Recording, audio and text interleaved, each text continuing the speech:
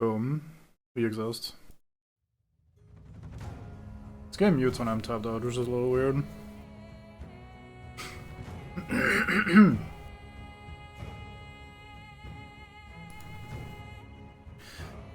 Okay, so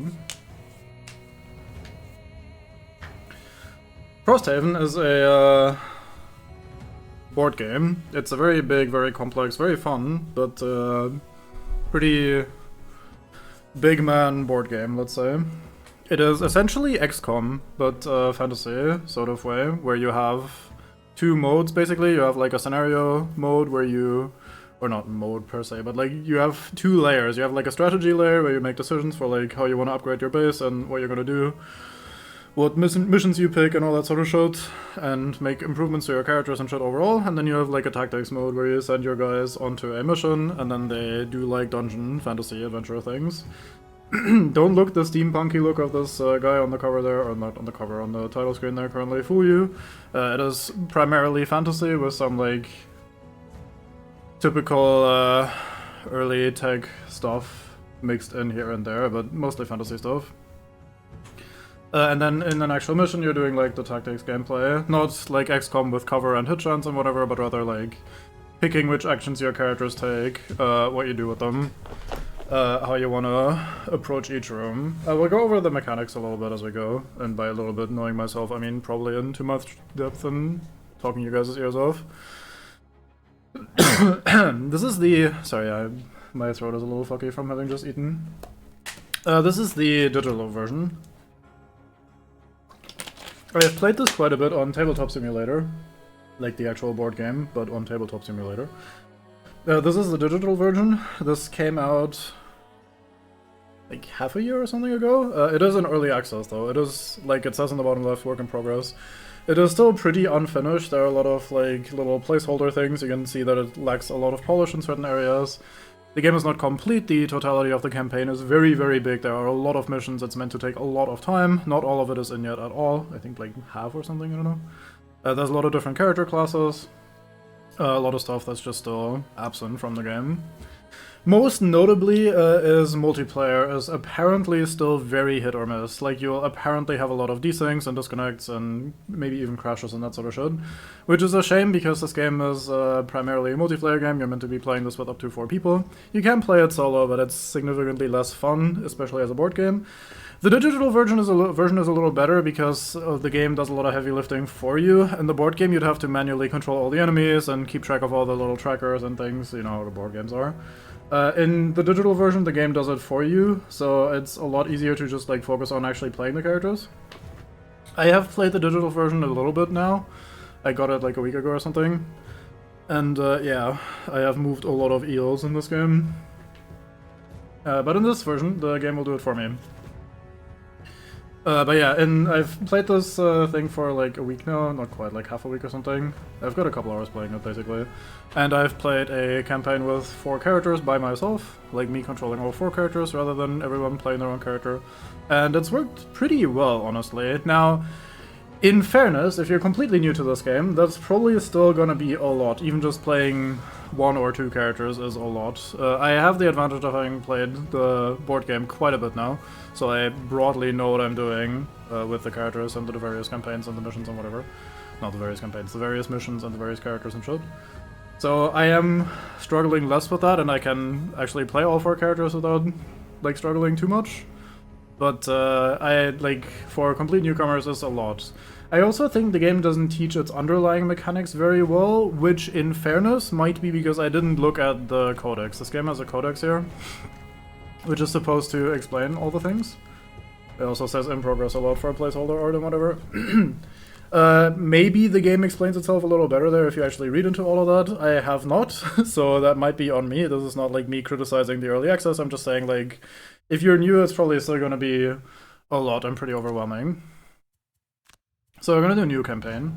This digital version has a little tutorial. I don't think we're going to be doing that because it's kind of redundant. There's a prequel, which is like 3 or 4 extra missions before the main campaign, and then there's the main campaign. I will quickly do the prequel as well, because why not? Wait, bot, what are you doing?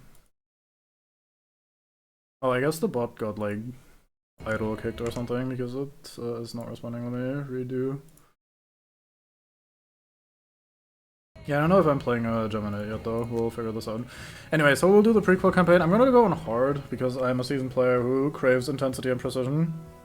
Chaos Gamer 2000, honestly not the worst name for Gemini.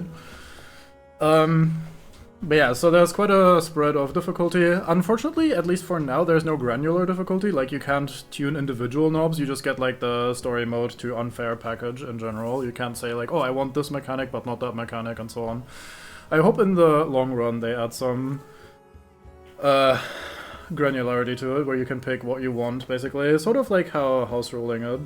I'm assuming it works like the difficulty in the board game does, like the baseline difficulty, the scenario difficulty, which means that we're gonna get higher level enemies, which in turn, in practice, just means they're a little bit stronger. And like traps and shit are a little harder hitting. Like some mechanics basically scale with the difficulty of the game, and those will be a little harder overall, I think.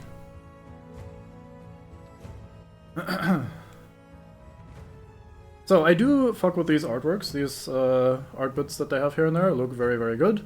I don't quite fuck with the art style of the general characters and some of the enemies and stuff. I don't like how this looks particularly much. In my opinion, the artwork that they use for the board game looks basically across the board just better. This is very typical cartoony, non-offensive. Everyone uses this for their video games so that no one ever gets upset that it looks weird while still looking cartoony enough to be a little on the timeless side at least. And I don't really like it very much. It's a little bit more colorful, a little bit more...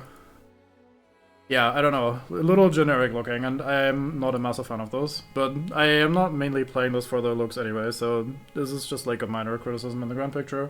And the game itself looks fine overall, but yeah, I don't really fuck with the character aesthetics too much. I just smudged my glasses, so let me clean them while I yap about this. So, we currently have 6 characters, or character classes rather, to pick from for our starting characters. Each class plays pretty significantly differently. There are underlying mechanics for how the game works in general, obviously. Like, you can imagine, in equivalent to XCOM would be like, you can like move and you can shoot and whatever. So you have similar things here, but there are very strong, very defined class mechanics for each of these character classes. And since we're going to be playing with 4 characters out of the 6, we need to pick 4 of them. The game is built like a proper RPG campaign, like if you're playing something like Neverwinter Night or something like that, Neverwinter Nights rather, where you will get new companions, maybe you get rid of other characters and get new characters and all that sort of shit. In the game of Frosthaven and also its predecessor Gloomhaven, what they do is you have a personal goal for each character, and when they accomplish this goal, they go retire. They leave your party, they go like, yep, I'm done, bye. Which means you need to, inadvertently, at some point recruit new characters. Ideally, you recruit them from new character classes that you unlock over the course of the campaign, because there are more than just 6 classes in the game, there's like 20 or something. And you will unlock them through playing the game, certain events, certain quest lines, whatever. So we will be cycling out of these characters and into new ones. That is definitely going to happen. The way it's designed is that you roughly expect to be playing 15 maps per character. So after 15 maps, roughly 15 scenarios, 15 missions, we expect our guys to be gone and replaced with new characters. So we have 6 for our selection here. We have the Banner Spear. Banner Spear is pretty flexible, you can see here on the stat spread. Ideally like melee tanky sort of character, but has some range stuff, has some buff stuff, has some crowd control. The game gives her a complexity of 1 in the board game, 2 in this one. In my opinion, that is not entirely true. She has an interesting mechanic where she... Can we see this here somewhere? Class mechanic view. Okay, this is not a great overview. Anyway, so there's basically cards that she uses that want a friend nearby in positions that she cooperates with a friend to do stronger abilities. She can make her own friends, like she can summon people, but it's not ideal, and in an optimal world you have your teammates play alongside you a little bit, so you can set them up and do stronger shit alongside them. Next we have the Bone Shaper. Bone Shaper summons skeletons and shit. She's typical necromancer class. You have some Not many, but some basic ranged attack stuff as well, but that's really not the priority. Ideally, you just like spend a lot of time summoning undead minions, often at the cost of your own health, and you generally buff and heal a little bit as well on the side and debuff the enemies. Then we have the Drifter. Drifter is like the flexible melee, also a little range, also a little tanky sort of guy. You can, on paper, do everything with him. I think he's the simplest of the bunch, tied with Bone Shaper in my opinion, although the game thoroughly disagrees. Drifter is really, really strong for early characters, I think. You get a buff really early on that doubles your, well, the default melee damage, like the basic slap if you just go hit a guy, is 2 damage, and Drifter has a buff early on that gives him +2 melee damage for all melee attacks, or for the next 6 melee attacks, which is a very large amount. Going to 4 damage for an attack is really high early on, so I think that makes him really strong early on, and that's, yeah, I mean, he's pretty powerful. He also has some options to make his mobility better. He can heal himself or others a little bit. Like, he's very flexible overall. Deathwalker is interesting. It's the first of our characters here that has a very strong, very, like, specific class mechanic that is very character-defining in my opinion, which is that she needs shadows. She makes shadows happen, and then she uses those shadows to attack people with. It is a little annoying because this requires a little bit of setup, but the payoff is that some of her attacks are really, really strong. I just said that having a 4 damage melee attack, for example, is really high for early game. She gets a level 1 card that is a 5 damage melee attack, which is really, really strong. So, but it's conditional because you need shadows and shit to use it. So she's very much a like damage character with a little setup, a little trickery for having to summon shadows and move them across the board. Then we have the Blink Blade, also one that has a pretty significant character mechanic. I don't think this 5 complexity is fair. I think he's more like a 3 in my opinion, but whatever. This is a, like the stat spread shows, a melee, mobile character with a little bit of control, low defenses, low support, and a tiny bit of range.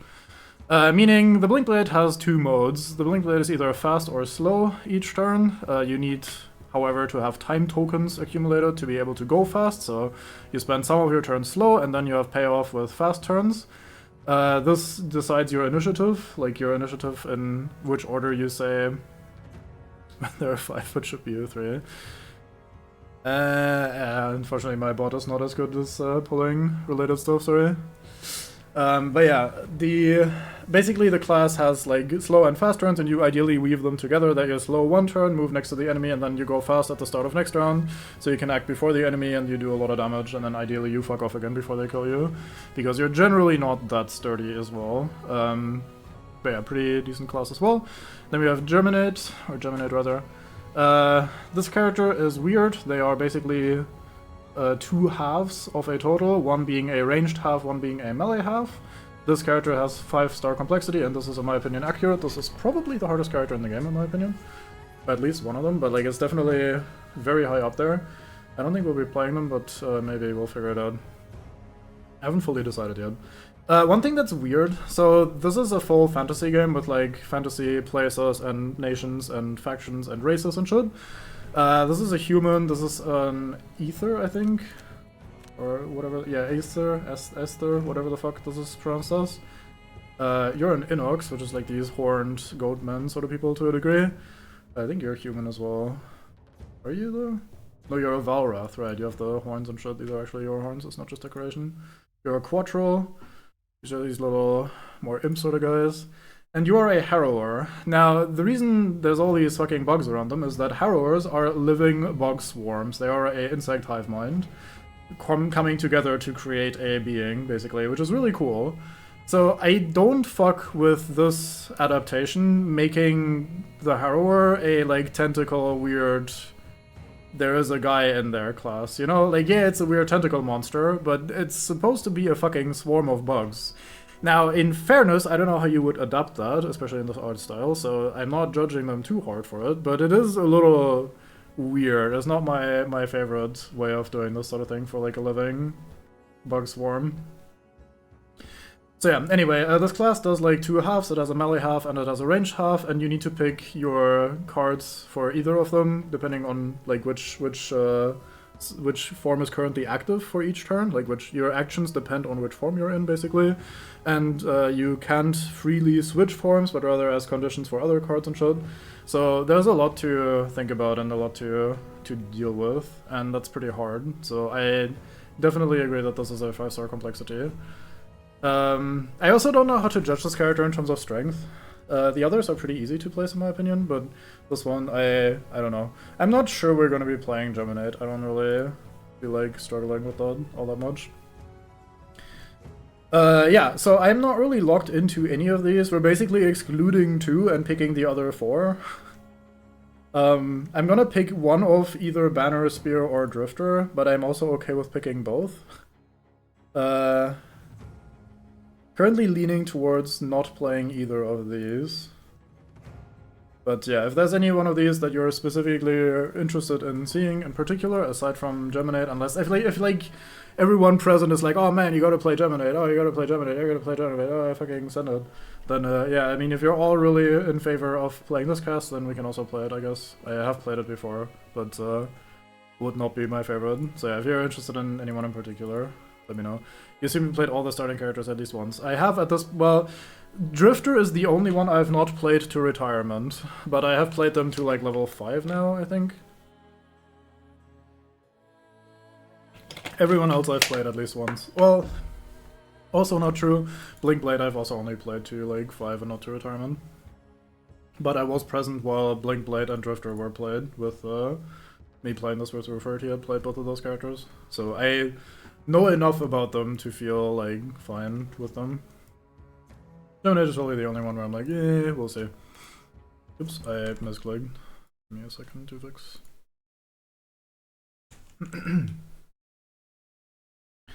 So I'm gonna start by putting a Banner Spear into our party. Let's do that. We now want to give them a name.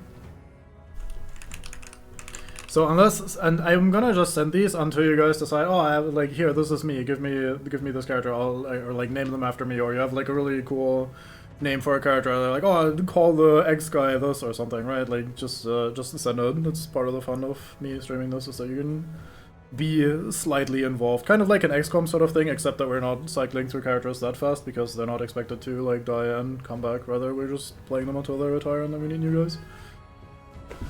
I'm also unsure how much of this I'll be playing on stream, because this is a very slow and, like, time-consuming game. So I don't know. Let the gamer tag generator name one. Let's say him.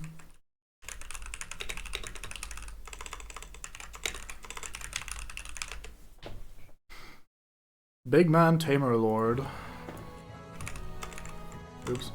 Are we taking this, or the last X doesn't fit.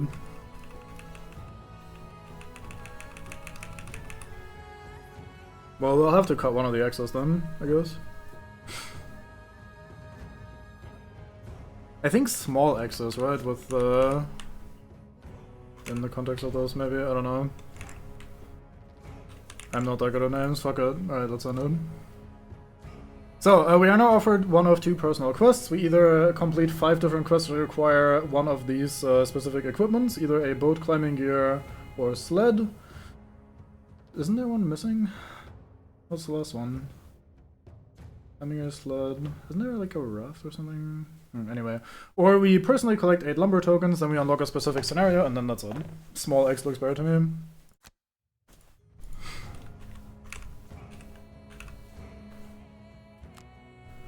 It stays the same, good. I was worried that it was gonna reroll every time. So, the personal quests mean that we retire the character when this is completed. Meaning, we should kinda... Well, I mean, in this case it's really hard to judge how long this is gonna take.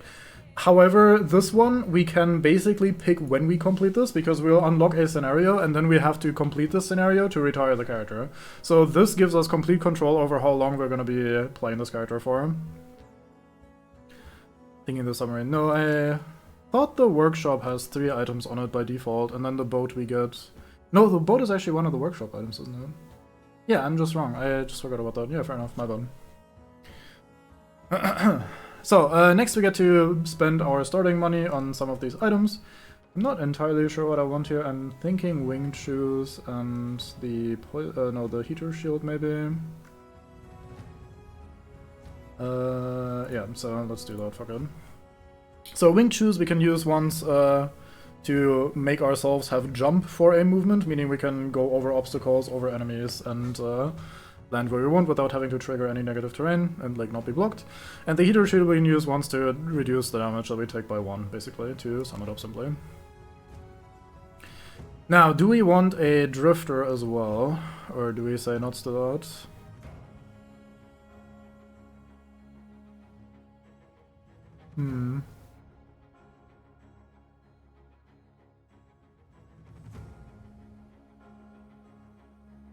I kinda always play a Bone Shaper. Maybe I'll not play a Bone Shaper this time.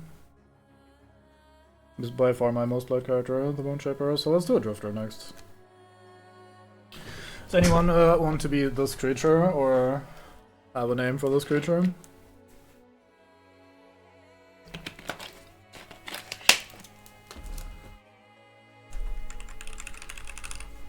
I'll call him like that for now until one of us is like, oh fuck it, this is me.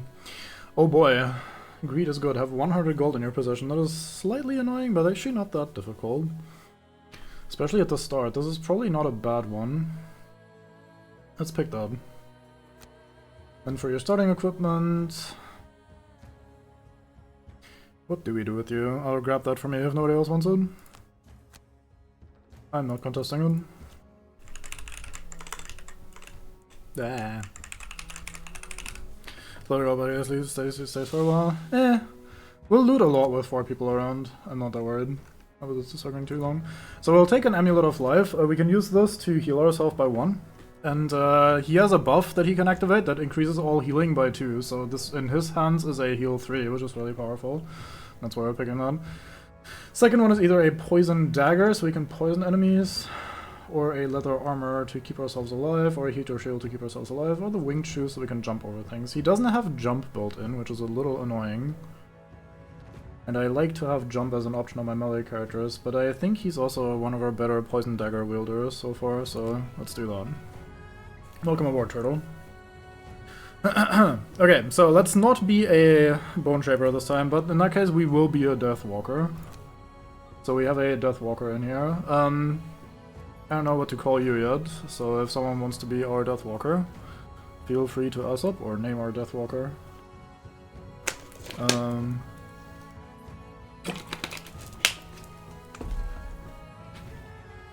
think in my single player campaign I called her Shadow Sausage.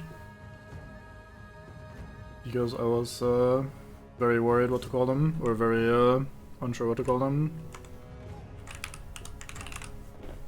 I'll just go with this for now. Personal quests. Either we experience the construction of 12 different buildings and building upgrades. That is not that long. Since we're doing the prologue, that's not gonna be as fast as it normally is. Normally this is basically just 12 turns, which is good. Like survive 12 or like live for 12 missions and then this completes, which is pretty good. With the prologue existing, this is gonna be delayed by a couple missions because the prologue doesn't have building, but that's ultimately also fine. This one is also not particularly hard. During 8 different outpost phases, encounter a person's name in the story text. That is not that difficult. Let's do this, fuck it. This is kind of a good starting one. What am I doing with you? You kind of don't really need anything. I went Boots of Speed in my single player, but I didn't end up using them all that much. Maybe we do Circlet of Elements. None of the other 2 use elements so far. If we do end up with a Geminator in our party for some reason, maybe... I'm not happy with this name, I'm gonna call him something else.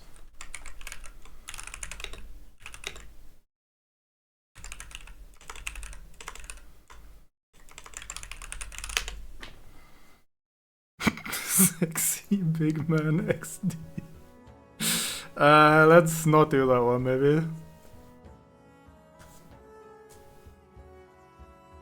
Oh, that's an Augur name. Yeah, you would say that.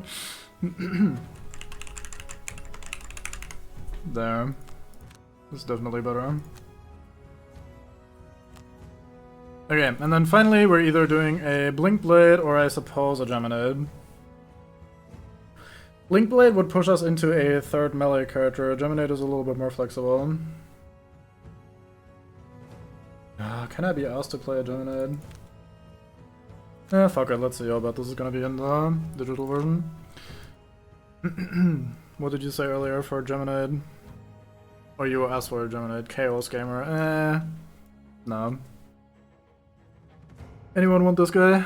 Since it's only you two around, I guess this would be by default art now if you wanna be in the video game. Or at least pick their name.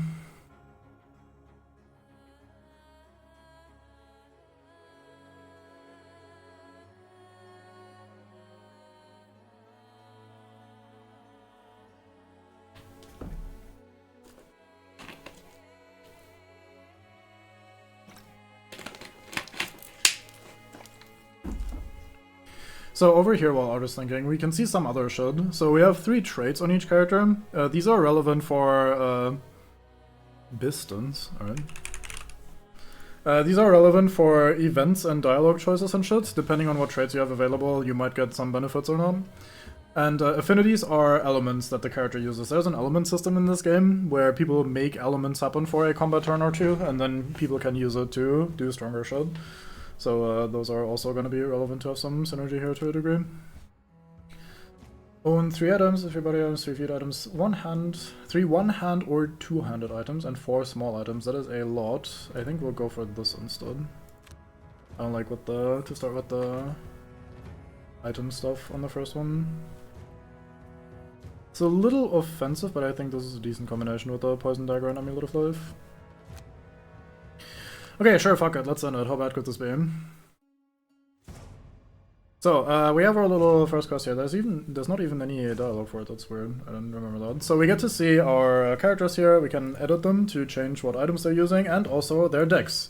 So this is a card game on paper. In practice, that is not really that true, because these aren't like a deck that's shuffled and you draw from them, but rather you just have all 10, this game does have masteries, yeah.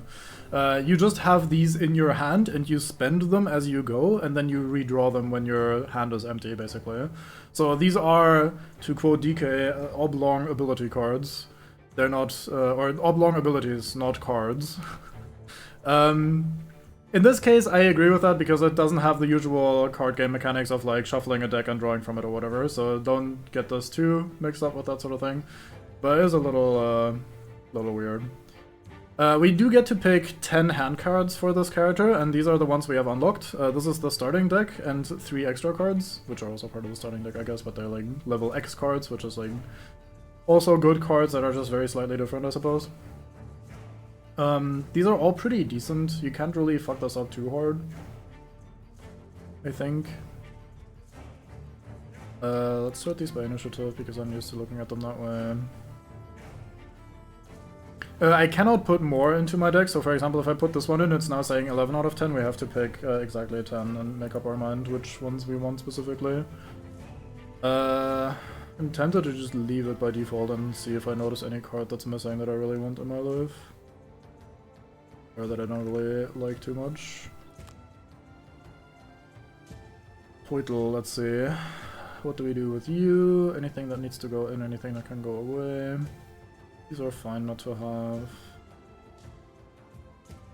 There's a good card against armored enemies. I don't know if we're facing any of these. We can see what we have here. We have Vermling Scouts and Elite Scouts, and we have Dogs, and we have Vermling Priests. None of these are particularly armored, if I recall correctly, so that's not that important.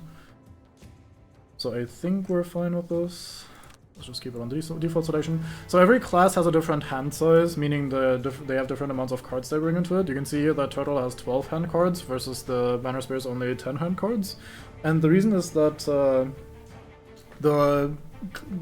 classes are to a degree like balanced. Like some classes, like this one, that are meant to be activating cards that no longer come back into your deck, are like you're compensated for having some cards that you permanently remove from your deck basically by having more total cards available. So this class is expected to be spending 2 or maybe 3 cards as buffs that you don't keep shuffling through and keep cycling through, which means you wouldn't last as long because your deck size is overall smaller, so they have a bigger hand size to compensate for that. This will make more sense when we actually see the game and talk about it more, so I will not go into too much detail with this. You definitely have a card that I want in, which is this one. One of these goes away as a result. I don't usually like this one very much. Goodbye. I don't fucking remember what I'm doing with Geminade.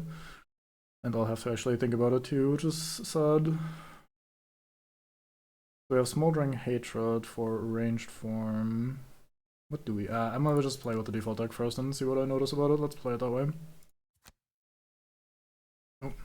Road leading north.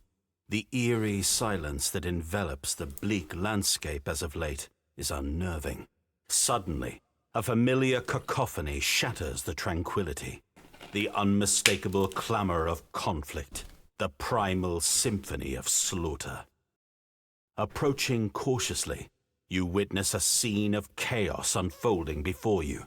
A group of weary merchants find themselves besieged by a marauding band of vermling bandits.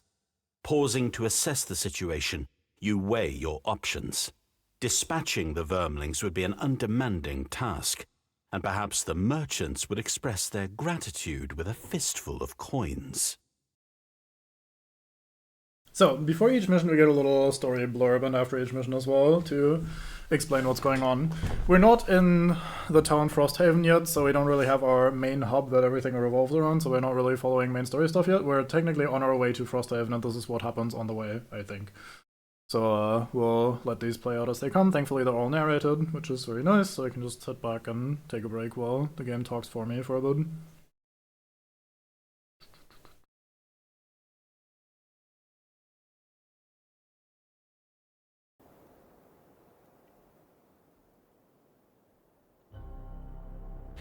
Okay, so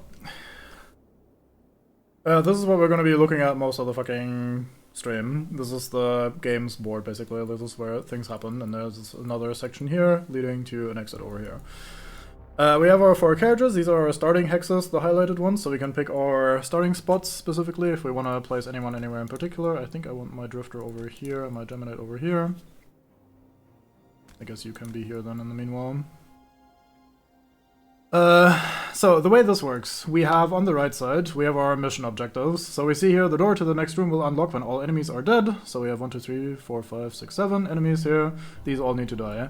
Also, Marco and the Valrath merchant must escape. We don't see Marco yet, but here's the Valrath merchant. This is the merchant that was being attacked that we're trying to help here. Any hero may lose a card from their hand or 2 from their discard to negate 1 source of damage to the Valrath merchant or Marco. So if these were about to die because the enemies are attacking them, we can spend our own cards to protect them, basically, sacrificing cards to prevent that from happening. These 2 are disabled for this first scenario, that's fine. Up here we have the initiative tracker. It currently isn't tracking fuck all because we haven't picked our cards yet, and the enemy haven't drawn their card either, what they're doing this turn. So we have our 4 characters on the left side here. Starting with the Banner Spear. We have our deck of cards. This is the first card game in the history of ever that doesn't use cards at the bottom of the screen, but rather on the side of the screen, which I find very confusing, but such is life in the zone. Cards are interesting in the Haven series, meaning in Frosthaven, Gloomhaven, and any of its adjacent games, because these cards all have 2 actions on them. They have a top action and a bottom action. Let's take one that's relatively simple as an example. Who has like a really nice simple ability? Let's not check in the Geminate, this is not gonna happen. Yeah, fucking weirdos. Why would you? I mean, whatever, if it works, it works. Fuck it, anyway, so let's take a card like this one. So we have a top action. This card is called Javelin. We have a top action that does 3 damage at range 3 and makes wind element happen. And we have a bottom action, which is move 1 and then pull an enemy within range 3 for 2 tiles. There's also a number in the middle, which is 21, and we have 2 little things on the side of it, which is like a sword with 2 and a foot with 2. What does all that mean? Well, each turn we pick 2 cards to play. Normally, in the board game, we'd see these next to each other on the field, but we can't do that in the digital version, so it's a little harder to visualize. But imagine these 2 cards are now lying on the board next to each other. So we have 2 cards with a total of 2 top actions and 2 bottom actions. Each round we get to pick 1 top action and 1 bottom action from these cards. So with these 2 cards placed, I can either throw a fucking javelin and make wind, or I can heal someone at range 2 and give them regen as my top actions. And for the bottom actions, I can either move 1 and pull an enemy, or I can give 2 allies move 3. So we combine 2 of our cards to create 2 actions. The actions can also be from the same card. So if I play... Wait, no, they cannot be from the same card. I'm stupid. Quite the opposite. They cannot be from the same card. So I can't do both actions from the Javelin and then none of the actions from the Regroup card. I have to pick 1 per card. The initiative in the middle decides which place in the turn order we have. So if we have the Javelin card as our first card, we have an initiative of 21. So later in the turn order, we go when 21 is the next highest number, or next lowest number. We go from low to high in initiative. If I place the Regroup card first, then my initiative will be 25. Even though I'm playing the same 2 cards, the order decides what my initiative is, which is a little weird to think about. It's not that important. You just like usually click on the lower number as your initiative because it makes you act faster. So I now will be spending a little brain power, probably quite a bit of brain power at times, to figure out which of these cards I am playing for each of my 4 characters. Normally you'd be playing this in multiplayer and each person would be playing their own character, so you don't have to think about it for every single one of them. You just pick your own cards and eventually say, yeah, I'm ready, and then the game starts and everyone's cards get flipped, and then you just all take your actions whenever the initiative says. But for me, since I'm playing solo, I have to actually think about what I'm doing with each of these. So let's look at our enemies. We have, the number here is their HP, so we have a 5 HP guy here, a 3 HP guy here. This guy has a little golden crown cog thingy around his number, which indicates that this is an elite enemy. They are a little stronger than the basic versions. This guy over here is a dog, it has 7 HP. It has an effect active, which is Retaliate, meaning this thing will retaliate if I hit it in melee, which is a little annoying. What else do we say? This is an obstacle. An obstacle means I can't move through this without jump or flight. But it does not block line of sight. So I can shoot over obstacles, I just can't move through them, basically. This is a trap. If I step into it, or whoever steps into it takes 4 damage. This cannot be reduced by armor or anything, it's just straight up damage. There's a door here, but it is locked currently, and the condition is that we need to kill all enemies in the room, as we have read before. What else can we talk about? I think that's mostly it. Okay, so what are we doing today?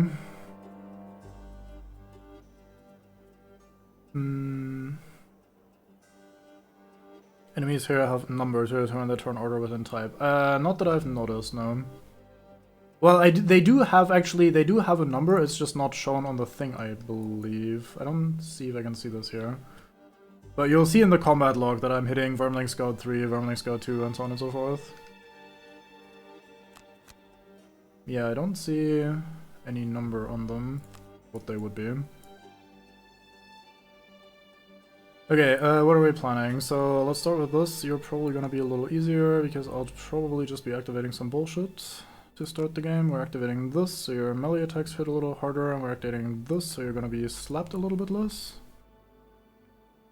You activate this, and for your bottom action, you probably move a little, I guess. Make dark for next turn.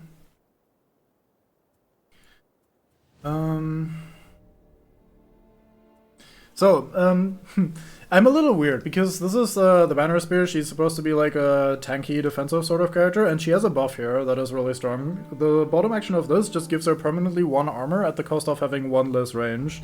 She doesn't really use that much range anyway most of the time, unless you're specifically building for it. So very commonly, this is something you just activate in the first turn of battle, or like of the game, and you just have this active the entire time.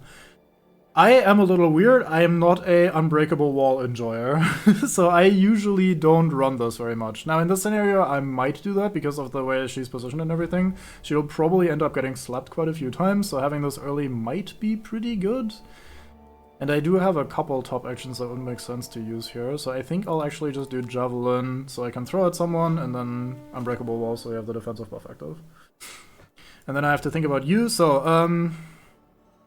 I'm supposed to be able to start in either melee or range form, no? Ah, okay, here I pick. Very good. So you can see my character model actually changes, which is a nice little detail. So we are in range form right now. This is a melee form. They did a pretty interesting thing, if I recall correctly. The melee form is a little bit more about, like, annoying enemies, like giving them debuffs and like being a little bit more mobile and elusive, and the ranged form is actually your damage form overall, I think, I want to say. I might be wrong about this. There were a couple of things you could combine reasonably well together. This one is pretty good. So, the odd thing about ranged attacks from the Geminate is that they have specific range conditions. Normally it just says range 3, and then you can target anything from range 1, 2, or 3. However, Geminate often has cards that say range 3 or 4, or range 4 or 5 on them, and then you can only target people that are exactly range 3 or 4 away, rather than anyone closer than that. So this one I can hit people with that are either 3 or 4 tiles away from me specifically, not ones that are 2 or 1 tile away from me. And then I can pull, and then I mandatorily switch to melee form at the end of that action. Which is interesting. We probably play that just because it's easy. My hands will shrink as we play cards, so that will make decision making a little easier as well, which is nice. Does not activate all the elements. I don't need this for the change. I could shoot twice. We do have a guy at range 3 and 4 over here, so I could just shoot twice, which is probably pretty good. Like, as I probably want to start with the lower initiative cards so I can act earlier and maybe shoot them before they do something. Okay, so now all my characters have cards selected, so now we can click on End Selection. Up here we can see in the preview what my initiative will be, so we can see Banner Spear acts on 21, Drifter acts on 71, Deathwalker on 82, and Geminate on 18. So as we click End Selection, let me slow the animations down a little bit. So we see what cards the enemies draw, or the other characters rather draw. We have the dog. The dog is Peg Hunting, which means it acts on initiative 19. It will move 5 tiles, and then it will attack for 3, or rather for +2 if the target is adjacent to any of the Hound's allies. So if you're like surrounded, if you're 1v2, then you get +2 attack from this as well, or like the dog rather gets +2 attack. The scouts all do hasty assault, which means they move a lot and they hit slightly less than average, which means this guy, the elite, will move 5 and attack for 2, and the non-attack will move 4 and attack for 1. These all act on initiative 40, so our initiative order is like first Geminate with 18, then the dog with 19, then Banner Spear with 21, and then all of the Vermling scouts will act at 40, and then afterwards the rest of them will act. And our ally, the Valroth merchant over here, will do nothing, he just cowers in fear, which is all he is going to do with initiative 99.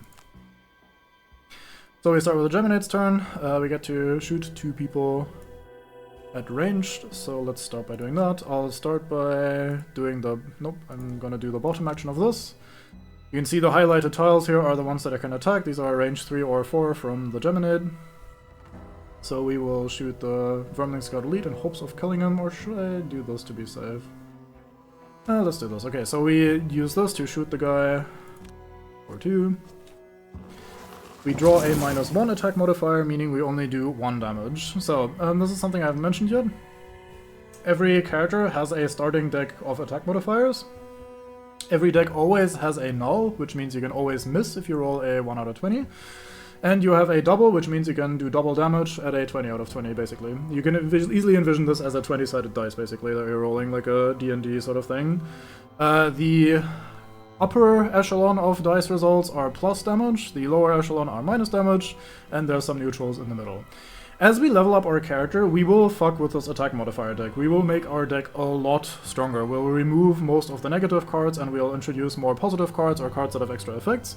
Meaning it's not actually you rolling a dice and then getting +1 or +2 or whatever. You have a deck of cards that you're drawing from. And as we go on, we will remove negative results from the deck, and we add more positive results to the deck. So in this case, we attacked a single time, we rolled a -1 attack modifier, and we ultimately did 1 damage instead of 2 from our 2 damage card. And then we do the attack 3 on the same guy. If we roll a +1 now, he will die, let's find out. Nope, we roll another -1 because block, haha. And now we get to pull the guy. Why do I have to select target? Oh, I can't pull, right, that makes sense. So, normally I'd have a pull 2 here, but the pull is blocked by the obstacle. Pull works in a weird way where every move that I pull him needs to pull him closer to the Geminate, and the only tile that is closer to the Geminate is blocked by the obstacle, so I can't actually pull him. So now we have done a bottom action of this card and a top action of this card. We could have also done it the other way around. And my turn is over. I do have an item that I can use, which is this Amulet of Life to heal myself by 1, but we're not using that right now because we don't have a reason to. And we shift to melee form because both of the cards we played had the change form icon on them. Dog runs here and attacks the barricade. He rolls a -2, so he only does 1 damage, even though his card said 3 on it. And now it's time for the banner spear. I'm gonna throw a javelin at this guy to hopefully get him killed at some point. I roll the miss, very good. I have now attacked this guy for a total of 8 damage and I've inflicted 3, very good. Going as expected. First attack on this character and we immediately roll a 1 in 20 miss. Nice. And then we activate the permanent 1 armor on this character, which is now no longer a card that's in my deck. I can't get it back because it's gone afterwards, but we do get 2 experience points for activating it. Experience points we haven't really talked about yet. Basically, as you play cards and do things, you get experience, and haha, he also misses, idiot. You get experience. If you get enough experience, your character levels up, and then you can pick more cards and get stronger, basically.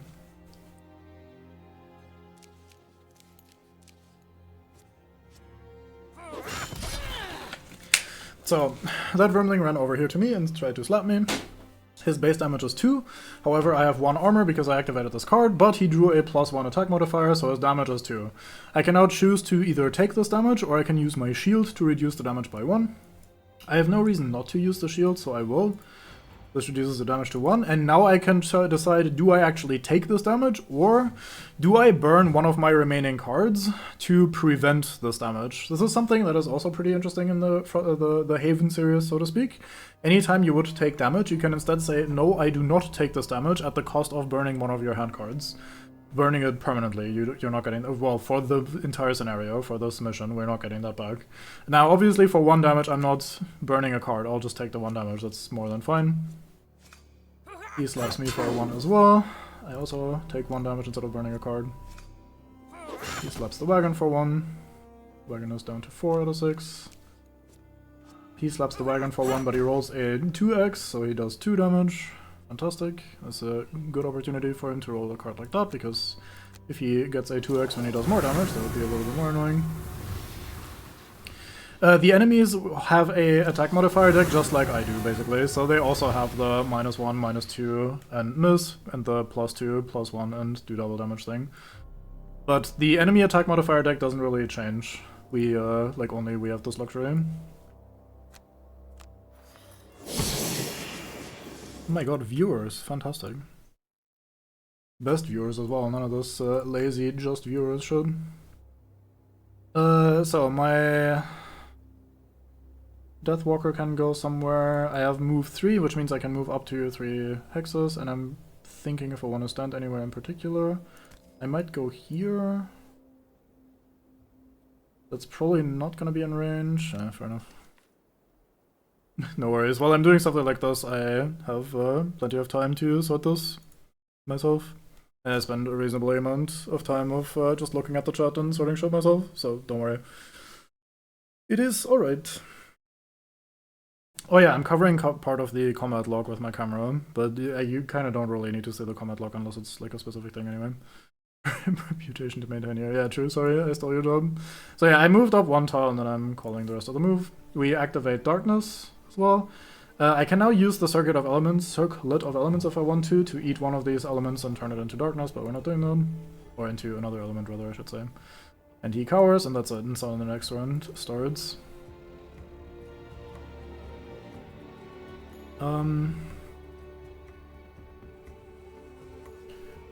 I think...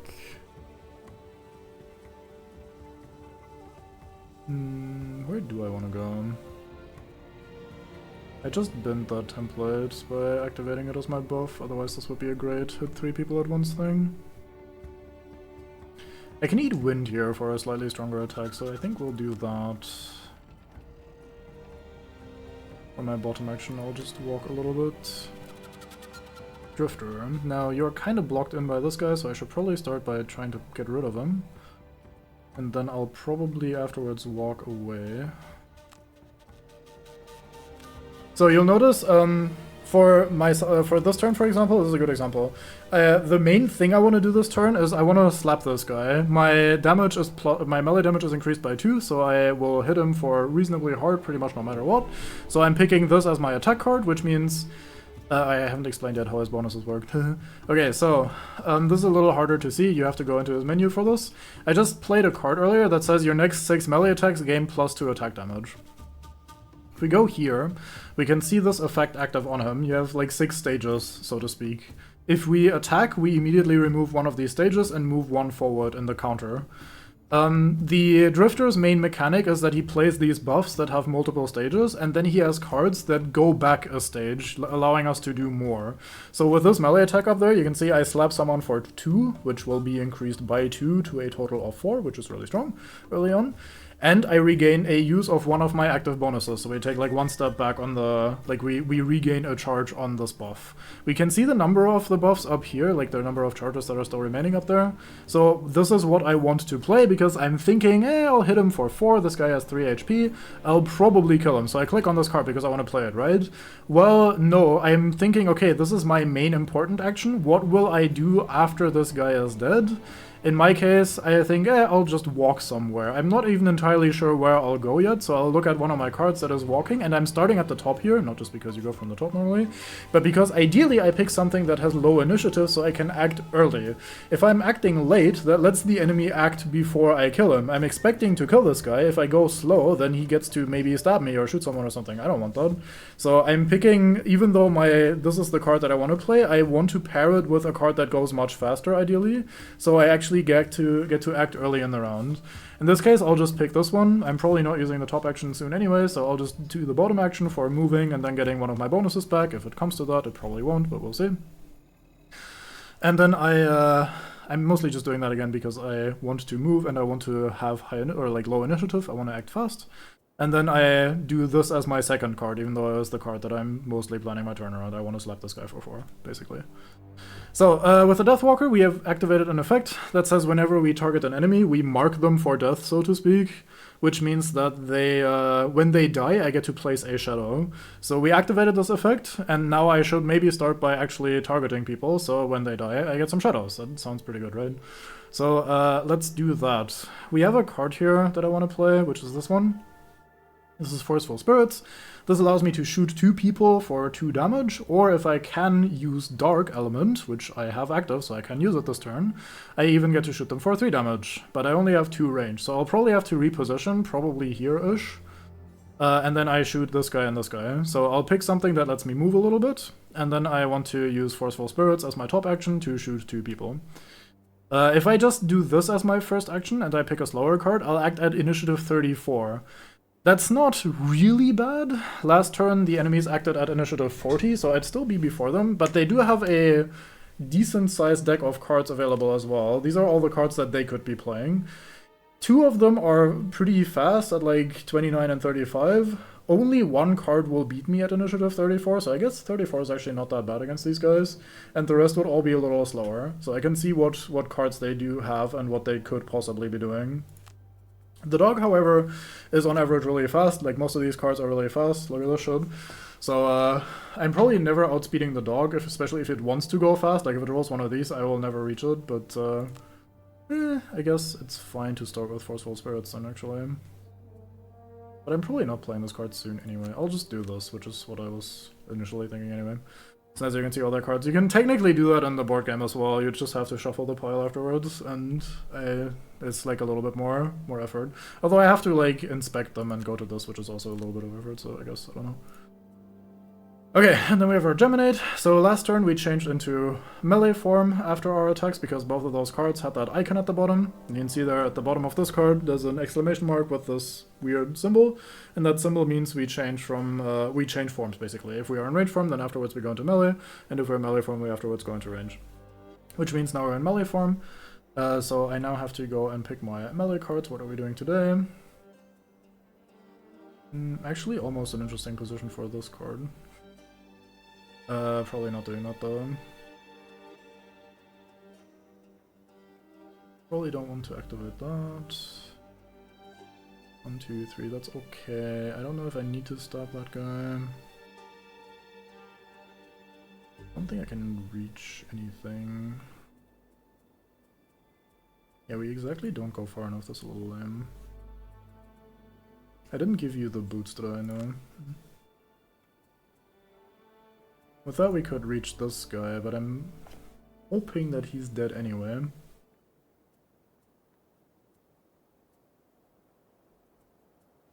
Maybe I do just activate the buff then. Sure, fuck it, let's not sit here forever. So I'm planning around this top action then. On my next 4 attacks, I gain +1 if I'm in melee, or +2 if I'm in range form. Attack, that is. And then I'll use the bottom of this card to move 3 tiles with jump, meaning I can go over obstacles, and this will force me into the other form afterwards, so we'll end up in range form after this. In this case, I'm picking the high initiative card first, meaning I go late in the turn order, with the goal being that the enemies probably have acted at this point already, so I can stand next to an enemy without being afraid of it attacking me, because their turn will likely already be over. So I'm picking the high initiative card first, so that I can then, ideally next turn, go quick and maybe do my thing before they shoot me. So we see what they draw. The dog draws the same card that it drew last time, so he will probably hit the barricade for quite a bit. This time the scouts draw an attack that moves them a little bit less, but hits a little bit harder, so they do a little bit more damage today, and the guy cowers in fear as always. So, Banner Spear. Let's start with this card. So with this card we do 2 damage, or if we can consume wind, we do 3 damage, have advantage and gain 1 experience. Advantage means we draw 2 attack modifiers and we pick the one that's better, or we pick the one that we want basically. So I can now attack this guy, but I can also eat air, so I attack him for 3. The preview says 3, the bar is glowing like this, meaning we do like 3 out of the 5 damage. And the green little crossed swords here means we have advantage on this attack. So we attack, we draw a +1 or a -2, the game now picks the +1 for us instead of the -2 naturally, so we do 4 damage to him, and we gain 1 point of experience for this. And now I can move for 4. I will go here. So, the reason I go here is not just so I'll be closer to the enemies for my own purposes, but the way the targeting works is that enemies pick the closest opponent for them, like they pick anyone picks the closest enemy to attack. And if there's a tie, like in this case the barricade is an enemy and I'm an enemy, if there is a tie, they pick the guy that's faster in initiative order. And since the obstacles don't have initiative, they will pick me over the obstacle. And I want them to attack my character rather than getting to kill the merchant that I need to protect. So I'm walking up close to the dog here, so the dog will bite me rather than the barrier. There's also a minor side effect of this. I don't have an enemy around me, so he will hit me for 3 rather than the barricade for 5. But again, I'm just generally trying to protect the barricade in this case. So, now we want to move 2 tiles to go here and shoot these people. So here's our shooting card. Oh, but what is this? This card has a red X here, which means I will use it up if I use this card. Like, this card will be lost, and I can't use it for the rest of the scenario. Wouldn't that be really bad? Yes, I don't want to move 6, I only want to move 2. So now we can talk about the basic actions. If you want to, you can replace what it says on the card with a basic action. For the top half, there will either be a melee attack for 2. For the bottom card, there will be a move 2. No jump, no nothing. So in this case, instead of playing the card here that would be removed from the deck and moves me way more tiles than I actually plan to go, I do the basic move 2 over here. So I click on this, I move 2 over here, and now we don't burn the card for no reason, and we still got to move 2 tiles. Then we do our little AoE attack here, where we can target 2 people. I first click on this so I can consume dark. Now we can pick our 2 targets. I click this guy. Confirm targets 2 and 2. Now, since I have the buff active where I can mark people for death, every time I shoot someone, the game will ask me, hey, do you want to mark this guy with the thingy? Now, it's a little confusing because these are both Vermling Scout Elite, and I don't see the number next to them. So the game asks me, hey, you will attack Vermling Scout Elite number 7. Do you want to mark this guy? I don't know which of these is Vermling Scout Elite number 7, because, again, I don't see the fucking number for some fucking reason. However, I clicked this guy first, so I am assuming this is the guy that it's asking me about first, so let's find out if I'm correct. Because yes, I want to mark this guy for death. Yeah, we're shooting this guy first. I draw a -1, but the remaining 2 damage are enough to kill him. He dies. When he dies, he drops a pile of loot. We can pick up loot to get money and resources and other fun stuff, so we want to pick up loot ideally. And since he died, I can place a shadow in any of the adjacent hexes of where the guy died. So I'll place a shadow over here. So now this tile is a little stinky. Now we shoot this guy, and the game asks me again, hey, do you want to mark this guy for death? Because every time I attack someone, I get to mark him, and I say yes. I roll another -1, but again, the 2 damage are enough to get him done, so he dies, and I once again get to place a shadow on any of the adjacent tiles. I place my shadow here, so I can use him to attack these guys over here in a second. He also drops a loot pile, droops a loot pile, oh boy. And we get our 1 experience for having consumed the darkness thingy. Now it's the dog's turn, the dog bites me, he has disadvantage because there was another part of my card, so he drew 2 modifiers and picked the lower one was a 2. I get hit for 2 damage, and I can choose whether I receive this 2 damage or if I want to burn a card to prevent the 2 damage. I will gladly take 2 damage over burning a card any day of the week, so we'll do that. Now it's Drifter turn. Shame the character's name isn't shown here in the initiative. Like, if I mouse this guy over, at the top it will still say Drifter rather than Holy Dark Turtle, so I'll probably just keep calling them by their classes, sorry. Because I've noticed myself calling them by their classes only, because that's just kind of how my brain works. Anyway, so like we had planned, we're going to slap this guy for a 4 damage. I could use my Poison Dagger to poison them, but we probably don't need that, so I will not do that. Let's see how this goes. We roll a -1, but 4 damage -1 is still 3. I want to point out that I've exclusively rolled negative attack modifiers so far. We get to regain our 1 charge of our attack buff that we have just used, so we get back to 6 charges with that. And now I can move 3 tiles. I could just go onto the loot to hoover that up. What would I do next turn in that case? These are not sorted by initiative, bullshit. Honestly, yeah, that's not so bad. So I'll move here. Nope, not 2. So one thing that's annoying me a little about this game, I could control the camera with WASD, but who does that, right? Like, I'm not fucking 800 years old. So I use click drag. The game has click drag bound to not right mouse button, not middle mouse button, but left mouse button, which weirdly enough is also what you use to confirm things. So if I click drag while I'm hovering over a tile, oh, you want to go to this tile, the game asks, and I say no, I undo, and I instead want to go here.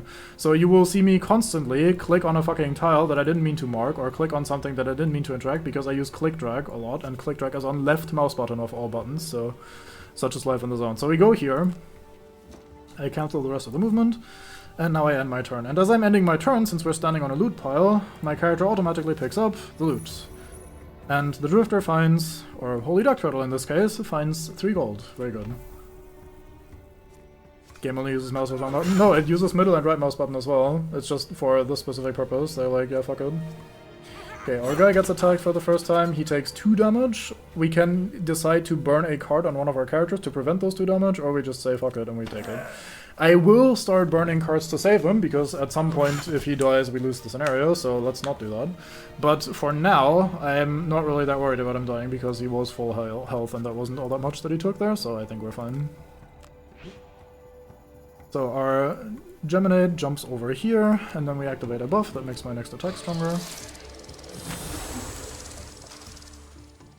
Notice that this works exactly the same way as it does for the Drifter, where it has like multiple stages, and then, unlike the Drifter, we cannot get these stages back. So this is only like, we can only remove charges from that, we can't get them ever back. So these are just 4 attacks and then the card is done. And then we change over to ranged, and the merchant cowers in fear.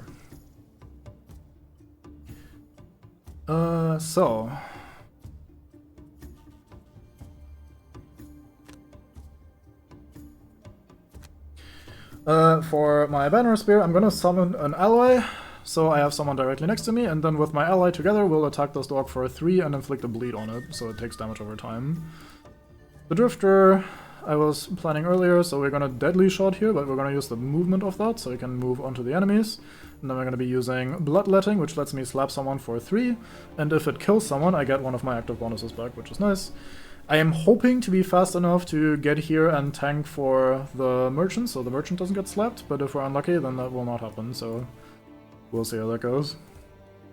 Deathwalker. So we have some shadows out now, so we can actually start using these to kill people. This is my probably strongest card for early game, especially since it doesn't get removed. This lets me attack someone that is adjacent to a shadow. Basically, I do a melee attack as if I was occupying a hex with a shadow, and then I remove the shadow. So since I have a shadow here, I can stab one of these two in melee, even though I'm all the way over here.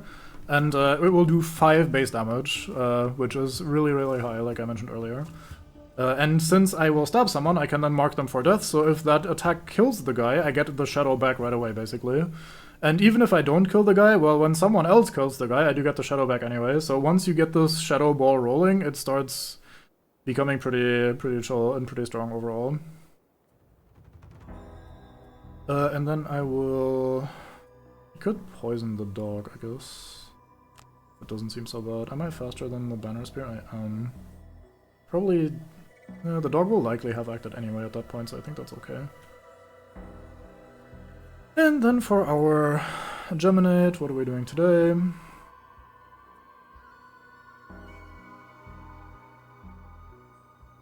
I could AoE attack these fuckers, that's probably good. This card does not exhaust either, which is nice. And then for a bottom action we can move and heal ourselves, or we can just move, or we can move. Holy shit, there's a lot of move here. Move. We will not change forms after this. So I probably should plan around what I'm doing afterwards. I could use this card, which will put me into melee afterwards. Sure, let's do that. Surely we'll find something useful to do in melee afterwards. Dog is actually very late this turn. That is a bit unfortunate because we planned around the Deathwalker acting after the dog, so the dog has bitten my tank before the Deathwalker stands next to him. We might have to change that plan a little bit, and the scouts all do basic attacks and this guy cowers in fear, so everything is pretty chill. Let's start by eating the shadow to stab a guy. So now I have to make a choice, and the problem is, since my starting deck is basically like a... I guess like 35-ish% chance of something bad happening when I try to stab someone, as in the result being less than what it says on the card, because my initial deck is pretty bad. I am worried. So we attack for 5 and the elite guy there has 5 HP. On paper that looks great. But looking at this, we have 1, 2, 5 out of the remaining turns. Not turns, out of the remaining attack modifiers are results that will prevent me from killing him. There are also a lot of positive ones remaining, like even the +0 would be enough to kill him, so I am very tempted to send it, but as I have mentioned before, we have so far missed, or like done negative on every single attack modifier we drew. Alright, Kojak, hope all is swell.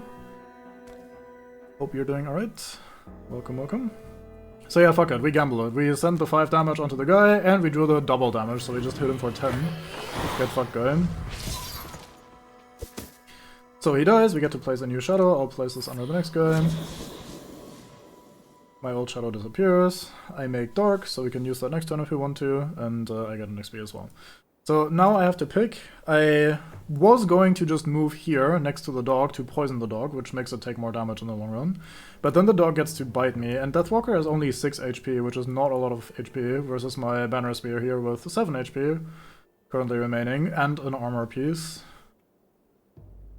I guess I'll go here and fucking poison him anyway. Surely will not die. Surely this will not be a bad idea. Alright, DK. Don't dump in here, what the fuck? Hooping! Fuck kind of faces on the Valrath, yeah. Okay, that's only 2 damage. I was worried that he's gonna draw double damage and make me burn a card immediately, as life tends to be. Okay, so now we get to play this. How do I rotate these? There we go, with R. I don't know if there's a button for me to do that. So with that we can attack multiple people here. This is an AoE card. We do this little template here. So we shoot both of these for 2 damage each, but since we have the thing active, the buff that we played earlier, we get to do +2 on the next 4 attacks. So we'll hit them for 4 each at base level, and we even get to push them afterwards if we want to. So, dog is normal damage, this is -1, so we do 3 damage to this guy, he dies. And we hit the dog for 3 as well. Or for 4 rather. Oh yeah, he's poisoned, so he took an extra damage. Yeah, so we dealt 5 damage. And I can push him if I want to. I don't want to in this case, though. Normally I could push him into one of these tiles, but I don't want to because the banner spear will hit him in melee, so pushing him is actually not helpful for me. And then we can move for 3, which will change forms afterwards. I am not really looking to go anywhere in particular, so I think... Do we have a move in melee next turn? I have a move 3, that's not the worst thing. Anything useful? Anything that changes shape? Would go here planning to kill the guy. I might poison my ally with that though, which would not be great. I'll go here. That's probably fine, and then it'll transform me to melee once we're done. Man becomes sack, hell yeah. Continue. I think it's already pretty good. I have like a million little gripes, but I think it's overall already pretty playable and pretty good. So, we get to place this template. This is a little awkward to do because I need to rotate this in a way that the blue tile is my ally and the orange tile is my enemy.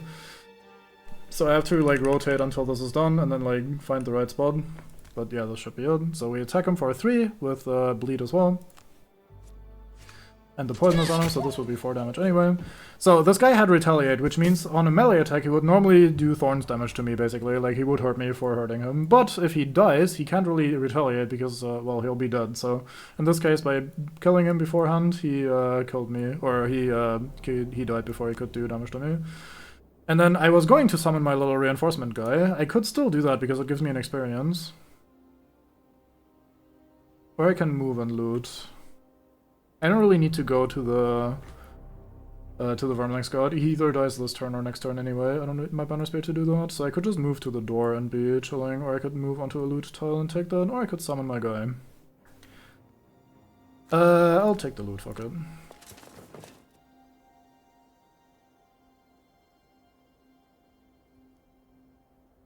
Yeah.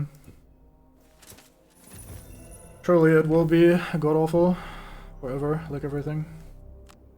This guy goes here and punches the Vermling, hopefully killing him. We do 5 damage to him, so unless we draw the miss, we will kill him. We have like a 1 in 18 or whatever the fuck it was to fail this. Wretched vermins caught us unawares, lurking among the rocks and vegetation and springing their ambush. The merchant exclaims. But I cannot celebrate while my trusty beast of burden remains in the clutches of those fiends. The merchant points to a cluster of dense vegetation crowning the nearby rocks. They took him that way. Okay.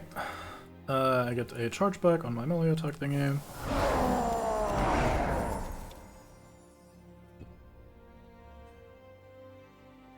So, henceforth, this guy will be going for the door. He will move for 3 each turn and will eventually try to open the door if he reaches it. I am also going for the door, so this is fine with me. I think I will use a heal and move here, so I'm closer to the door. You don't really have much to do. Actually, I don't really need to use the loot action, because everyone will be moving in this direction anyway. So I will do...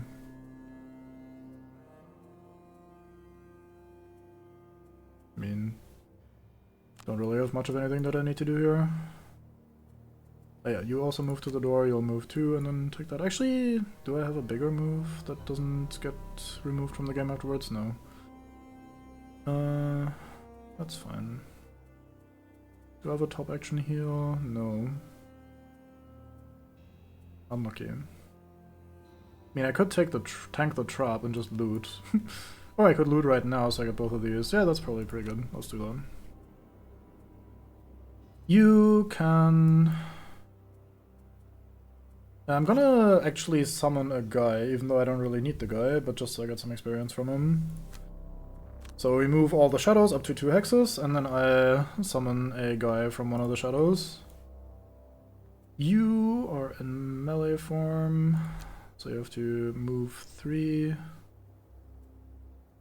And I don't have a top action that I can actually play, so it doesn't really matter what we pick here.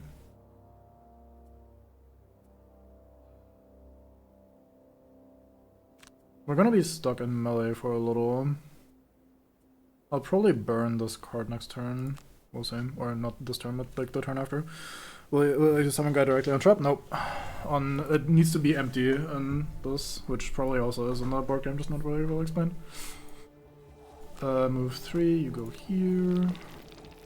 So you can move through your allies, but you cannot move through your enemies. So for the top action here, I pick the default one and then I skip it. You go... I think you'll go directly to the door, actually.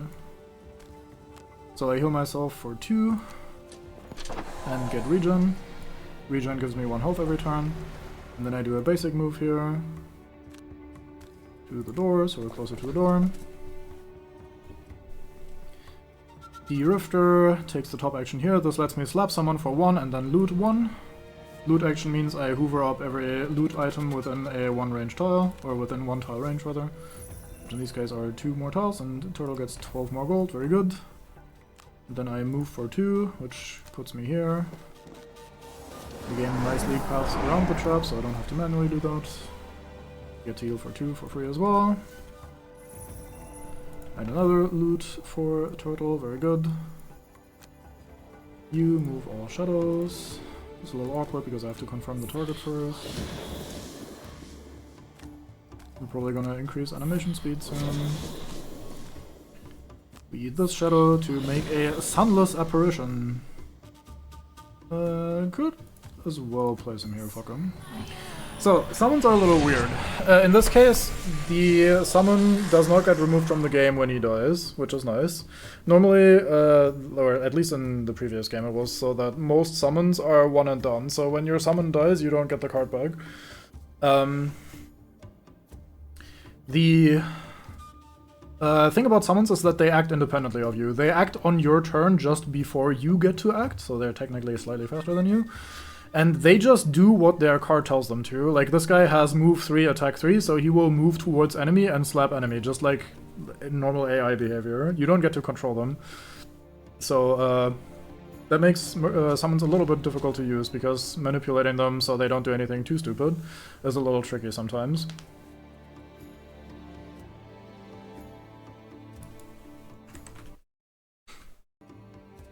Ever some shit? Oh, there's a button up here. I just slowed it down for when I was explaining most things, and I'll probably keep it on slow for a little bit longer as well.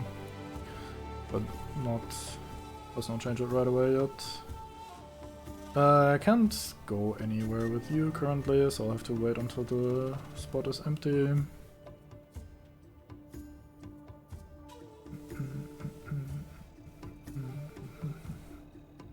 This is late enough that I should have an empty tile here somewhere for you. So I'll probably do a default move, and then if something is in range, I'll shoot it. Because I just have like some options menu perma setting. No, you just like cycle up here. GN. Don't really have anything to do with you. Probably play these 2 cards. I hope the door is open. Yeah, my banner spear goes in at initiative 6, so the door will definitely be open. With move 5, I probably won't even get into range anyway. I get to change form on long rest if I recall correctly, so I'm probably doing that anyway.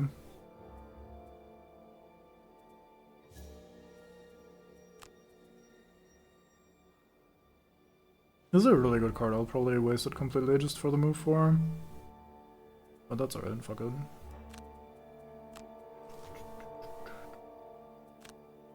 Okay, so turn starts. It's Banner Spear time. Banner Spear moves for 4.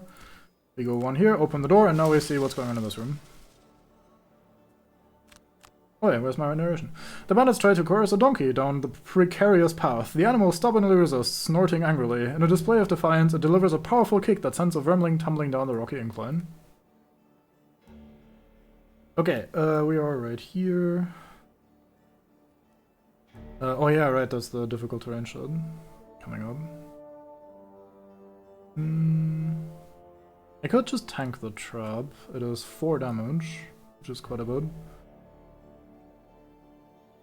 So, there's a bunch more enemies here, as you can see.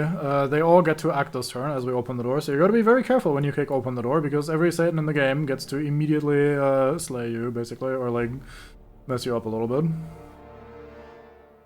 Don't think I have a way of actually using my attack that I have picked, but I wasn't really planning around that anyway. I just wanted to get in here.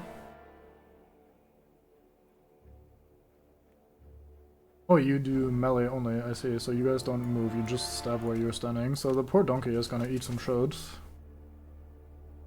I guess I could have used my boots to get over here. Hold on. Top card I can't use, or top action rather we can't use, so I'll skip it. Germinate turn. Barely does not reach the guy, that is very unfortunate, we're 1 tile short.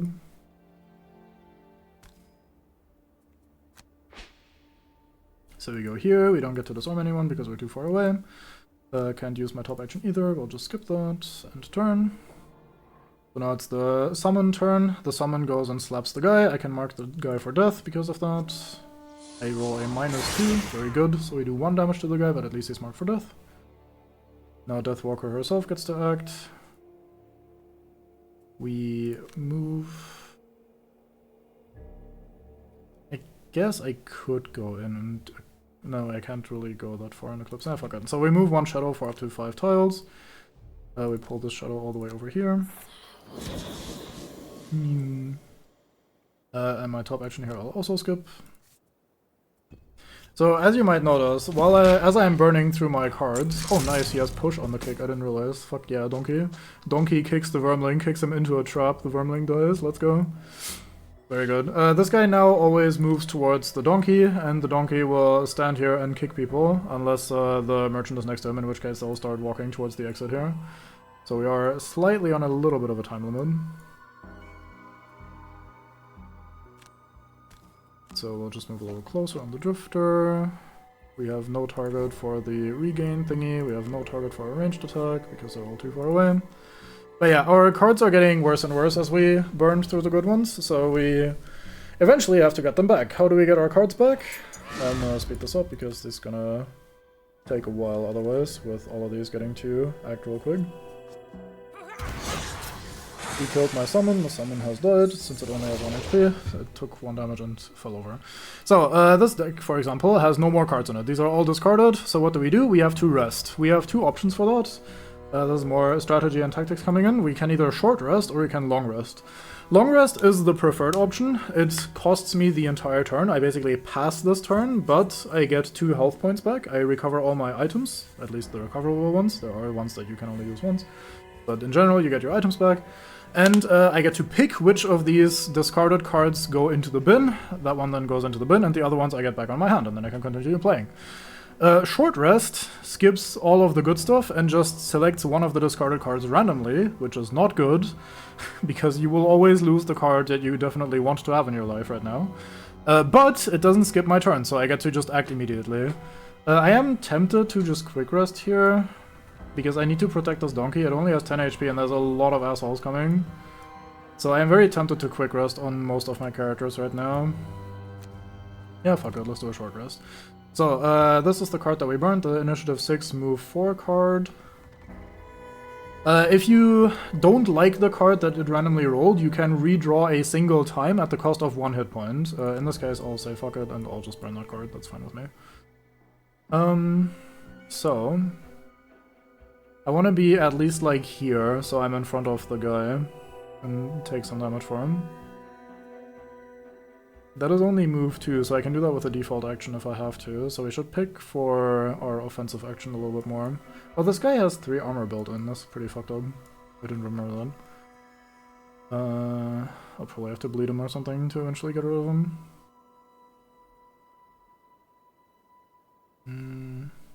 Don't have that card in my deck either.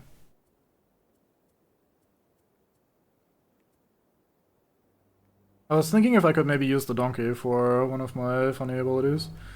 Marco is the donkey and will keep running forward through all the enemies. No, Marco will be either, well, it says here it's a 50-50, but I don't think it's true. I think he will stand here until Marco is until the merchant is next to him, and then they will both move towards the escape hex.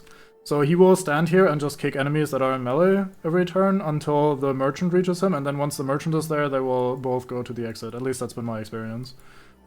But I don't know if that was just lucky with the draws that I got. I don't want to play the bottom of that. I'll definitely throw the javelin, and then I'll just need to pick something to get me into position. I might do the default move from this, because I think I won't get a better opportunity to play that card anyway. Okay, you are in a very awkward spot. There's not really that much room for you. I think I can default move here and slap this guy for a 4, which would technically still be enough.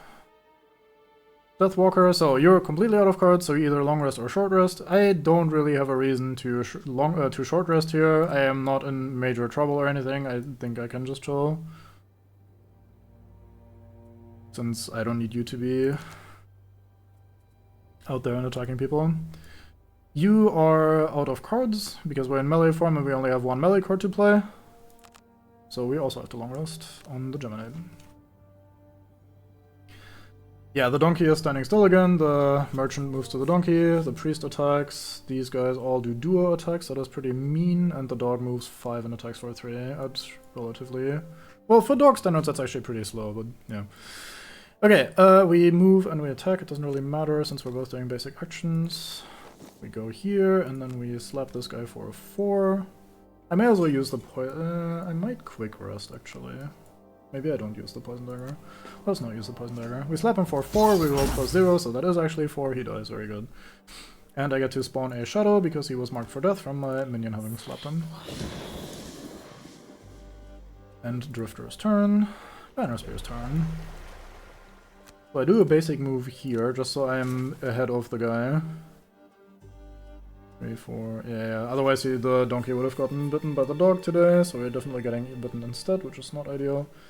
I'm gonna throw my javelin at this guy to do maybe 3 damage. Yes, 3 damage, very good. That was you. You made some wind too for us to use next turn, very good. Dog bites me for 3, -1 from the card, -1 from my armor, so we take 1 damage. We can take that, that's fine. Donkey does nothing.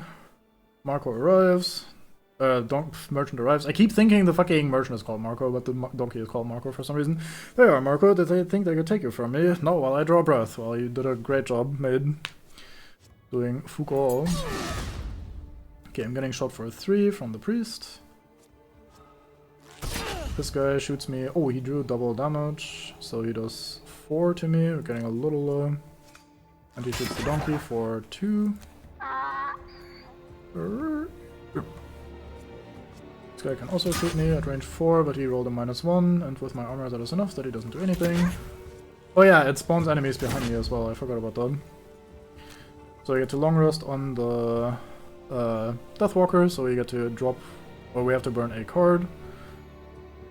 Yes, this is its own new prologue, as I have mentioned when we clicked on it.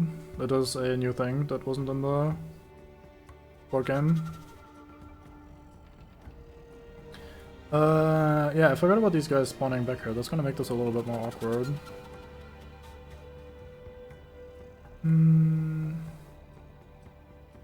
I do need that for the teleport alone. So you're gonna use that at some point. I don't know which one to burn here, actually. Probably this one. Don't particularly care for that card anyway. We could eat the wind to make dark if we wanted to use that next turn, but I'm planning to use the wind likely on the Banner Spear. Maybe not. I could look at her cards and figure it out, but... so I'll perform long rest. We have to burn one of our cards. I think we'll burn this one. I don't see us using that one.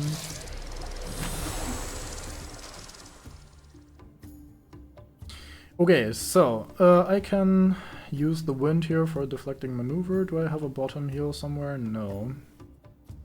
That is a bit unfortunate. I would also like to use the bottom of this card as well, so I would like both of these sides, so this is not great.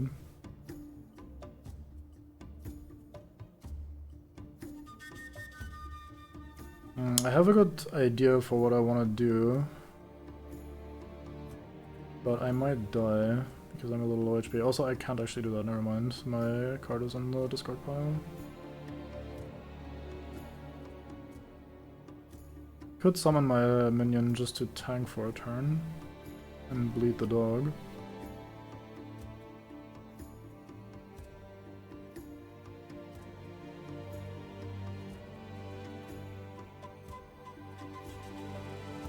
Could just sit here and tank today. I think I'll actually do that for good. Most of their actions are, maybe not most, but the ones that I'm more worried about are ranged attacks currently, and we have this card here that we're planning to play, which the bottom action of this gives me 2 ranged armor, which is armor only for ranged attacks, who could have thought. It's time for Drifter to rest. We'll short rest here as well, because we're not really... That is unfortunate, because that's my big movement card. I'm gonna redraw that at the cost of 1 HP. And yeah, this one we can burn, that's fine. 1, 2, 3, 4. Yeah, I need to go quite far, so I needed that card definitely. I could burn this now as well.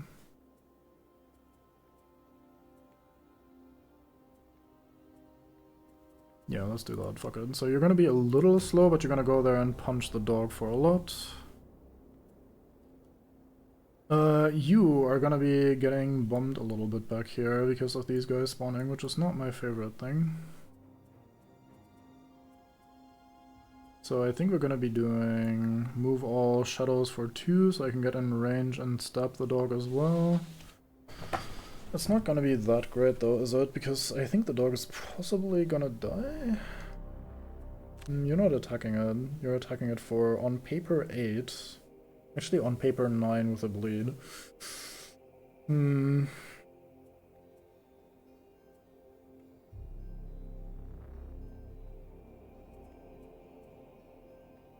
I could play this card as well as the bottom to move 1 shadow for 5, which 2, 3, 4, 5 goes pretty far. I can maybe stab this guy with that. Let's do that. That seems good.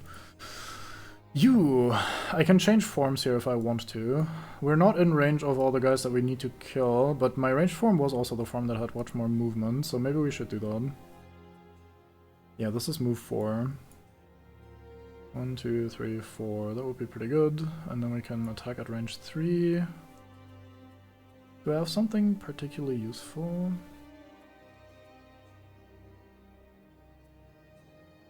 One, 2, 3. I would have to be here, and then I can make both of these suffer 1 with Immobilize. That'd not be too bad. Could also heal. That would also probably be pretty decent. Or I do my AoE attack again. From here, that would be range 3, 4. So I could hit both of these. If this guy dies, or does not die from the shadow, that might be good. I'll probably always find a target for this. That's probably okay. Or I just do this one, but then I transform back. I don't want to transform back. Yeah, I think these are what I play. Okay, move Shadow 4 and then Lingering Rot all 4 enemies. I don't think so. I can at best hit 3 over here. But the problem is that this guy has 3 armor baseline, so I am probably just not killing that guy.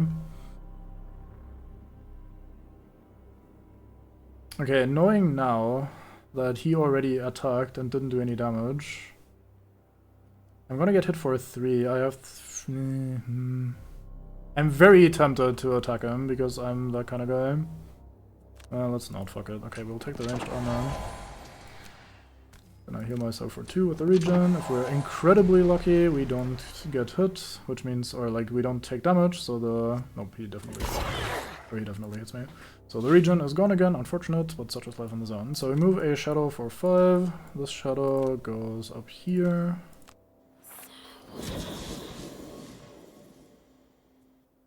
I use this to eat the wind to make I could make wind so what's her face can use that next turn, but I think I'll use dark myself, so I'll make dark. I think that's more likely. Okay, and then we use this shadow to stab this guy or the dog. Now let's stab this guy. For 5, we roll +0, very good, he dies. Very good. We place a shadow here now. And that's your turn done. I'm gonna get shot by this guy today for 1. I can probably tank that, it's okay. Move 4, go here, and then we punch the dog for a lot. We start with 4 and poison, which becomes 3 and poison. Take 2 damage from retaliate, and then we punch him for 5 and bleed baseline, which is 6 and he dies. Very good. I may as well use my healing necklace thingy here, because we're about to be shot with the status effect, the anti-backpack icon there, which means we can't use items, so I may as well use it right now while I have it.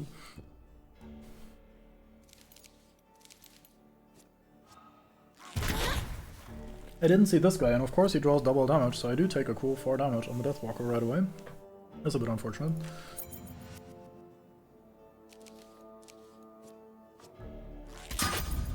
Ranged armor coming in clutch, although that probably wouldn't have dealt damage anyway. Of course you draw a +1, so you do actually manage to kill me in 1 turn, so I have to burn a card here. Let's get rid of... there's a reason why I don't want to get rid of my summon thing, even though I'm not using the summon, which is that the bottom half is teleport to a shadow, and I kind of want that. I might burn this one, because I don't think I'll be playing the top half of it, and the bottom I don't really need that much. Yeah, with that argument I can also burn this card instead. Yeah, let's burn the summon anyway, fuck it. So I now had to burn a card to prevent the 2 damage from happening that I just got shot with. Now, arguably I should have burned a card to prevent the 4 damage that this guy shot me with, but I was hopeful that he wasn't gonna kill me because his base damage was 1 and I was on 2 HP. So he had to draw a +1 or better to kill me there, and I was hoping that that would not happen, but no, of course it happened, so I had to burn a card after all. So I kinda gambled on not being shot by that.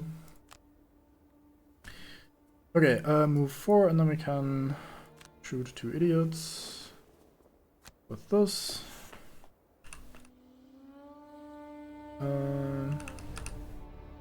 So which of these are we attacking? I could do these 2, I think. How much push do we have? 1. It's not that much. Why is this guy not being attacked? Like, why does this not have a damage number on it? It has the push icon, but it doesn't have the damage number on it, which is kind of weird. I think I'll do these. I just don't think I can kill this guy through his 3 armor. I think we'll just have to accept him being there for a bit. So we hit this guy for 4, which becomes 5. It didn't hit that guy, even though he had the push icon on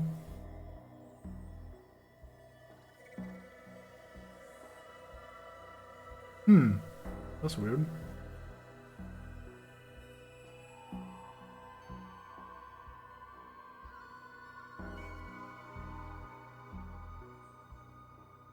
That's a little strange.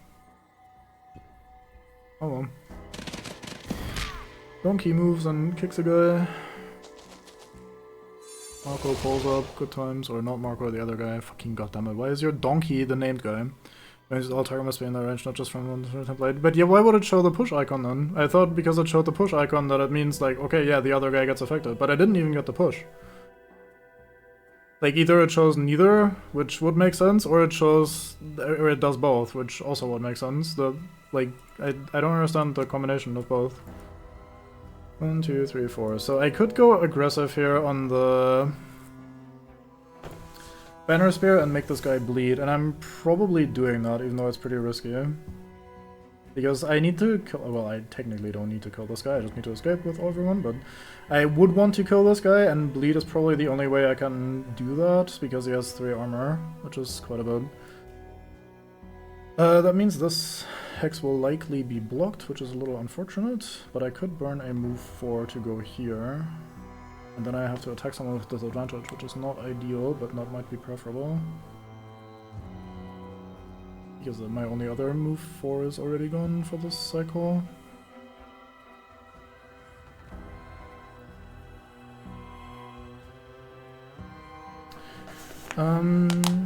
He is pretty fast most of the time. Nah, fuck it, let's do that. Or shoot with disadvantage against someone. So if you're using a ranged attack against the guy that is in melee with you, you have disadvantage on the attack. You need to leave, which means I'm gonna use this to teleport, and this to shoot. Let's hope I'm fast enough to not get killed by these guys. And then we are in range form still, so we can move and shoot a guy. Tragically, no one's in a position where I can pull them into this trap that's here. That would otherwise be very lovely. Like, if he moves at all closer... This has pull 2, so if he's even 1 tile closer, I can pull him in with this character, which would be lovely. Also heal with the Geminade, though it's nicer with fire. Yeah, I mean, I'm not much of a healer, but I might in this situation, because I don't know who I'd be shooting. Alright, Spectacles. Hello, hello. We're not doing that.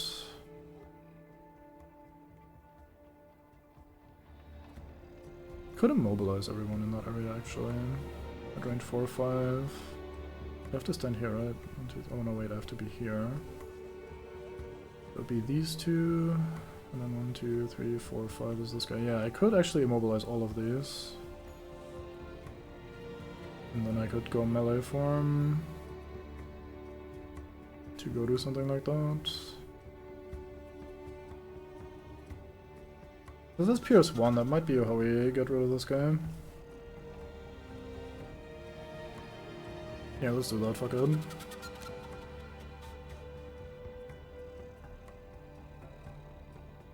Which of these cards is preferable for this? This, so we change forms, right? That was my plan? Yeah, okay, good. Okay, let's see. So. Priest acts early and heals today. That is actually pretty annoying for me, because that means he'll heal the damage that I'm doing with the root attack thingy. Donkey moves, merchant moves. This effect here is stuck on the fucking board, which is really frustrating. There we go. And the other ones attack in place, they don't move at all. Good thing I didn't plan around pulling the guy in. It's almost always better to plan around, or to not plan around your enemy doing something in particular. Like in this case, for example, I was hoping they were going to attack me, so I have retaliate for this turn, but he's healing and these two are standing still and doing a very strong attack, so I don't want them to punch me. The donkey, however, will probably move into melee range anyway, so I guess he'll just have to tank it, or like, well, I guess I have to tank it. I can kill at least one of these, so make it a little bit more bearable. Okay, so we move forward, we go here. So we can tank for the donkey, and then I have to shoot one of these at close range, even though I have a ranged attack, so I'll attack them with disadvantage. I can either try to kill this guy, which is very unlikely, or I can kill this guy, which is technically possible, but basically not happening.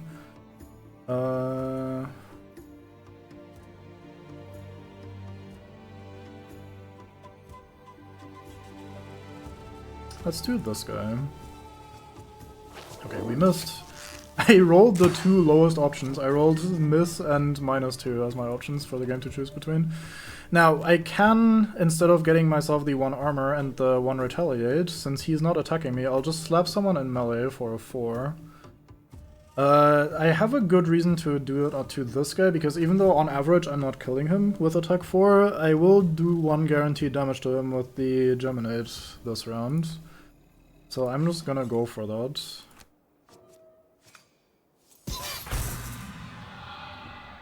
That was exactly average, very good.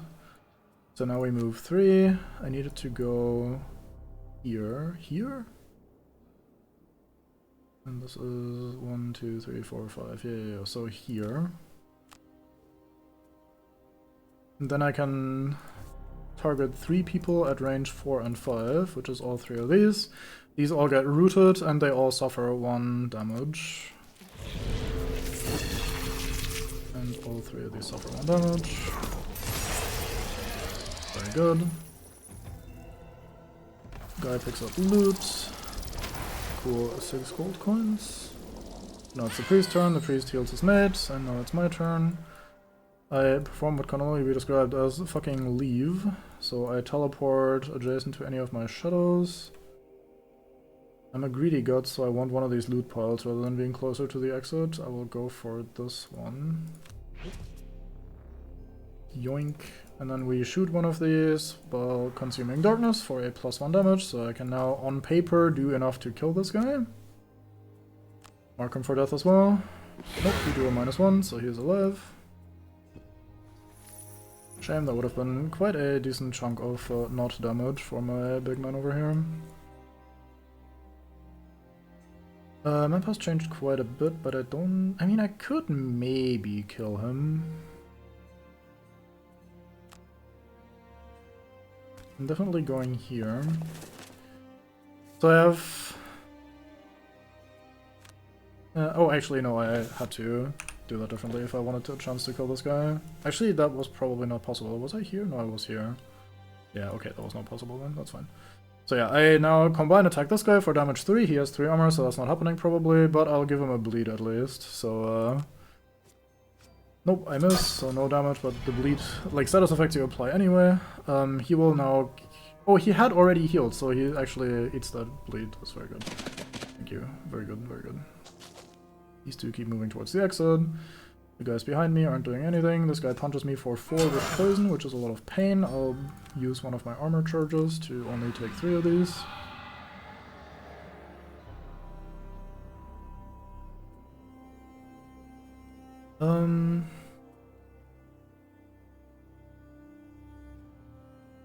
I could actually use that template, possibly. I only have 2 cards available, so I'll just play these regardless of what happens. I could instead rest if I wanted to, but I'm not sure I want to. I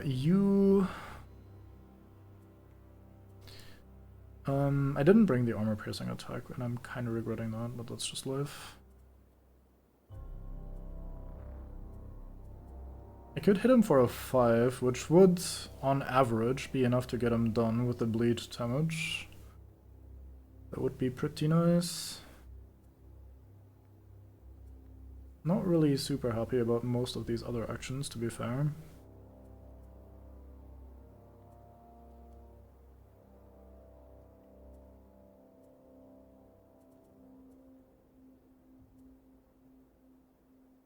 Could try this with disadvantage, or I'll just do a basic action with this. That's probably better. Yeah, I'll probably do that to either of these, we'll figure it out later. You are here. You get to... This guy's marked for death, but I'm probably not gonna be able to kill him. Could place 3 shadows here. Yeah, I'll just be slow and place some shadows for the future. You are in melee form, you can go there and stab the guy for a lot. Neither of these transform me, that is a little unfortunate. Could instead move with this. That will transform me back to range next turn, which would allow me to shoot one guy and move a little bit, and then I have to long rest anyway. That's probably fine, yeah. Let's do that. Fastest priest in the game, he gets to run away if he wants to. Not very far, but no. Okay, he missed the low HP banner spear, although they probably weren't gonna die from that anyway, because he had disadvantage on them. And you take 1, but with the armor you take 0. And they both get a curse, which is not nice, but such is life. You go... no, you go here. So you get the loot pile. Skip rest of movement. We attack you for 5 with Pierce 1. I'll also throw in a poison just for good measure. That is a dead priest, very good. Could heal for 1, but we're full HP, so it doesn't really matter. We get 1 hide, which is a resource that we just picked up from one of the loot piles, very good. We change range, or to ranged form. Now I get to figure out what the fuck I do with this situation.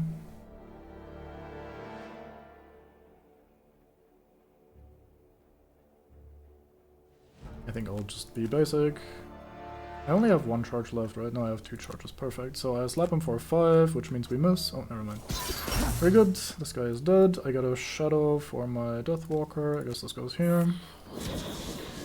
Get to recover a charge on my big melee damage. And then we walk 3 over here, and we get another charge back for my big man melee damage, although there's an enemy with 5 HP, so it's probably not relevant. Donkey leaves. Oh, he pushed the guy away. That is actually so ass. Fuck. Sorry about that. So the thing is, this donkey, whenever it moves, it pushes an enemy away as well, and this guy wants to do a ranged attack, which means he was gonna have disadvantage on my drifter, but now the guy is actually not in melee anymore, so he does not have disadvantage, and he gets to shoot the donkey at me. Dumbass donkey. So you just move 2 to go closer to the exit. I'll skip this. Donkey is a paid actor. They all are. I paid for this game. Ow, I got shot for 1. Donkey gets shot for 2. Yeah. Fucking donkey. Deathwalker. So I was gonna just set up a bunch of shadows for the future, but honestly that's kind of not that important. Because we're pretty close to just leaving. I would like this loot pile. Because that's just the kind of guy that I am. Okay, we're gonna do 1, 2, 3, spawn some shadows with this card. I need to remove one of my shadows because I can only have 5 active on the board at any one time. And then we move 3 and we go over here and loot this double pile because loot is good. Hold on, Ogren gets some hide and some money as well, very good. Next round, I could just short rest again, fuck it.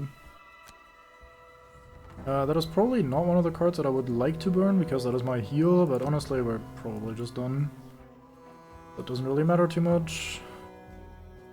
I will move 4, 1, 2, 3, 4, that could get me all the way to here. I go here and stab him for a decent amount.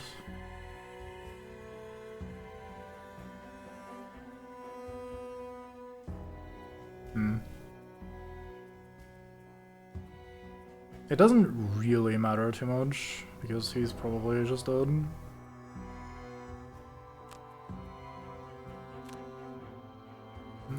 Don't really have a good place to go for the loot action.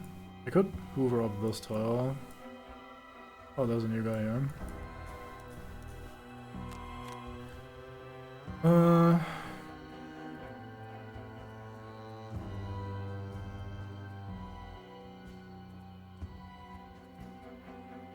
I think I'll just do something basic. I'll just walk, like, here-ish.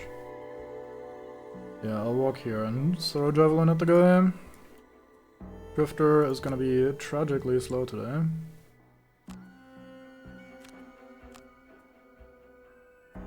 And then you are going to range a guy. Now, I am in an awkward position where my Deathwalker is... Oh, I didn't pick cards for you yet. Where are you going today? I can move 6. 1, 2, 3, 4, 5, 6. I could go here and stab him for 6. That seems pretty good. Let's do that. Fuck it, yeah. So you don't need to sit here and tank for the guy. You can just run up and do what you need to do. Very good. Ah, okay, so the Wormlings drew their loot card as well. These guys can suck up loot, which just disappears into the ether, which is a little unfortunate. But I do get to act, to a degree at least, before these guys. And I wasn't gonna loot this shit back here anyway, because we're just kind of leaving. So they're not attacking this turn, is basically all that means. We move 6 and place a shadow below us. I have to remove one of my shadows just to pay for that, basically. And then we stab him for 1 plus the number of shadows on the map. Means we're stabbing him for 6. We draw a +2 as well. He took 8.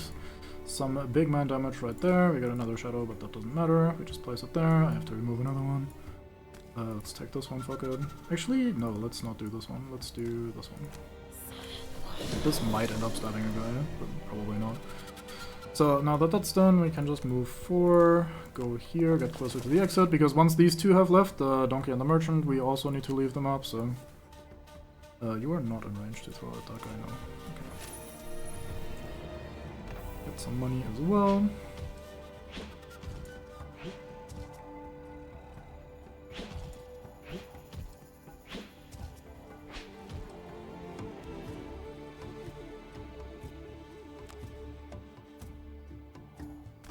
Can't reach any of the good loot tiles, unlucky.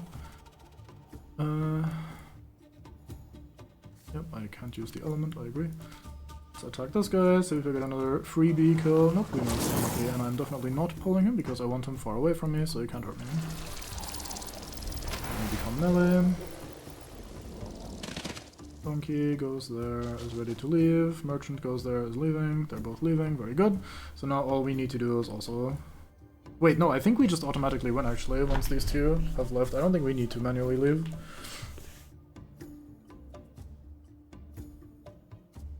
I'm pretty sure, actually. That's unfortunate that I can't reach this loot tile.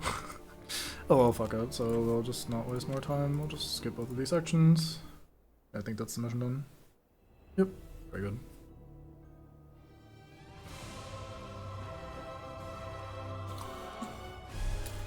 So, we get a little overview. Everyone gets a quote-unquote trophy for what they did.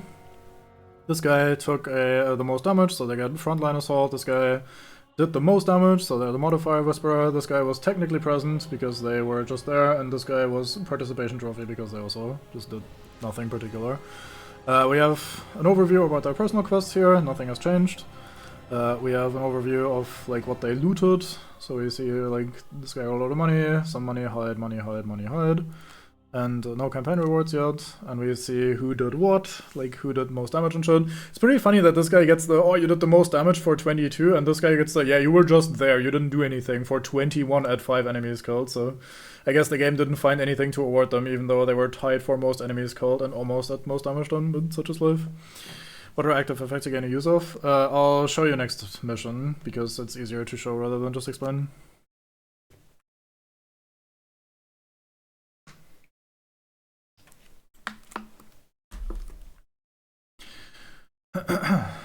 The moment the merchant catches sight of you, he rushes forward with overwhelming emotion. Oh, I feared I had lost you forever, He exclaims, tears of relief glistening in his eyes as he wraps his arms around the animal's neck.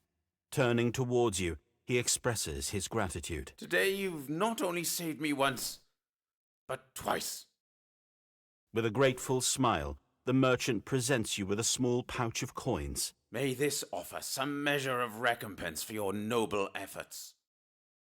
You, however, have your own considerations. The vermlings rarely attack this far south along the Imperial Road. Your eyes scan the rocky terrain and dense vegetation, settling on a hill in the direction the bandits fled. Perhaps a quick survey from the high ground will reveal something more.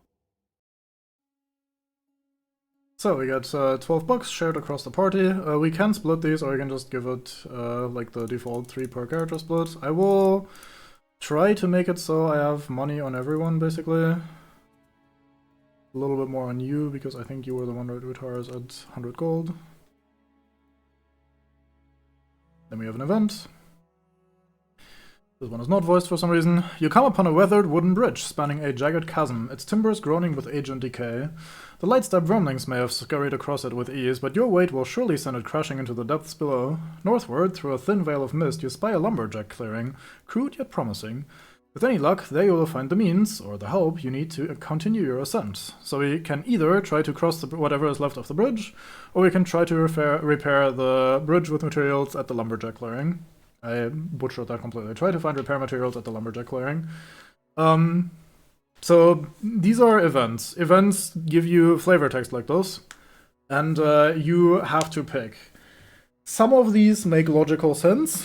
I specifically said some. They are not all very reasonable. So you might pick what might seem like the best idea and got completely screwed, or you might do the haha funny option and it turns out this was actually a really good idea. So you just kind of gotta pick what makes sense to you in the moment. You shouldn't think too hard about them. although some of the rewards are pretty good.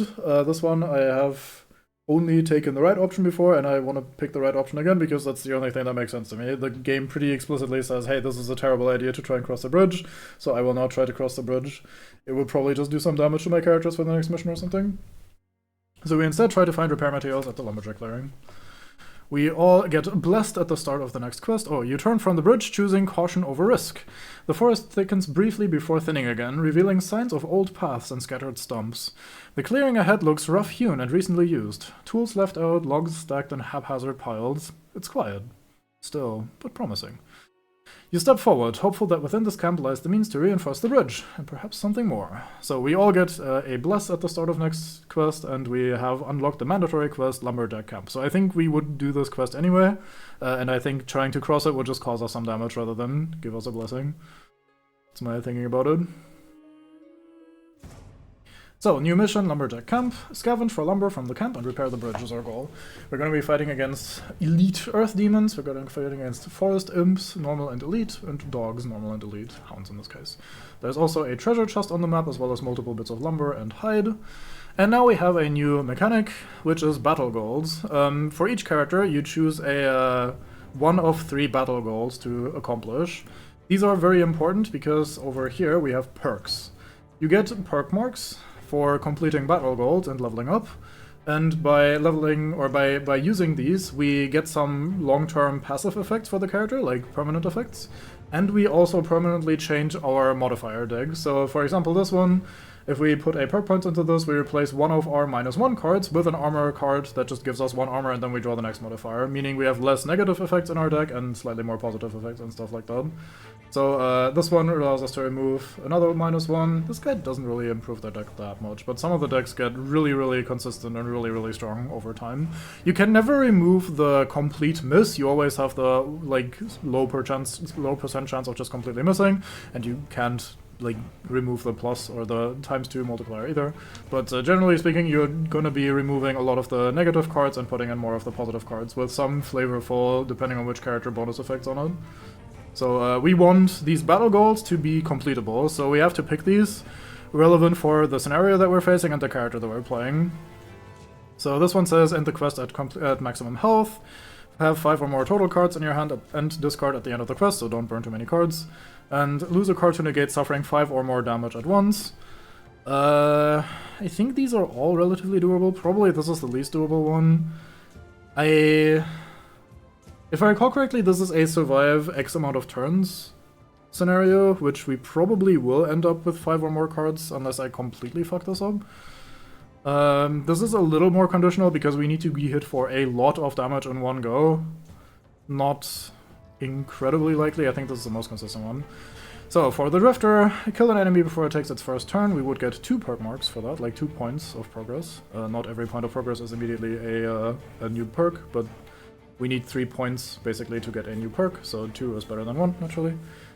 Kill at least one of each monster type that appears in the quest. That is possible, but not that easy.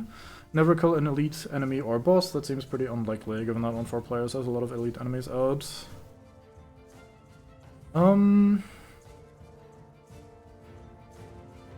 Not sure which of these is more likely. These are both not easy.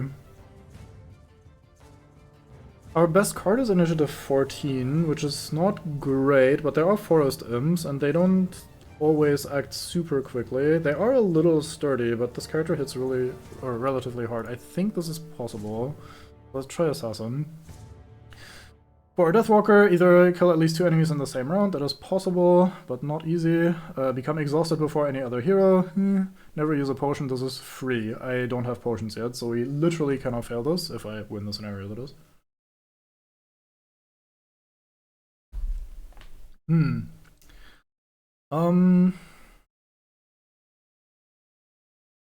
I think I'll take my free 1 point rather than gamble it on those 2 points.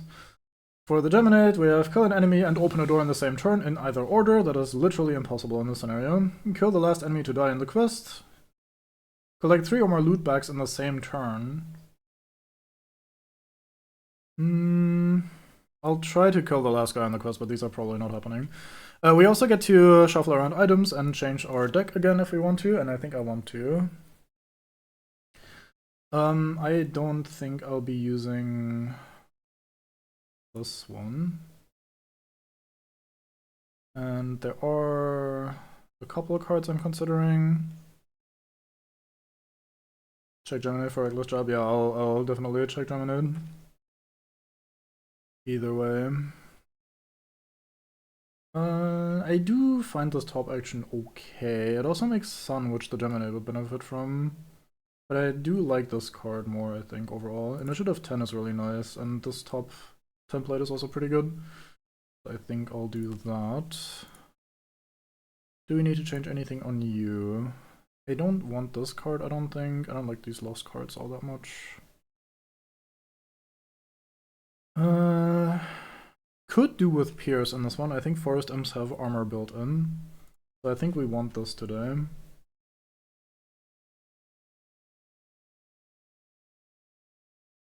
And I think we'll get rid of that one.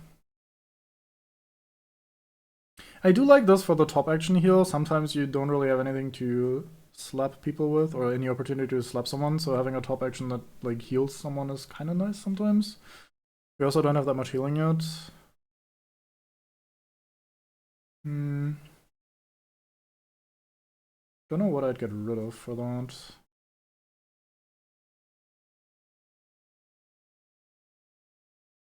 Possibly this, but I do like the regain bonus effect.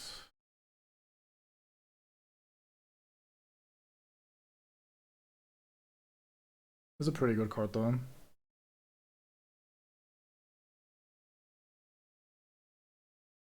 Yeah, fuck it, let's do those. You, I think I'm happy with. There's an argument to be made about the healing card. She has a card that heals everybody that's standing in a shadow. I don't fuck with that card usually, but since we're not super great on heals right now, it might not be that beneficial. Okay, and now for the hard part. Nope, not picking that. That doesn't seem like I want it right now. Reckless Jet. Oh yeah, this one. Yeah, we definitely want this one. This is really good. We'll have to find a melee card to get rid of for that. Let's look at the range cards first. Loot and give region. Let's not do that actually.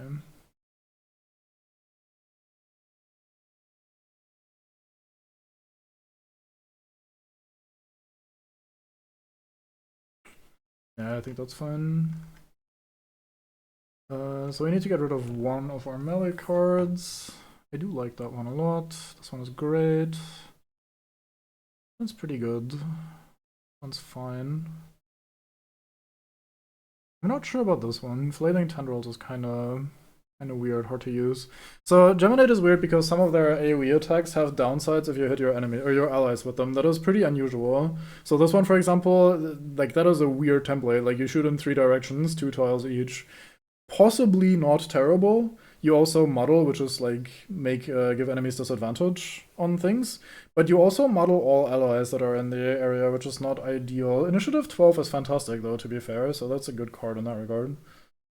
The bottom action is fine, but kind of weak for a loss. I don't know. Yeah, I think we'll get rid of that one. Okay. As you arrive at the lumberjack camp, one grim truth becomes immediately clear. The forest did not take kindly to being harvested. In retaliation, it has done the same to the unfortunate workers. Blood stains the ground, and torn off limbs litter the clearing. A gruesome testament to what must have been 5 grown men who once made this place their base. Their tents are shredded, their tools shattered, their camp reduced to ruin beyond repair. Yeah, fucking trees, man. Yet amid the carnage, the lumber they gathered remains intact. Exactly what you need to mend the damaged bridge. But first, you'll have to secure the area. No easy task with whatever claimed this camp still lurking nearby. That's a good quote. The axe forgets, but the tree remembers. Fucking rowboats, look at this shit. Goddamn.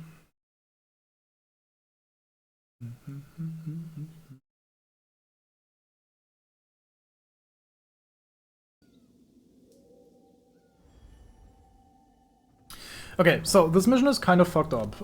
First of all, this game doesn't really tell you that much. Our main quest is survive 9 more rounds. I think it means at the end of round 9 you, or at the end of round 8 you win, although I'm not entirely sure if I just misunderstood that when I was playing. We can also do it up to 7 lumber piles, and we get 2 wood at the end of the game automatically. So these are little lumber piles that are lying around, and we want to get up to 7 of these. While the Totem of Earth is alive, which is this one, the Earth element is always strong, and some of these guys use Earth for their attacks, so that's kind of not good. We're also not using Earth ourselves, which is not great. While the Totem of Restoration is alive, all monsters recover 1 HP at the beginning of their turn. This is pretty fucked up. While the Totem of Bewilderment is alive, all monsters apply Muddle, which is you have disadvantage on your attacks, which is pretty fucked up. Frosthaven actually has few minus studies, also permanent fantasy. Yeah, I agree.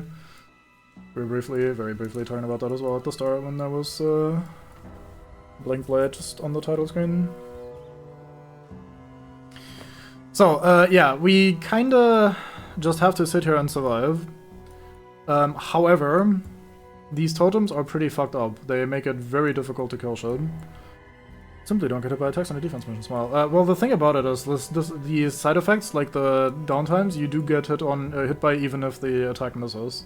So we will just, whenever they swing at us, we will simply be muddled, and that is simply how life goes.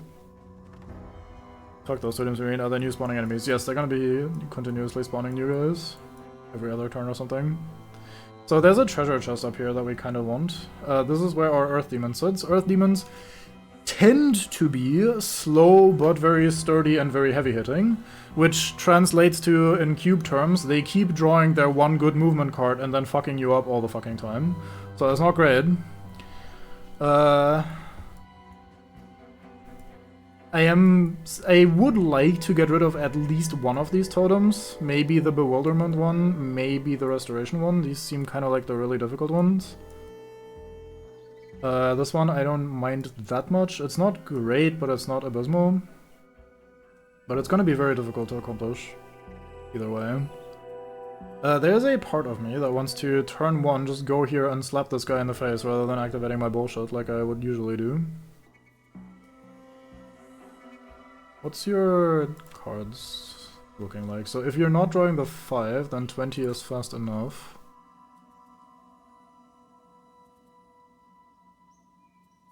I might risk that, honestly.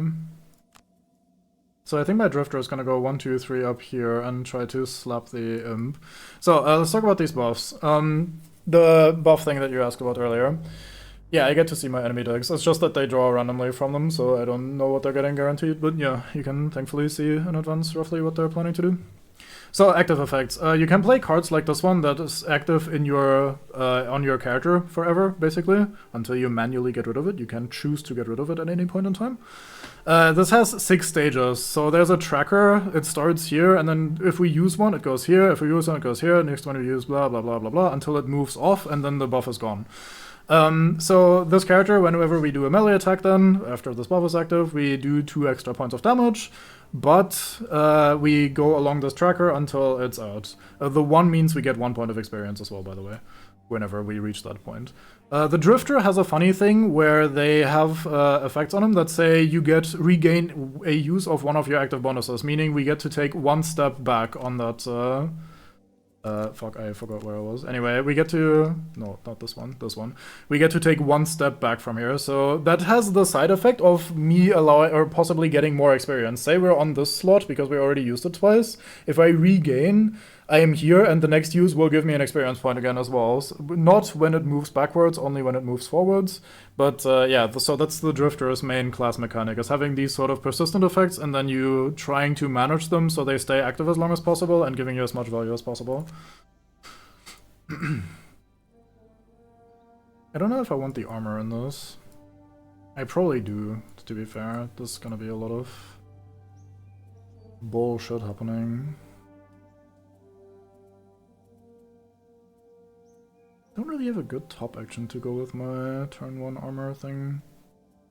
I guess Javelin is really hard to go wrong with. Could also do this just to do 2 damage to the dog, but it's just gonna recover 1, which is kinda not ideal. I guess if I'm slow enough and the dog is next to me already, I could slap it with this one. I will be muddled. But that's probably fine. Yeah, I'll just sit here and be slow then. You! I do want to activate my bullshit. I kind of need that.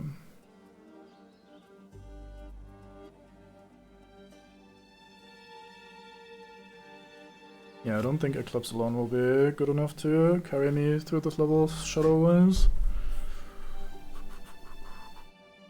Any reasonable bottom action, or does it not matter? I think it doesn't matter.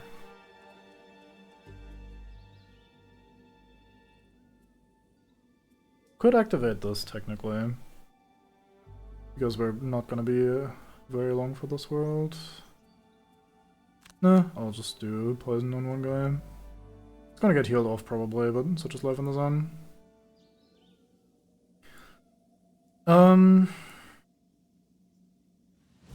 What are we doing with you today? So I'm planning around this imp getting punched in the face on initiative 20 and probably dying. With move 4 I could try to get in there. I don't have move 4 in melee form, and in ranged I couldn't attack the thing. I could punch this guy in range. Probably not for a lot. To explain, since you're late, the Geminate has 2 forms. It has a ranged and a melee form, and you more or less involuntarily switch between them.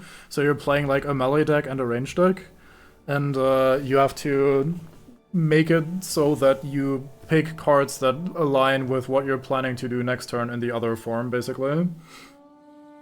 It's probably the most complicated class in the game, which is weird because it's one of the starting classes. This might be a good start, but we'll need Call of the Abyss somewhat early. Yeah, if I need it early, I may as well start with it, I think. That's usually how I think about it. I might end up doing Eclipse later anyway. Just don't know what to do with the Geminate, as always, because I'm not a Geminate player. At least not much of one.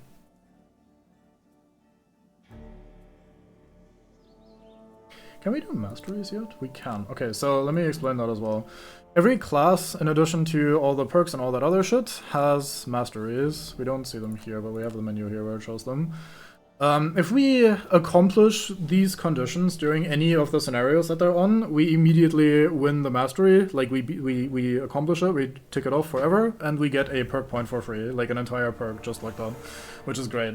The 2 masteries for Geminate are to switch forms each round, which is possible this game, I reckon, because we're gonna be only in the game for 9 turns, so that's pretty good. And the other mastery, they don't have to be done at the same time, it just has to be over the course of any one scenario, to lose 1 ability card each round. Cards with this little X in the bottom right are lost when you use them. So you can only use them once, they don't get shuffled back into your deck. And since Geminate technically has 14 cards, although 7 melee, 7 range cards is a lot more limiting than the 14 card limit otherwise sounds, they have a lot of lost cards, so I could technically probably play a lost card every turn as well. But I'll try for the change shape every turn card, because or the mastery for that, because that's not easy to do, and it would be nice to get that done relatively early. And this is probably one of the best opportunities for us to do that. So any card like the bottom of this one, for example, where it has that exclamation mark and the weird symbol next to it, it forces it to change shape at the end of the round.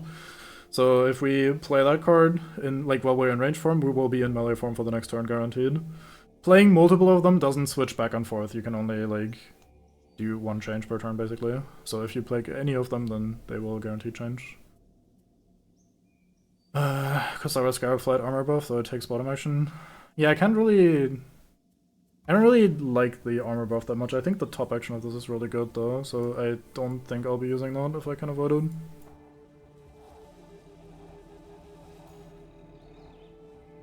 I'm kind of focusing on this top part, in part because of the battle goal for this guy. It just kind of lines up nicely. I wonder if that's correct, or if I should try to get in here and get this totem done, because this top totem is the least interesting one, like the least dangerous one. I could also maybe say this guy goes top and punches this guy and everyone else focuses on the bottom side, so maybe I do think around trying to get here or something with the Geminate, maybe over here. Top also has the chest, yeah, I'll probably just have to jump in there with someone at some point and snuggle. I'm not probably gonna be fighting my way through that.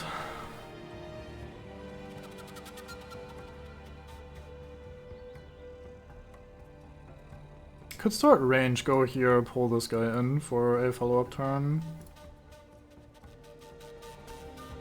Oops. 1, 2, 3. I would need to be at least here. So I would need a range 4 or move 4. He will also move on his turn, probably. Where is that one? There it is, yeah. Yeah, I'll just be late and do that. Let's see if that works. Okay, so of course the fucking Earth Demon immediately draws its one range attack. 2, 3, 4 doesn't reach, but my Drifter will be here to punch the fairy, so the Drifter gets thrown out, which is unfortunate, but such is life. Let's see if we manage to accomplish our battle goal. Yeah, Boulder Throw sucks ass.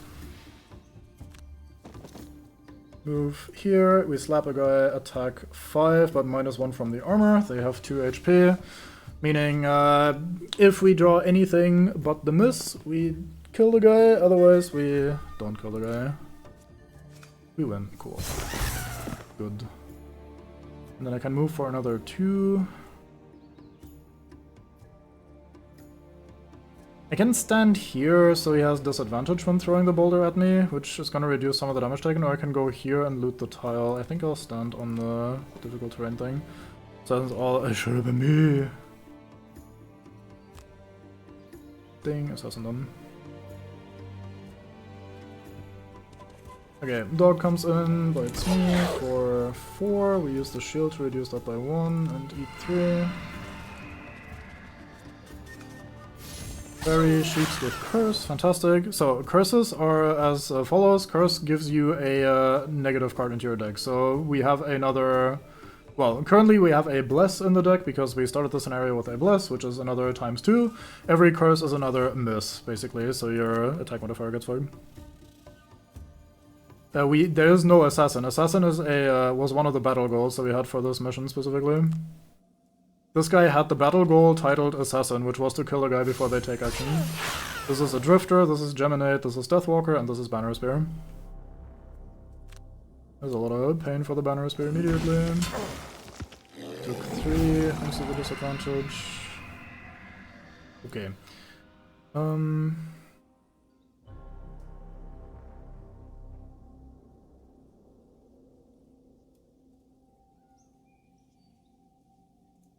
Could go here, pull this thing in, set up for next turn. Could also go here, pull this thing in, set up for next turn. I think that's slightly better.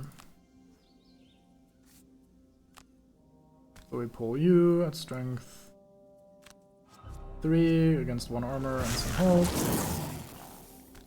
We pull you in melee.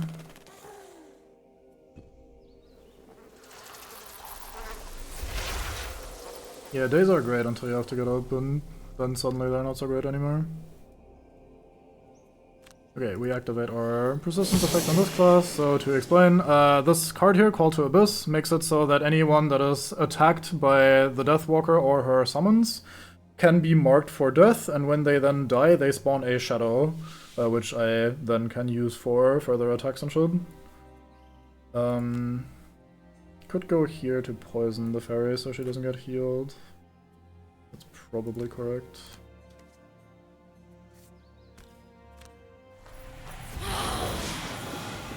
Could eat the earth to make dark. That's probably also correct. It's gonna be, like, dirt is always gonna be active because of this fucking totem, so it's not like they can't use it, but at least I will be able to use dark next turn for myself. Okay, I'm activating the armor, unfortunately is a little late on that one, and the retaliate will kill me if I stab him. Is that what we're doing then? Can I do something smarter? Dirt.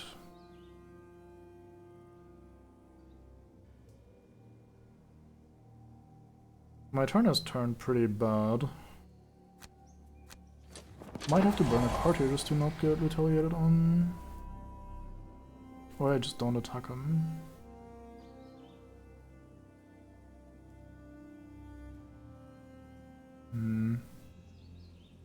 So attack 3 and immobilize is pretty good. I do literally have to burn a card if I do this though. This was the guy that had the have 5 or more cards in hand quest, right? Yeah, let's not do that then, fuck it. Okay, so I'm just not gonna attack. Shame. Okay. So these circles show where there's gonna be a guy spawning, and we can also see what guy is spawning. So there's gonna be a Forest Imp spawning here, there's gonna be a Hound Elite spawning here next round, and there's gonna be a Forest Imp spawning here next round. Any more? No, I think that's it. Loose dirt over here.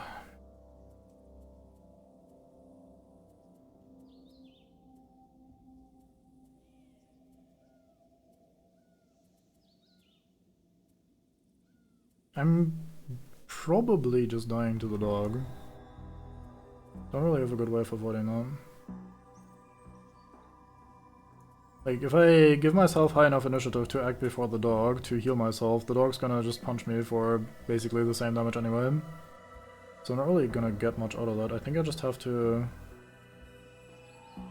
accept that I'm gonna be in pain.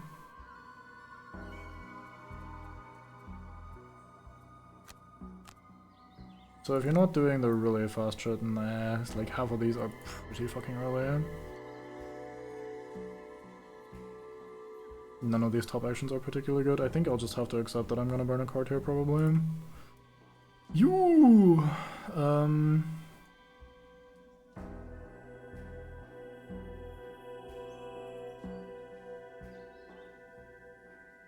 What am I doing?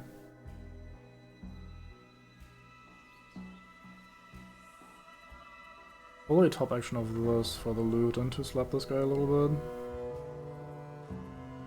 And then bottom wise, could leave, try to help out here.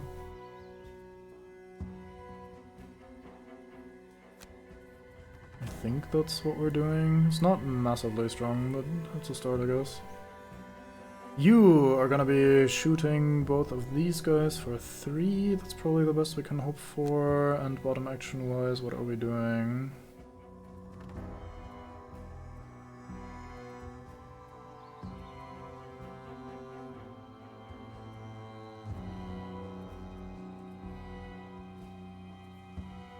Do not have a bottom action at all that makes any sense. I guess I'll just be early then. You!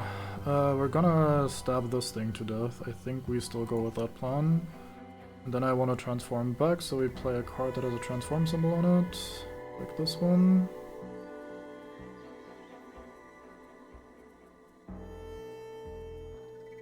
Don't I have the thing that... Oh yeah, that doesn't transform though. I'm okay. Okay, that's probably fine. Okay, dogs go super fast at attack 6, or at speed 6, fantastic. There was no avoiding this, very good. And these just buff and debuff everyone. The debuff doesn't really matter because I'm modeled anyway. Yeah, so we have to burn a card here. We'll burn this. Kind of not the worst banner map, but I can't afford to play a lost card anyway. You take 2 and are immobilized. Demobilize is a little annoying. Actually, I don't know if this allows me to change form now that I'm immobilized, but we'll find out, I guess. Hit you for 5, -1. Okay, good. Yeah, I think this will prevent me from changing shape because I couldn't spend the mobility thing. Nope, yep, I'm not changing shape. Okay, there goes that achievement. Or that mastery, rather. That probably also means that you... I failed the other one as well, didn't I? I can't see while I'm on the other character. I'm lucky. Yeah, the dogs drawing the one card that completely and utterly fucks everything was to be expected, tragically, but yeah. Wait, did I click on the wrong card? Fuck, I clicked on the wrong card, what the hell? I wanted my I shoot 2 people card. I fucking messed up. Okay, well this is going not great. Guess a normal move here. And then we stab this guy. For 3. We eat some retaliate. Yeah, I fucked up this turn fucking completely. Like, picking the wrong cards for this guy as well is not good.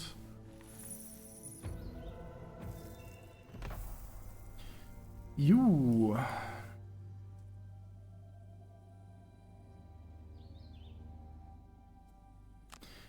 So.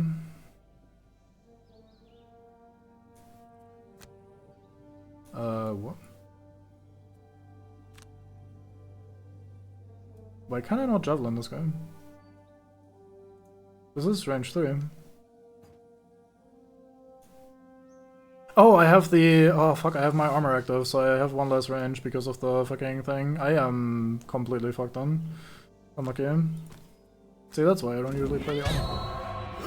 Didn't even help me. So I could now attack him with disadvantage. I will always have disadvantage anyway, but I'll die to retaliate, so I can't attack him once again, and I can't make wind either. Cool, so I guess we're just skipping the turn again. And we can't move because of the goddamn immobilized that they rolled. Okay, we're punching you. Let's give you a poison as well. Actually, that's gonna just disappear at the end of the turn anyway. Or on your turn rather. Oh well. We get to do a little looting. Then we walk away. He does reach me there, because obviously, exactly like I said, oh, they don't move much. Unless they draw, first of all, they draw the ranged attack, so they're gonna hit me regardless of where I'm going. And next turn, they draw the +1 move card, so they actually reach me, even though they have the fucking difficult terrain in front of them. This is me and fucking Earth Elementals, man. It's just not okay. I kinda wanna just commit then and get the chest now, maybe. But I don't think I'll ever walk out of the corner ever again if I do that. Nah, fuck it. Let's not use the amulet yet. Oh, it's the cleaving axe, nice.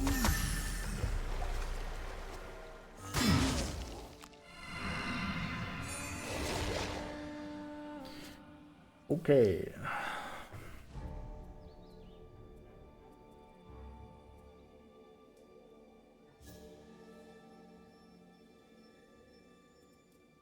I really shouldn't have played the armor. I should stick with my guns.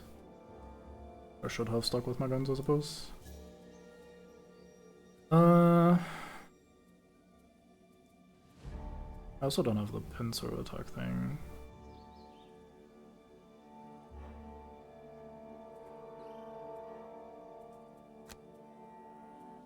I think I'll try to kill this dog. And if it kills me, oh well. You... 2, 3, 4... Did I give you the jump boots? I don't think I did I? Oh, I gave you the poison dagger, and now you have the cleaving axe instead. Yeah, fair enough. Cleaving axe actually pretty good here. I can use it to kill the fairy, which is funny.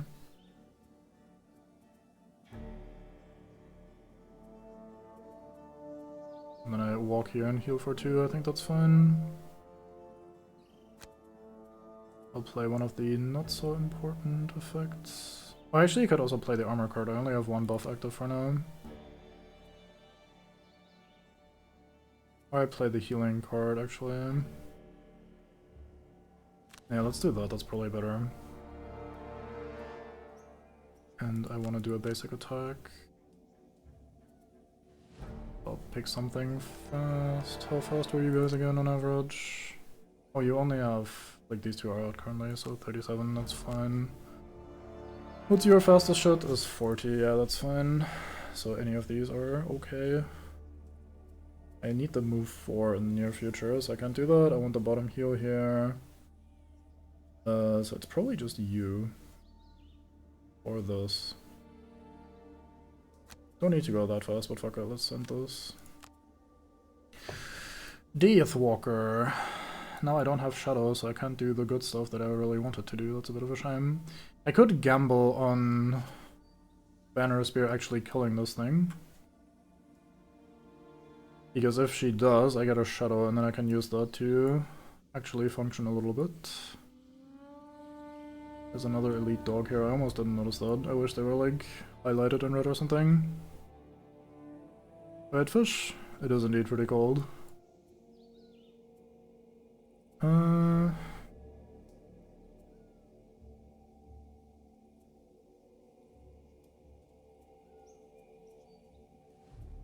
Don't think that's good enough. I'm not modeled, so I guess this is now or never sort of thing. Yeah, fuck it, let's play it then. Sure, let's do that, and for our button action...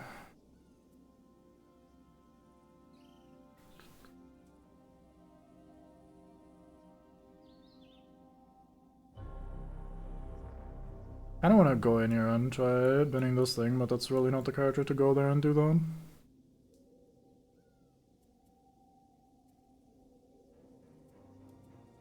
I fucking clicked on the wrong card, Jesus Christ. Okay, we need to do one of the higher up ones then. I guess it's just these two. Yeah, that's probably fine. Okay. And then Geminate. So we didn't get to transform last time, and we didn't lose a card that round, so none of the masteries are happening, even though this would have been a great scenario for that. Unlucky.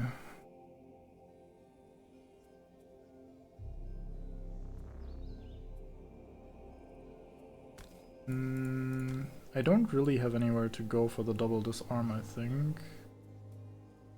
I'm not sure I want to burn that right now.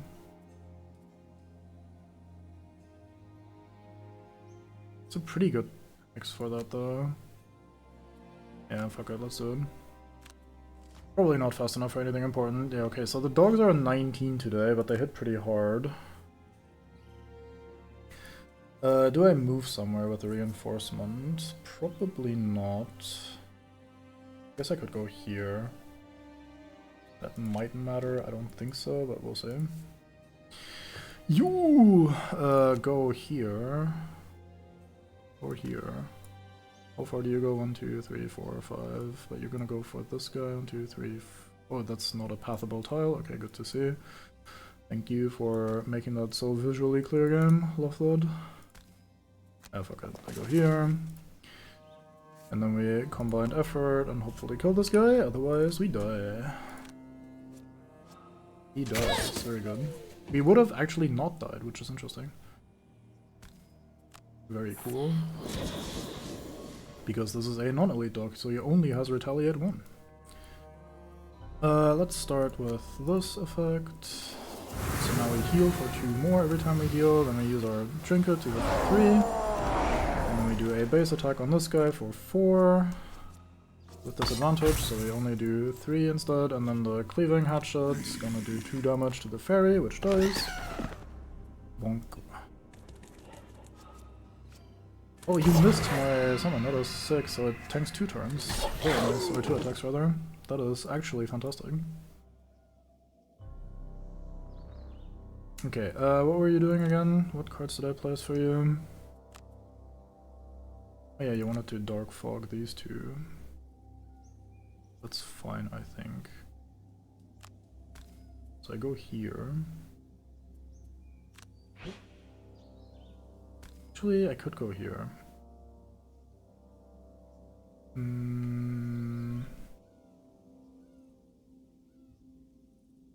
It is tempting to poison these to make it more likely for the dog fog to actually kill them.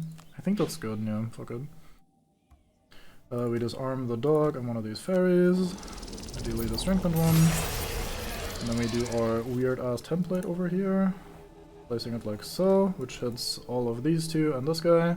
We do not need the poison dagger because we poison already anyway. We miss the dog, of course. We kill this fairy, so now the AoE is not as good. Take 2 damage from Retaliate. And I guess that's me. And we turn into range form. So now I have to wonder if I do actually end up playing Dark Fog or if I just barrage. Because now these are so split up that there's no good AoE overlap anymore.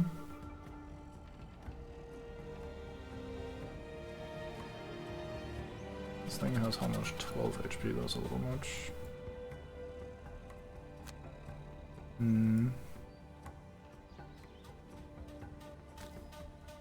On average, I kill this thing, but it is disarmed anyway, so it doesn't really matter all that much. I could instead just do more damage to the dogs that have retaliate and shit. What are you doing today? You're just attacking. You're also the only fairy on the map right now.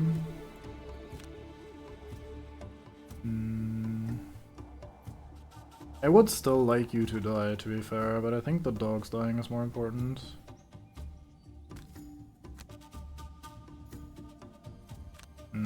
This is probably a choice I'm gonna end up regretting the most, we'll see. And then I get to move one of my shadows, we'll move it here, somewhere. Let's go here. Under the Geminate, so these can all gather around. Forest Imp is disarmed, Earth Demon punches me for -1, which is still 2. Round 4.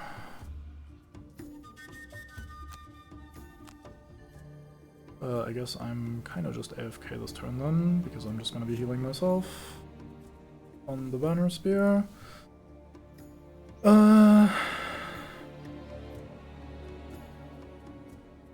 Gonna move 2 over here, and then... what are we doing?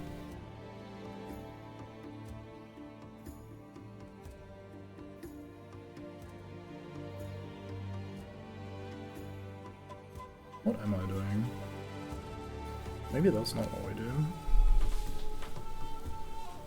Is there a reason for me to try and kill this guy?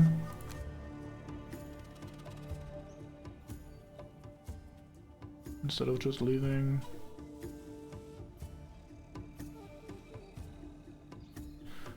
This is gonna be another Earth Demon here next round. It's gonna be a Forest Imp here, Hound Elite here, Forest Imp there.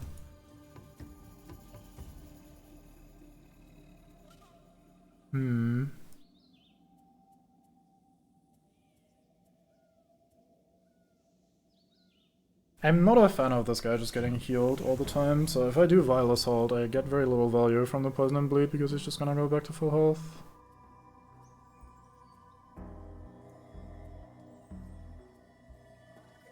I have the Retaliate thing as well, but I didn't really play around at all. Yeah, really not sure what I'm doing here. I might just walk away and regain 2 charges of my passive things here. That's a very bad turn overall. Not much I can do about that. I'm gonna assume, which is something you shouldn't really do, but I'm gonna assume that the... wait, I don't have my AoE thing. I used it already for the poison move. Whoops. Never mind, we're gonna be stabbing someone with the shadow.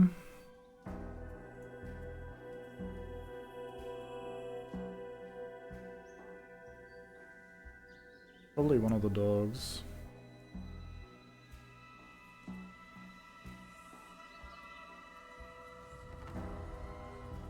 Don't have a good bottom action as always, very good.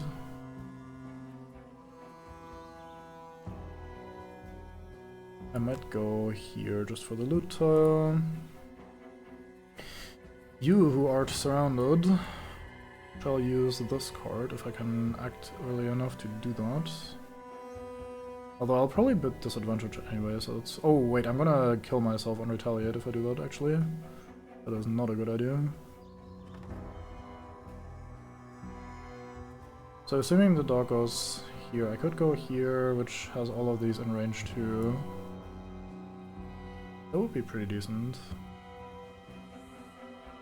Then I can transform back afterwards. Sure, let's assume that that's gonna be fine.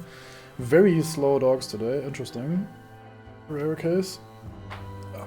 Of course, the fucking Earth Demons walk fast, as always. I keep saying they fucking are supposed to be slow and clunky and not go anywhere, and it turns out, nope, they just do what the fuck they want. They don't give a shit.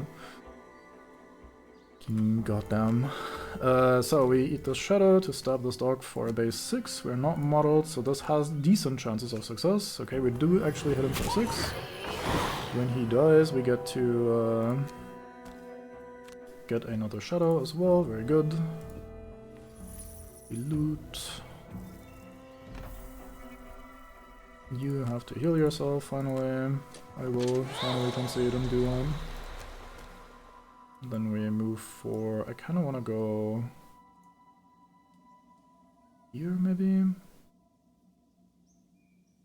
I mean, this dog is not attacking, so I may as well stand here for the future.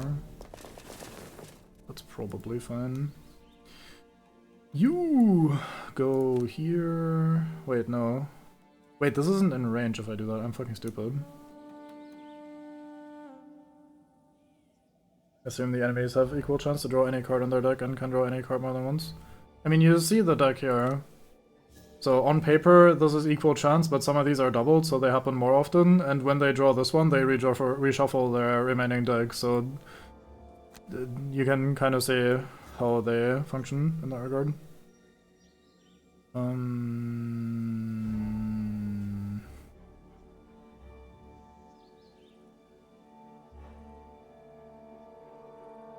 I think I'm gonna just commit to the plan and do what I was planning and just do this from here and hope I don't miss this thing.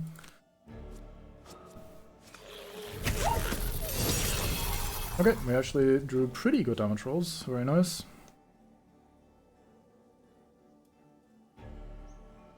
I get a new shadow, let's place it here. Now everyone is modeled, which is probably not gonna matter too much, but meh. Who knows? I'm probably not gonna commit to trying to bin one of those totems, so I think I'll just retreat a tiny bit. Get a loot tile here.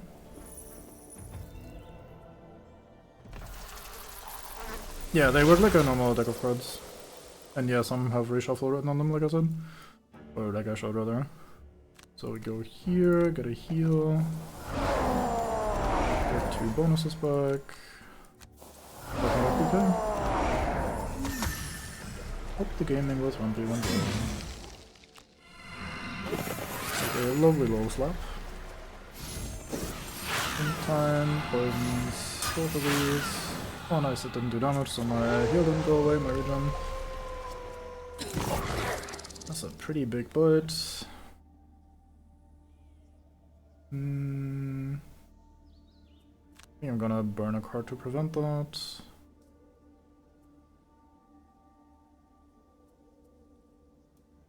These are some of my good cards, unfortunately. I think we'll burn this one. Fuck it. Okay, so you have to rest. I'm gonna quick rest because we are under a little too much pressure for me to just sit here and do nothing. Character has done a lot of sit there and do nothing.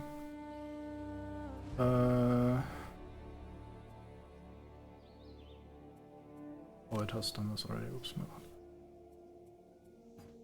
What? Oh, I forgot that I was trying to pick the card that I was... I fucked up completely. Oops. I forgot I clicked on short rest and I was trying to pick the card that I wanted to select, and now I burned my regen by clicking on that. Okay, I've been fucking up pretty hard this game. Made like 8 pretty significant mistakes for no reason. Very good.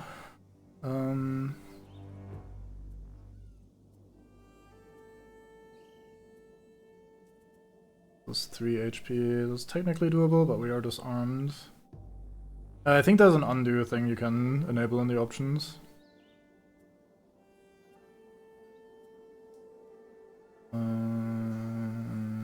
These are also not positioned in a way that helps me at all. I think I'll say fuck it and risk it. Let's try and kill this dog ideally before it acts. You have 2 idiots standing here. I don't really want to deal with that, so I'd prefer leaving. So let's click on that, and then we figure out what the rest of our action is going to be. Can I go anywhere useful? If this fairy has acted before us, then maybe. Let's try it this way around, so if the fairy shows up here, we can wander here and punch it. I'm tempted to short rest here just to get my good cards back. We don't have a dog to burn to do more damage to this guy. This could also be an okay Eclipse turn, just so we have some more shadows to work with.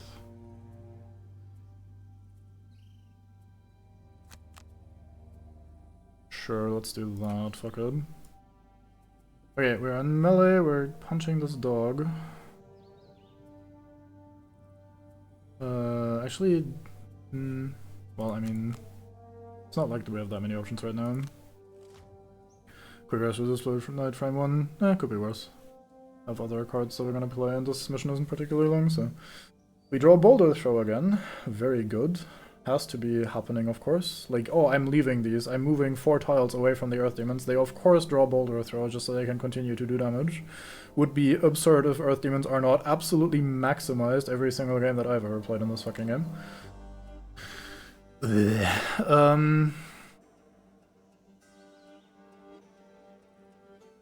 Where's the other dog down here? It's just gonna not discombobulate, fucking model. Just kind of the same shit, I suppose. Fuck it. So we go here like planned, and we combined effort this guy.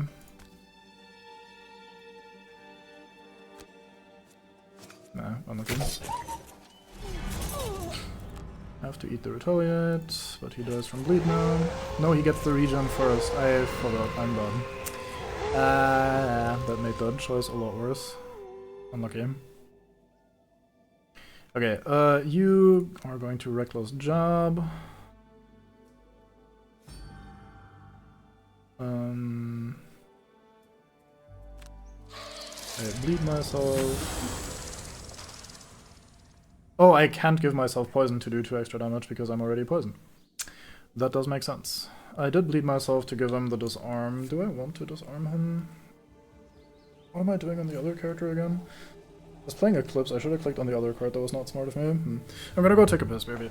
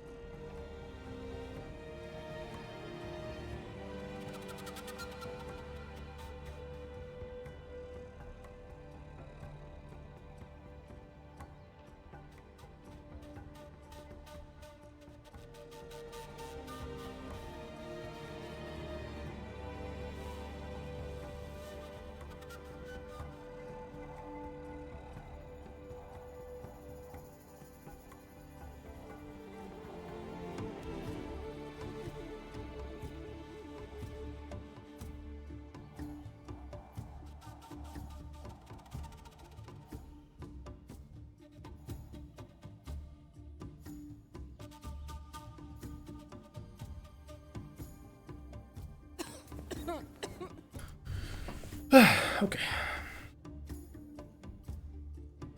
Yeah, so... I'm gonna, I think, punch this dog just to disarm him. I'm also going with poison just because we can. It's 2, we take 2 retaliate.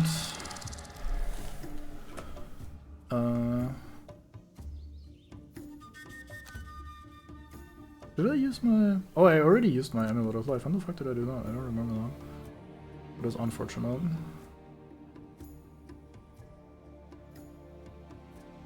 I'm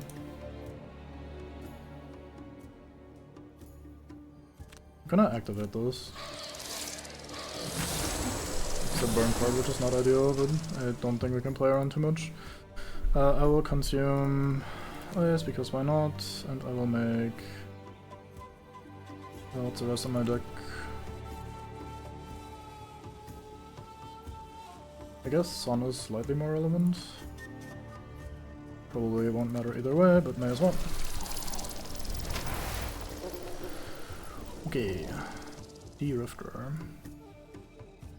So since these do boulder throw, and they are in range to just absolutely shit on both of us. I mean, Deathwalker can walk away. Funny how that goes. The ferry did not move yet, which is a bit unfortunate, even though I was trying to be slow.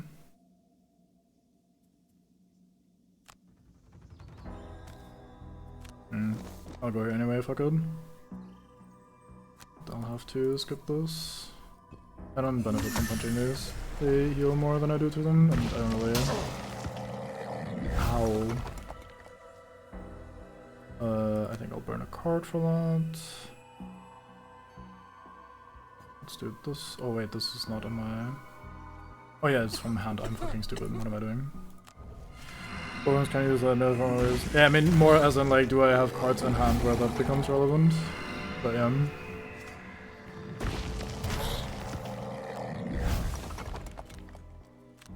Yeah, I played definitely the wrong cards there. I was also planning this game completely differently, so that was not ideal.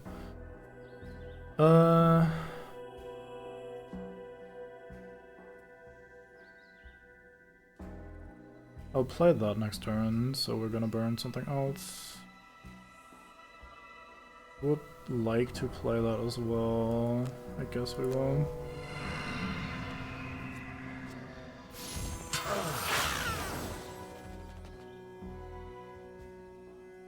Okay, so since I completely horrendously fucked up, I cannot actually kill this dog, which is very, very sad.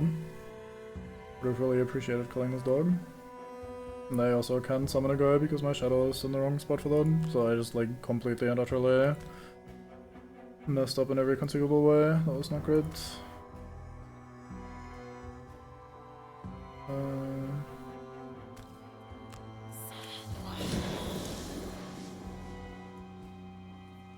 And then I just waddle over here, I guess.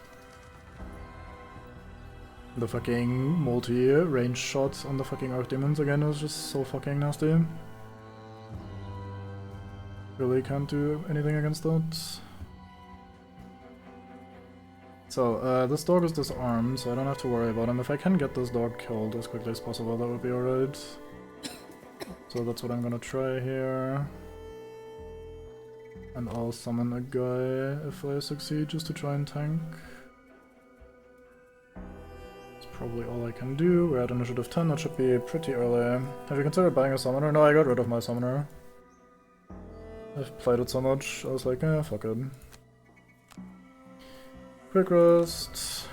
That is okay.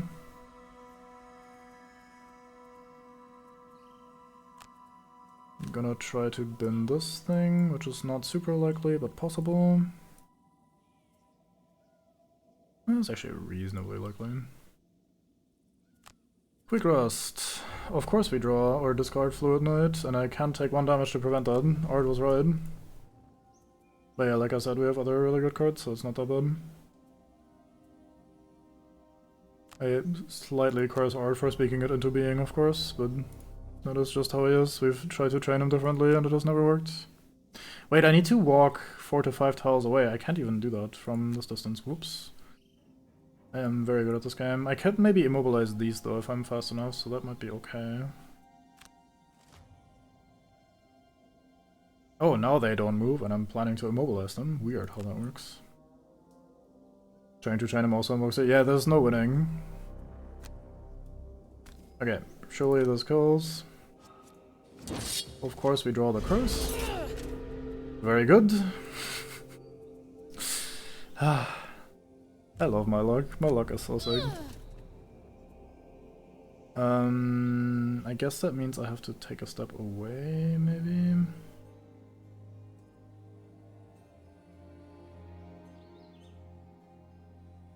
You're also walking away, that's probably fine. Okay, I have to because I can't summon the thing next to him.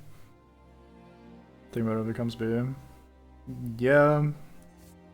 That is what happens when the brain is like a fucking loose hole, just shitting out whatever the fuck enters it. No control. Okay, I wanna go 1, 2, 3, 4, 5, 6, 7, that was a little far. I probably have to be here. 1, 2, 3, 4, 5. Yep, very good. There has been uncoupled for like 3 turns. Yeah, that's how it goes most of the time then. So this gets rid of my bleed, and then we immobilize these 2 and suffer them 2 damage. I can also suffer that guy 2 damage, which means you could go and punch the dog. But you literally don't do anything there, whereas you actually do something. I'll just kill you instead, I think. Did I click on I eat light to do this?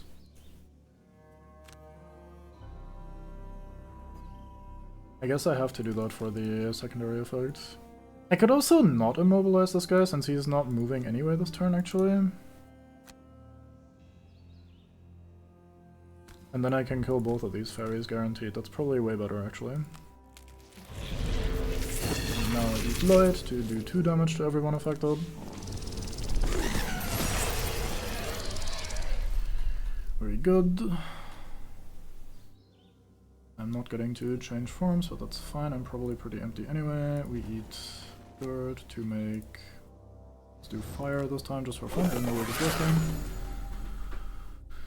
Yo! I was going to move and heal though, so I can't actually punch this guy. That is unfortunate. I don't like when I can't punch them.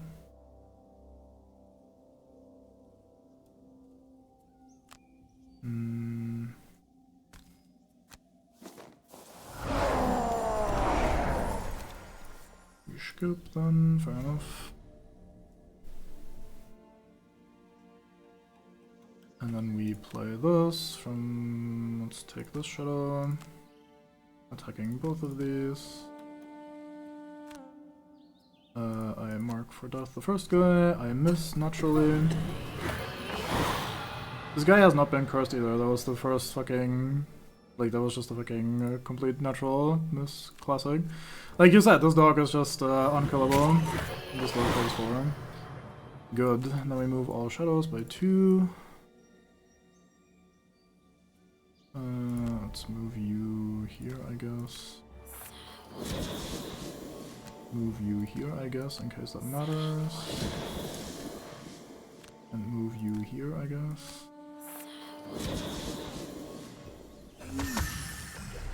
First demons do nothing. Dogs go Aru. Does the game show what number of turn it is? I don't think so, no. It says in the combat log round 7 just started, so there it is at least.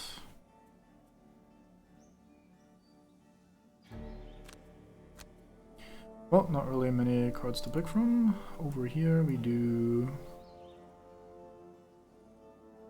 We have a new dog here, that's gonna be a problem probably. I could just go here and tank. It seems relatively reasonable. I do need move 3 at least though, which is ass. Might only do it more clearly as a scenario shit where it matters. It does matter here, this is a survive up to X turns scenario, so this would be one to show it.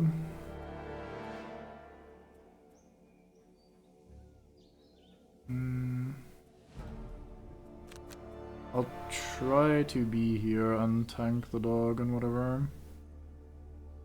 That might not be a great idea. I'm really greedy for this loot, to be fair. We've only gotten 3 of the fucking wood piles so far. Could go here and just try to tank absolutely everything. And if this goes wrong, this is still pretty high initiative with high movement, so I can probably slap wherever I'm needed. That's probably okay. Oh, the bar filling up there, yeah. But no concrete turn timer. You also don't see in advance what spawns where, you only see it 1 turn before it shows up. Which is fair. I probably wouldn't have noticed that being awkward or annoying if I hadn't played the board game.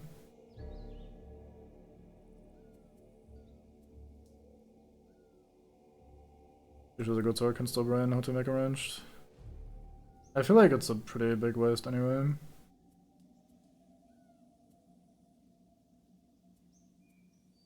feel like slapping all these for 1 is not super helpful. No, it's not quite, no. It does summarize some information better. Like, for example, if I click on the guy and see their deck, it's much easier here to see what the fuck they can do and what cards they've already drawn, right? So, like, this is much better overview. Technically, in the board game, you'd have to look at their discard pile and look at their cards and sort them by initiative and, like, understand this somehow. So, in some ways, it's a little easier. Same with, like, loot and stuff. But since in the board game you'd have to set up everything manually, you also have, like, much more, like, detailed information, basically. She's not supposed to be Sneedlingen? I don't know, I don't think so. You can look at the discard pile, no problem, in the thingy, and from me reading the scenarios and, like, the rulebook, it never specifies that you're not supposed to look at shit. Like, yeah, looking at the remaining draw pile, sure, but this doesn't show me the order. So it's like, these are the cards they technically have available, and then I see on the discard pile, oh, these are already played, and then you have the same information, it's just more concisely presented. And see what's going to be true or what's going to happen each round, etc. Well, you could if you, like, needle in the scenario book. Like, you could, like, you have to look at the scenario book to see what's happening, and then look at various sections, but you could, like, just go ahead and see what happens in later sections as well if you were to do that. Like, you're not forced to see it, but you can, of course, just look ahead if you wanna cheese it that way. So what the fuck are we doing? These guys probably don't matter most of the time. I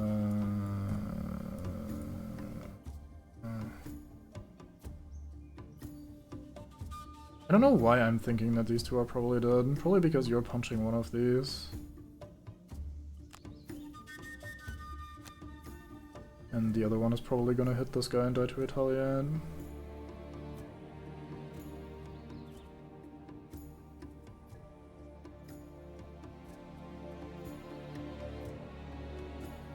Could teleport here and stab the fairy and hope it dies. But then I can't stand there with the drifter. This would happen after the drifter's turn anyway, and then I'll see what the dogs do.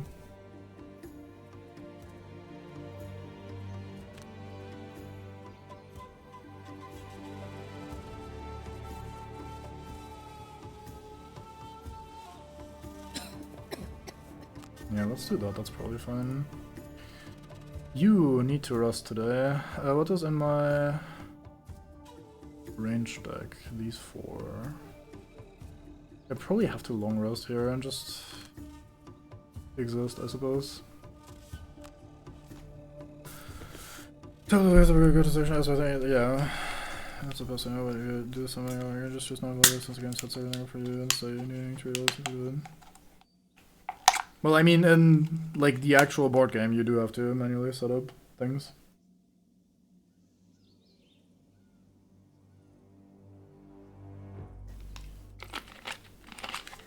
Yeah, exactly. No, you don't need to look at everything in advance. It shows it section by section. So if you don't go to the next section, you don't have the information for what's gonna happen exactly. Okay, what the dog's doing. Basic. Rare. So I could go here. Oh, they'll heal for 1, so they will not die to retaliate, so this plan is not that good anyway. So I do have to manually kill them. Fairies do basic attack. Right, I keep forgetting about the fucking region.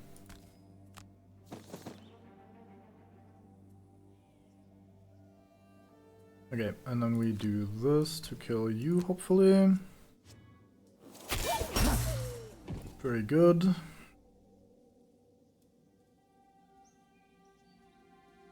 Oh right, I forgot that this was my plan on this character. Whoops. That's probably okay. I can... What are you doing again? You're possibly regenning, right? Yeah.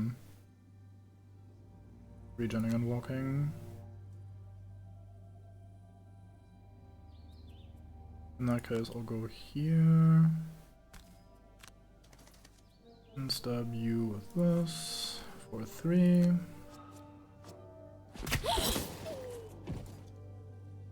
get a shadow. I'll place one here because why not?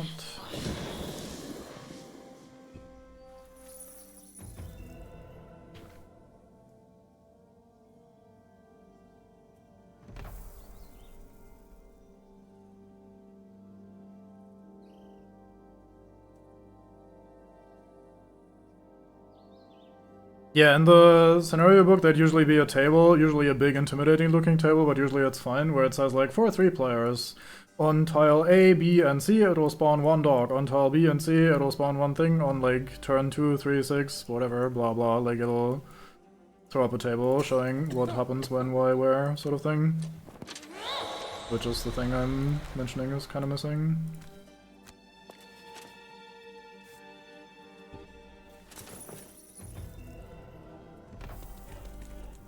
Oh, I forgot about this dog. Whoops. That is not great. Kinda want that card. I think we're getting rid of you. You live on 1. Thank you for doing that. Very good. You don't need to all draw plus attacks. Would be nice if you... You don't need to all draw plus attacks though. Like, goddamn. Long rest for you. We're gonna be in melee form and then jump into range form afterwards, I reckon. What am I doing in melee form? Reckless jab, probably. Yeah, we're gonna be here and reckless jab this dog, which will bring me to 1 HP. But I think that's okay.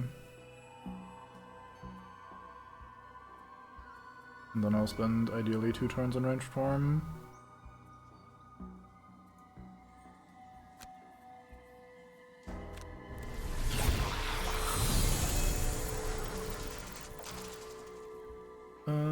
We want to make... Do we want to make anything actually for these cards?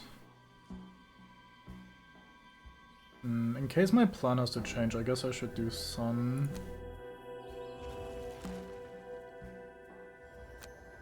The Sun. Quick rest for you, actually.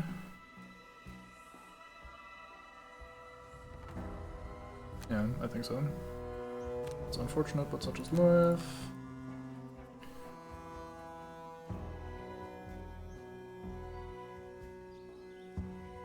So you're gonna fuck up the dog reasonably well. The dog will probably get to act first, though. I don't know if there's much I can do about that.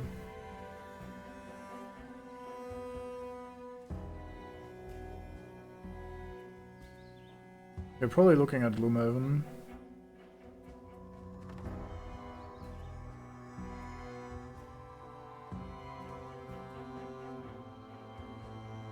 Yeah, this is Frosthaven.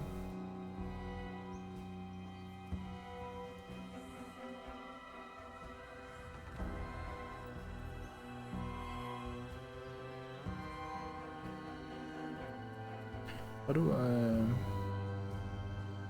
I can probably... Oh wait, no, I just lost that card, fuck. Can't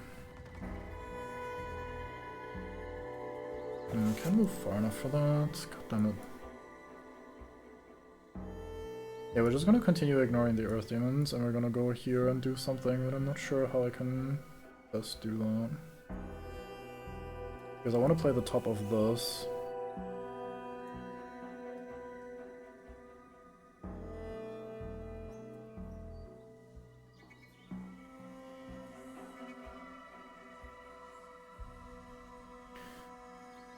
Do I benefit from that? Not really. Man.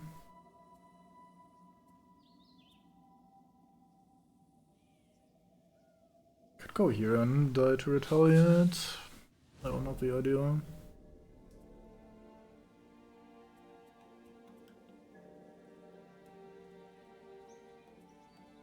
Fucking hell.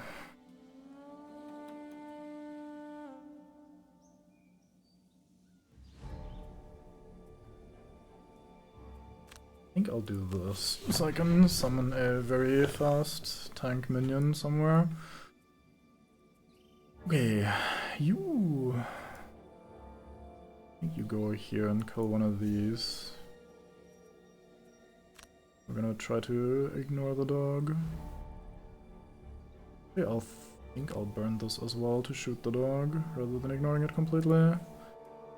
You don't really have much to do right now, which is unfortunately also slow as shit. You have a very strong card that I'm planning to play, but man, you're also really slow for trying to deal with the dog. Slow for trying to deal with the dog. Slow is pretty good.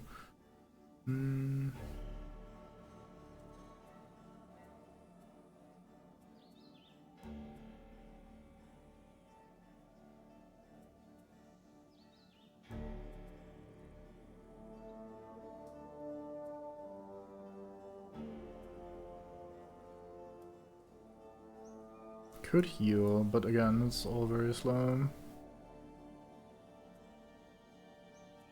I think I'll just have to accept that I'm just gonna be slow and hope the dog is slower today. Nope, the dog is really fast. But I do have a contingency for that. Which is my summon.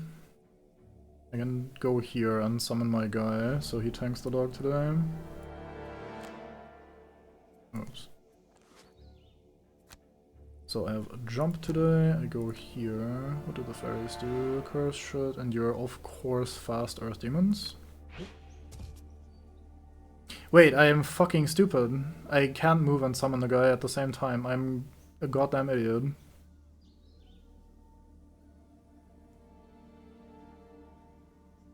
Not many cards to burn on the Deathwalker, so I guess it should.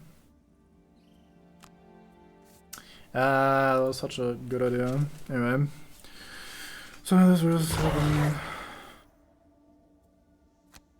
I want to burn you. Like it.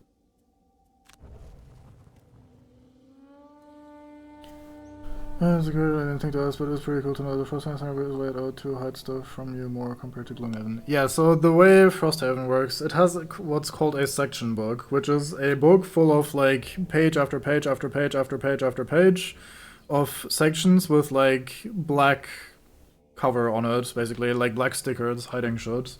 And then a scenario book will show you only the relevant starting information, plus all you need to know for the rest. And then once you, like, it'll say, when you open door 2, read section 278.5. And then you go to the section book, to the right section, you pull off the sticker, and then you see what the fuck the game is trying to tell you. Now, there's nothing stopping you from checking that beforehand if you want to min-max it or do that sort of shit. But, yeah, that's kind of not what they were, at least initially cooking up, I imagine. So I'll go here. No, I think I'll stay here, that's fine. And then we shoot you with disadvantage. That's definitely working.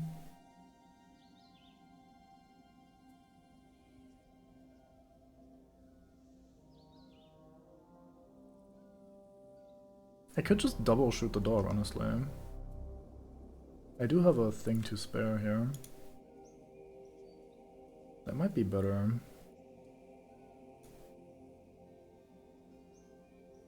I mean, with disadvantage, I'm not killing him anyway.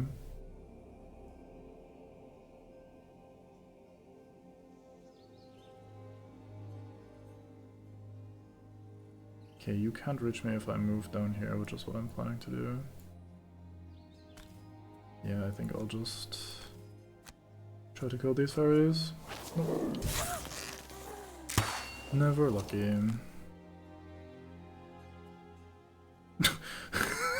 Something fucked a little up, just a little fucked up here with the UI for, hey, do you really want to do this before other bonuses?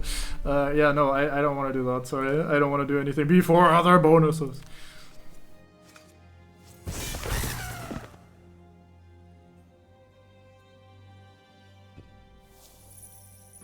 Yoink. Okay, you jump down here. I'm probably sacrificing the Deathwalker. That's probably fine. You get punched, and I eat both negative effects to punch you for all I got, basically. Why is this being weird again? Oh, wait, no, I have to do these one at a time on myself, right? That's why I'm confirming myself as the target. that's why that looks weird. Oh, I get the double. Neat, he does. Oh, such glorious fortune smiles upon me. I'm not used to that. Then we use the fucking healing thing to get rid of the bleed and the poison. Hear ye, hear ye. I will make... We're in ranged form tomorrow. What are my cards? Fire would give me 1 damage on that, which might be pretty good, or there, so fire it is. So we're eating dirt to make fire today. How does a dog even retaliate? An entire fucking pile of beetles. Well, in this they're a pile of tentacle monsters, so... I guess they have an easier plan there. Ah, goodbye, Deathwalker. Very good.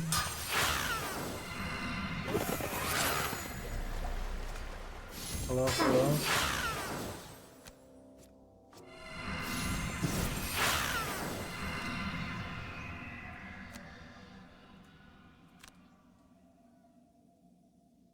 Walk with death, you death with walk. Man, that's so true and deep and shit. Like damn.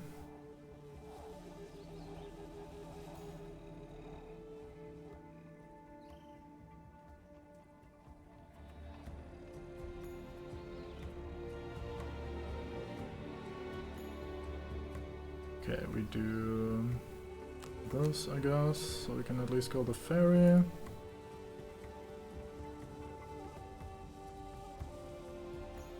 Man, you're out of cards again. That is sad, but so is life.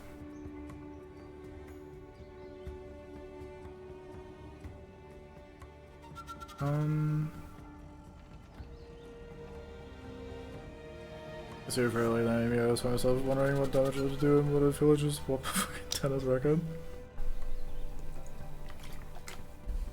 Since they're armored in those for some reason, they probably wouldn't really be too bothered by a tennis record. So this is our last turn. We probably win. I'm tempted to try and find a way to get more stuff out of this. Like if I go here and loot, which I could do. Wait, no, we lost the loot action. Never mind. I can only loot 1 bin anyway.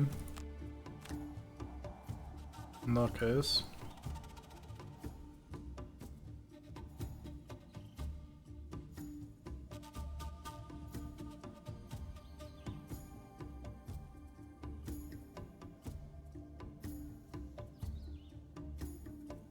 Can't find a way to move, heal, and damage at once. Which is a little annoying.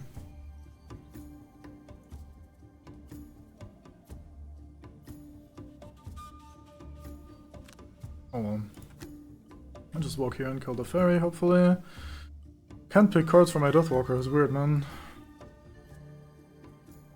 So you're gonna pull me here, that is okay with me. And then this gives XP, this gives XP, that's probably what I'm doing then. Of course the fairies are doing the funny I go fast and give myself 5 armor today, very good.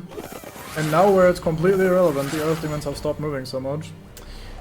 So strange, so weird game. Well, in that case I'm not even gonna bother trying to kill you. You didn't really get much experience at all, which is a little bit of a shame. But I could go and get another loot pile.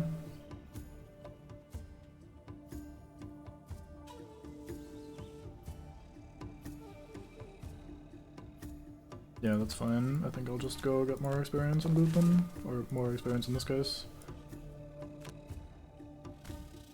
Punch it! Yeah! 1 damage to the fucking totem. Goddamn.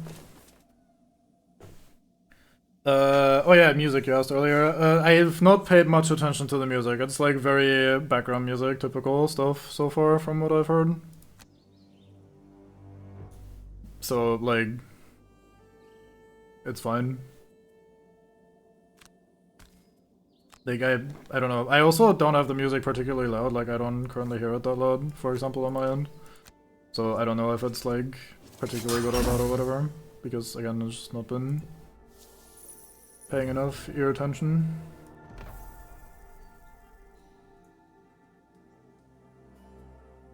Yeah, it's a shame you can't turn music off when it's annoying.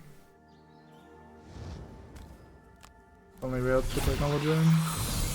So this gives me an XP, this gives me another XP.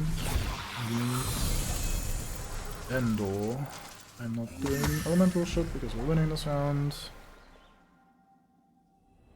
Okay, that was a minor catastrophe. I was very worried about the scenario, to be fair.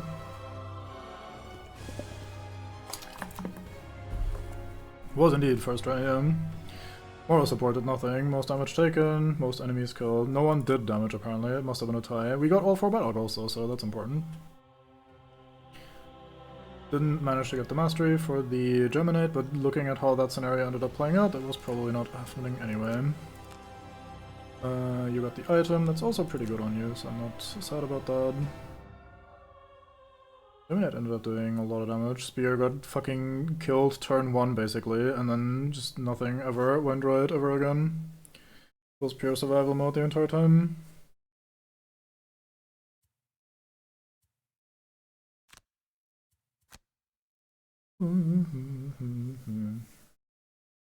Okay.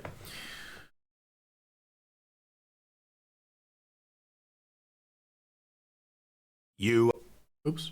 I fucking clicked back into the window from being tabbed out anyway. It was just like saying, yeah, you solved it, and now you can repair the bridge with the materials you've gained.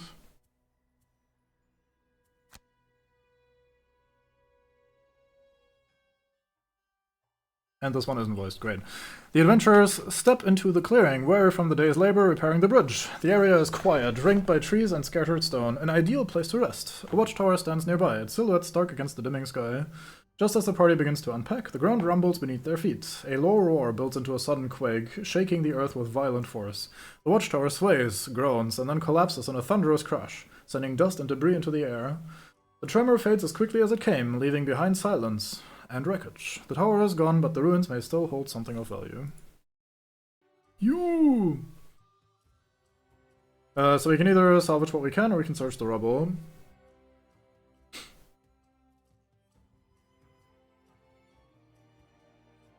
I don't remember what I chose.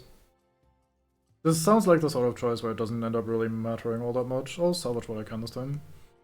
Any 5 materials, but the watchtower building has been wrecked. Unlucky. So we can pick from the proper hard TM materials. I'll probably spread some metal amongst the lads, given that we're kind of lacking that.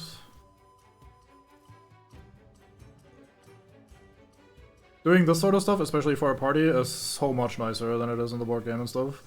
The fucking minutia of micromanaging, hey, does anyone have 2 wood for this? Oh, I need 1 wood for that. Oh, I already took that, I paid for this. Well, that is fucking awful and one of the worst things in the game. We can't rebuild that, can we? Does that even do it during this scenario? I don't know. We'll find out. Since it's like the prologue thing, I don't know if this actually works, but we'll, yeah, we'll find out. Okay, it's just repaired so we don't get a negative effect, fair enough. Good, we have ding ding on everyone, so let's do that. So we have level up. Level up, every time you do that you get a free perk point that you can immediately spend. In this case I will ignore downsides on items and remove 1/1 from my deck on the banner spear. This is your outpost, the entire Frost City. Like I have mentioned multiple times, this is the like intro prelude thingy they made for this digital version specifically. And we are not in Frosthaven. We have not arrived yet. We are on the way to Frosthaven. So, no, this is not... Oh, rather, sorry, Art, yes, this is the entire Frost City of Frosthaven, in Frosthaven, the video game, covered by Frostcube, living currently in Frosted Germany. So, we get to pick one of these 2 cards, because these are level 2 cards. Every time you level up, you can get a card of that level, like on level 3 you can pick one of these. Or lower, so for example we pick one of these level 2 cards. If we want to, on level 3 we can go back and pick the other level 2 card instead. So that's kind of neat. You can't easily change these. I don't know if... I don't remember what the ruling was on that. But we kind of house rolled it when we were playing the board game, because DK likes to swap his cards around. Which is, like, pretty good. I don't really... I'm usually not fussed very much with changing these. So we have to pick between Meat Grinder, which is pretty good. This bottom is Move and Heal and Regen, which is really, really, really comfy. And this template up here is difficult to arrange because you have to be on the opposite side of your ally. Like, you have to be... or the enemies have to be between you and your ally, which is a little awkward, but I think it's a very strong card with attack 4 and bleed. This one, Pinning Charge, is like fine. It's a ranged attack that does more for each ally adjacent to the enemy. And especially if we have wind, it's pretty okay. And then the bottom one allows 3 allies within range 4 to move a little bit, which sounds good, but I kind of struggle to find good opportunities for that, so I will guaranteed click on Meat Grinder. I was confident I was going to do that in advance. So now we add this card to our deck. I'll sort by level to find it real quick, and then we throw out the worst card in our deck, which, yeah.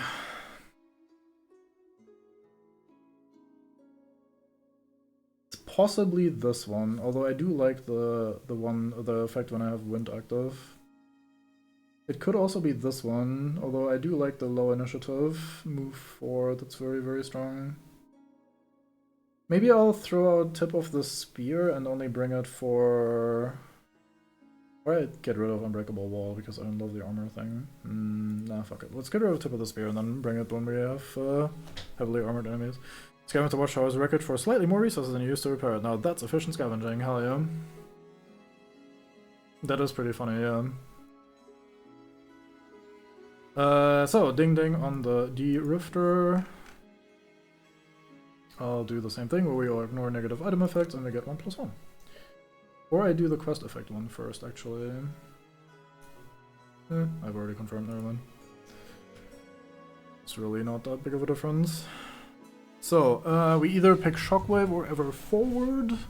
Shockwave is another persistent buff that makes me able to do some minor AoE suffering targets, which is really nice against armored fuckers and stuff you don't want to directly hit. And it has a move 3 armor 1 at initiative 17, which is very nice. It's a pretty good card. Ever Forward is a ranged attack 2 that also gives me regen. And the bottom is heal 3 people for 1.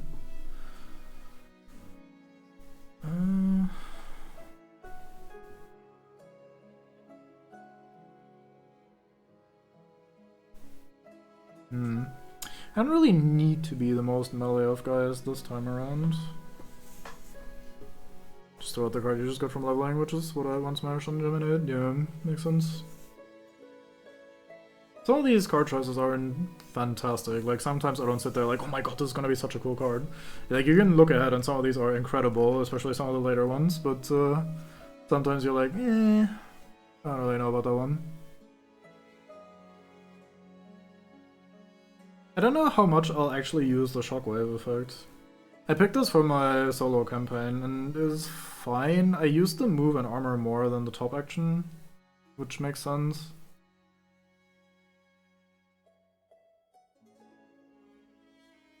I'll try Ever Forward, fuck it, let's do that.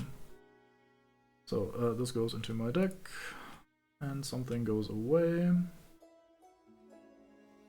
Probably get rid of one of the heal or move effects, or maybe the retaliate one. Yeah, let's leave the retaliate as a tech thing, in case we really need it. Death Wanker. We do a Ding Ding, so we get a perk. So, one of the things that you can click on is ignore quest effects. Some scenarios have like negative downsides that just start, or that you just get hit with at the start. Like, sometimes you bleed, sometimes you get some curses or whatever.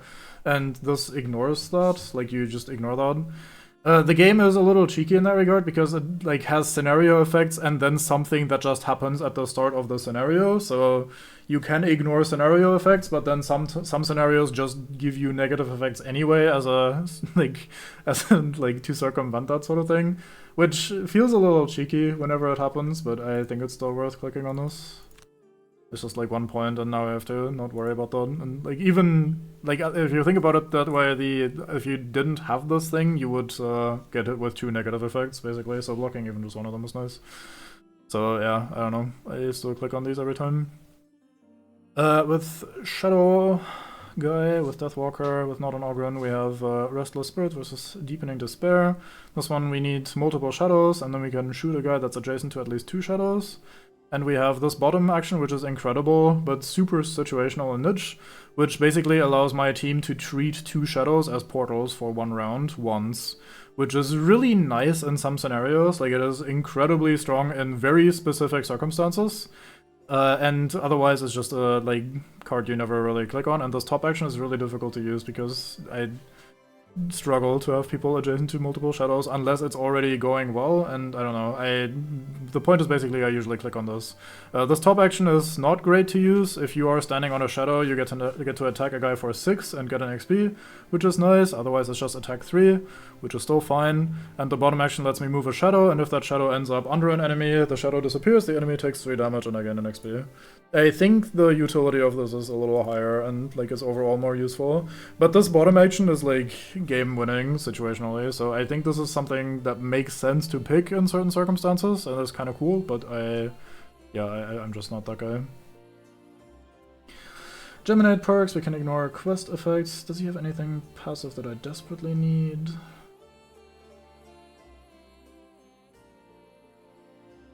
Oh yeah, the ignore 1 negative condition that you would give yourself once.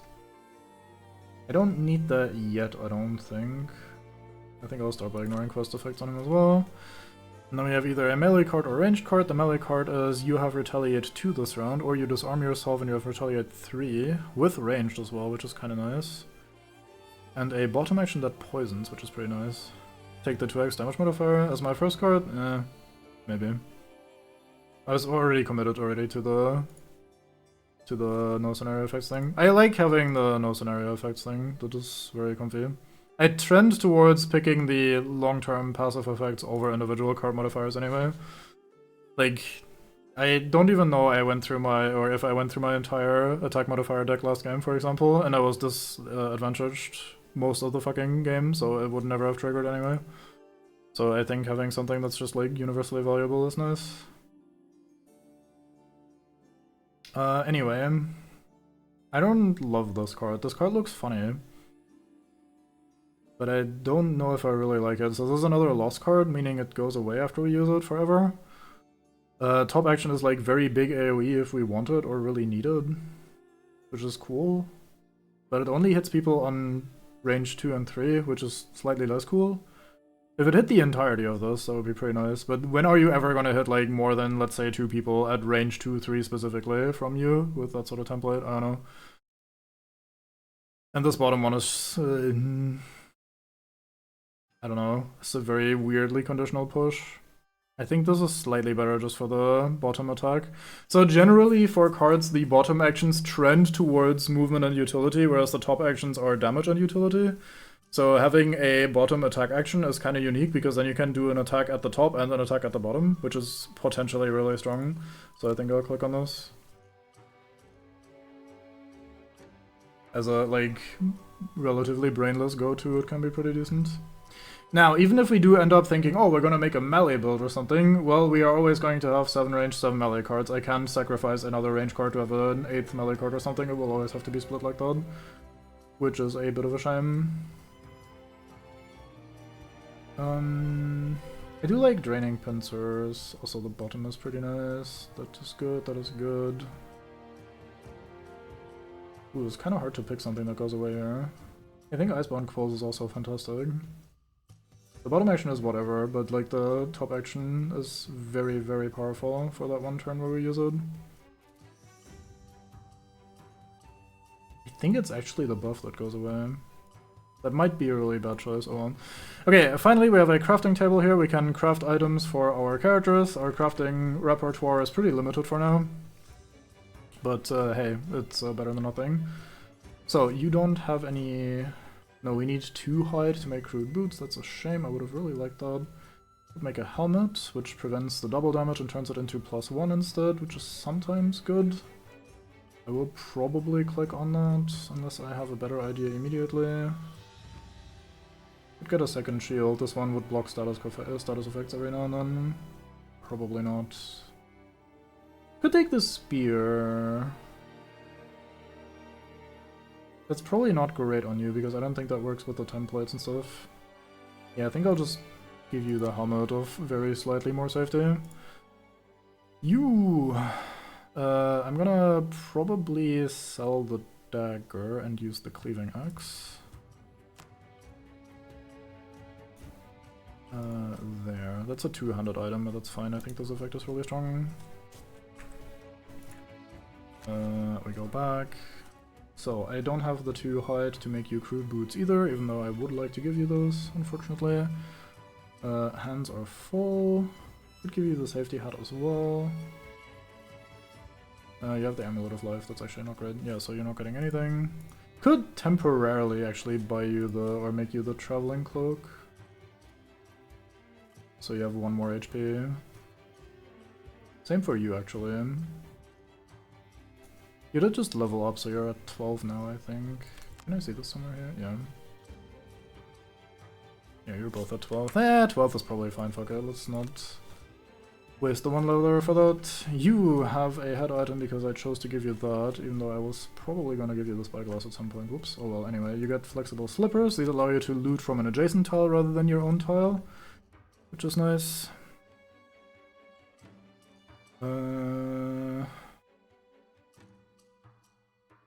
Root Spear is actually surprisingly not bad on this character, because those attacks from Shadow we do are actually considered melee attacks still. So having 2 range on that is occasionally pretty nice. I'll make 1, fuck it, let's find out how bad of a price that is. Can you break equipment back down or just sell it? No, we just sell it. You get money back based on the materials that were used. So you can technically that way turn material into money by crafting things and then selling them, although that's kind of cheesy and the game has a slightly better method of doing that in the long run. Now what do I do with you? You don't have the anti-armor socks effect, do you? Let's see. No, you cannot ignore downsides from armor, that makes sense. It's kind of a tank perk.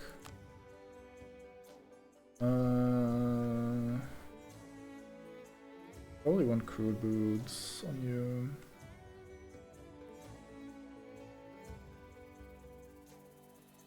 Maybe the spyglass, although I have a head slot already.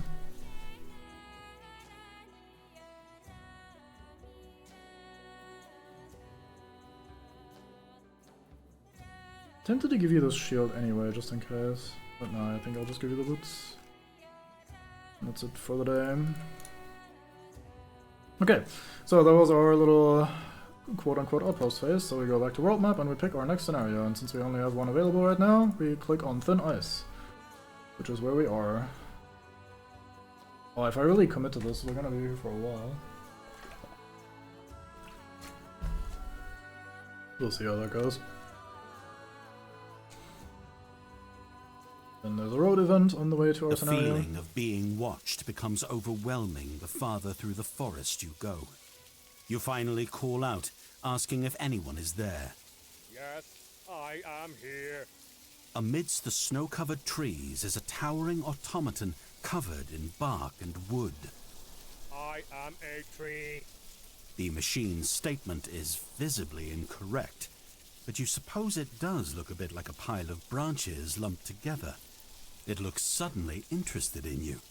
Do you have wood? Do you wish to trade wood for metal? Okay, so we can either trade with the tree, or we can reclaim the wood and metal from this monstrosity through force.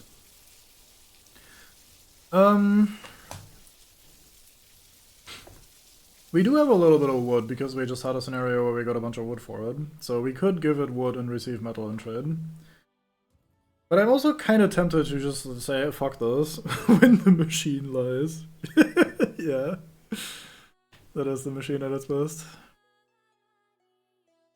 What's the worst that could happen? Fuck it. Time to find out what happens if a tree falls in a forest, and you are there to hear it.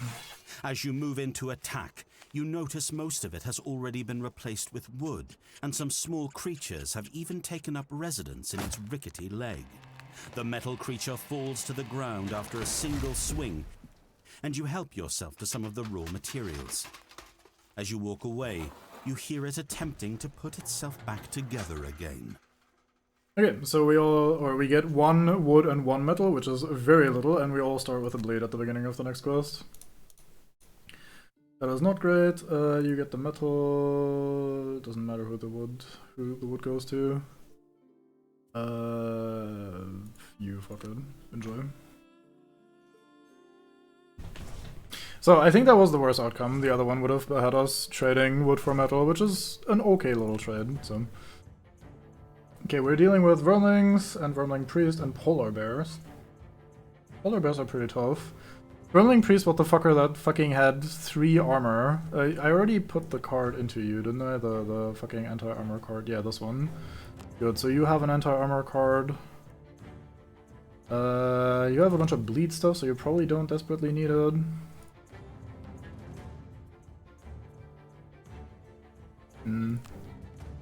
Yeah, I think that's gonna just be fine. Battle Goals. Lose a card to negate, suffering 5 more damage, and be the first to kill a monster in a quest. Unlikely. Kill at least 2 enemies in the same round. Not impossible, but hard. Very hard. But not impossible.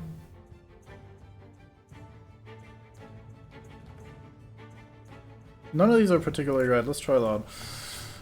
You never enter your turn adjacent to any other hero. That is borderline impossible in 4 players, so ideally not. Kill an enemy that has 2 or more negative conditions. That's not impossible. Perform no attack abilities in the first 3 rounds. Now, this is the character to do that with. If there's ever a character that is gonna be sitting there and not doing anything for a couple turns, sitting there and activating like a buff or 2, and then just sitting there like, haha, this is me, is very possible. It's also 2 perk marks, but I don't think I want to do that this time. I think I'll go for the kill someone that has 2 status effects on them. You remove a negative condition from yourself or an ally 2 or more times. That is pretty difficult to do, given that we don't have any heals. Kill an enemy and open a door in the same turn in either order. Suffer damage from an attack in the same round you long rest. Oh, these are all not great for me.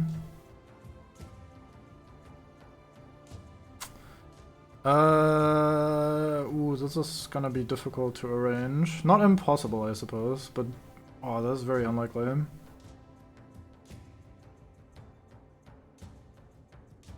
I don't even know yet how I'm gonna get rid of the fucking bleed. Probably from this guy's new card. I guess I'll try to get hit during long resting somehow. Add 2 cards to your lost pile before your first rest. Now that is very possible with Geminade. Have 5 or more total cards in your hand and discard at the end of the quest. It's a little harder. Perform an ability targeting an ally before your first rest and between each of your rests. So we do have that 1 heal card.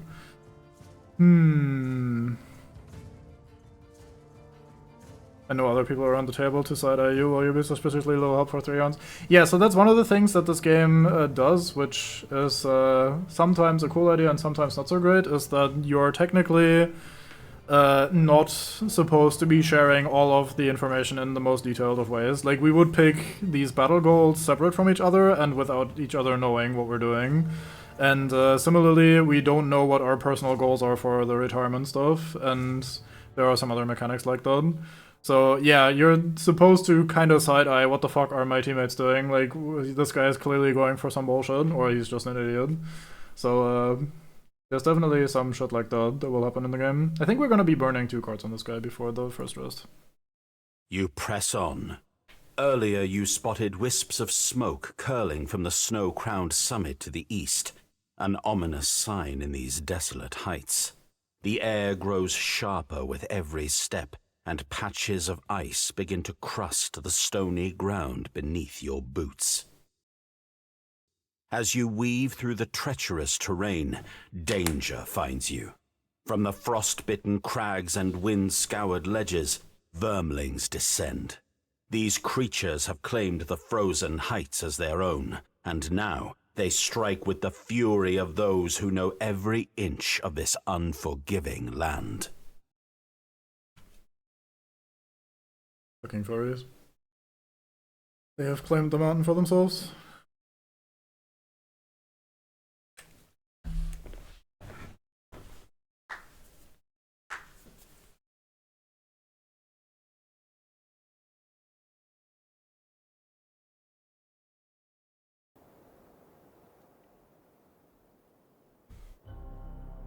Okay, so the starting bleed that we have is really unfortunate. The scenario is weird because here's all this ice, and ice tiles mean you slide on them, like in most other games.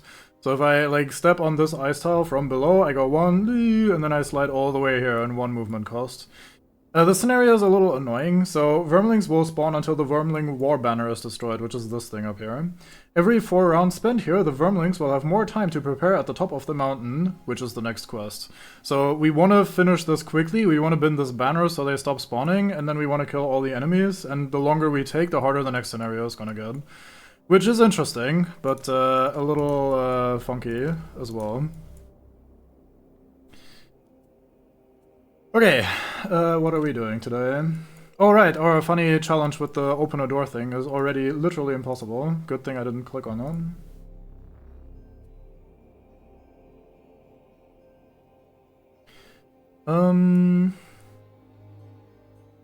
So how are we doing this?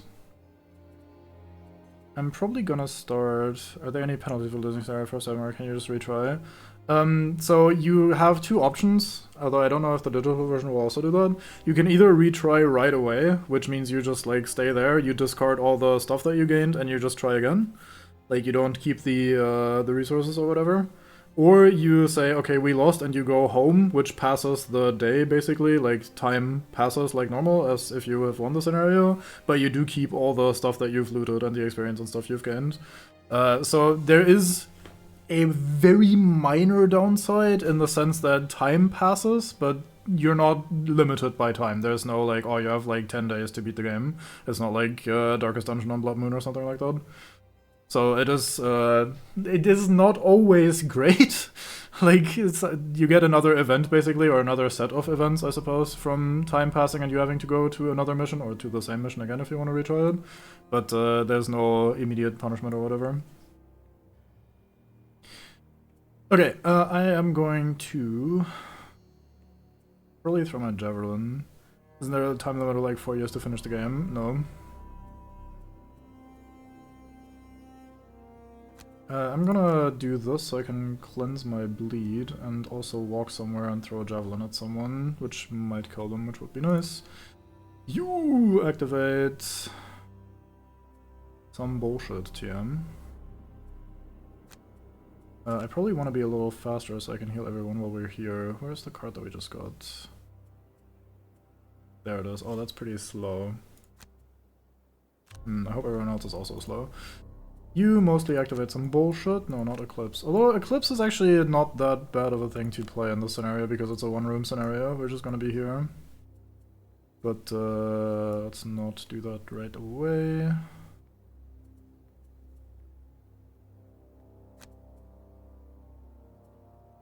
What do we do with you today?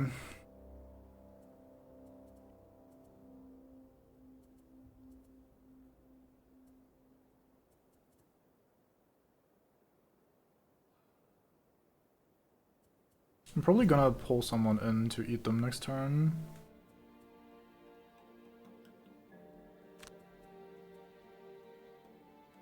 Let's play this combination, so we can go somewhere and then attack a guy at range, pull them in, and get them ready for death next turn.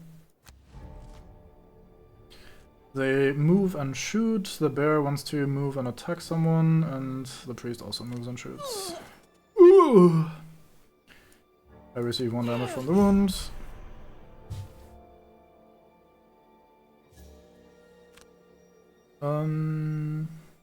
So funnily enough, with 3 move, I can go all the way here because of the fucking ice. So I can go 1, which brings me here, 2, 3, which brings me here.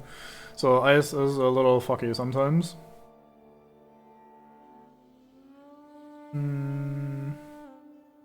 I guess I go here, throw the javelin at you.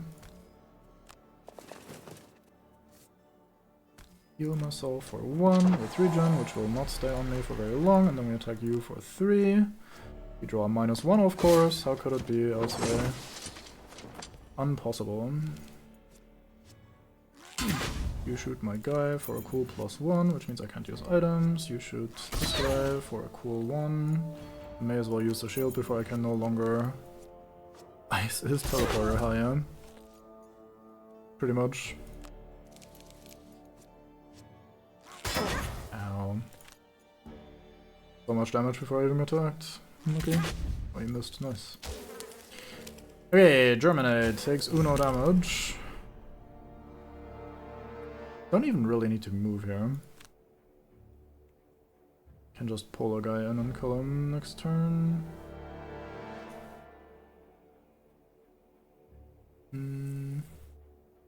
How much range is this? 4. 1, 2, 3, 4. That's not enough.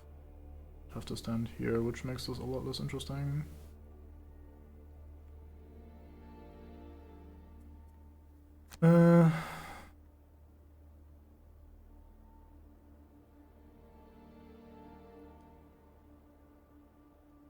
I'm trying to figure out a way to make those more appealing for the next turn as well.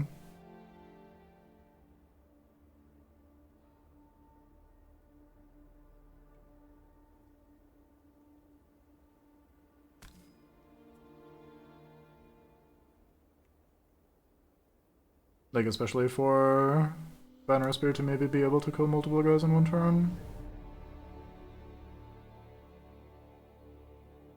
Can't find a way to set it up well. I didn't take the...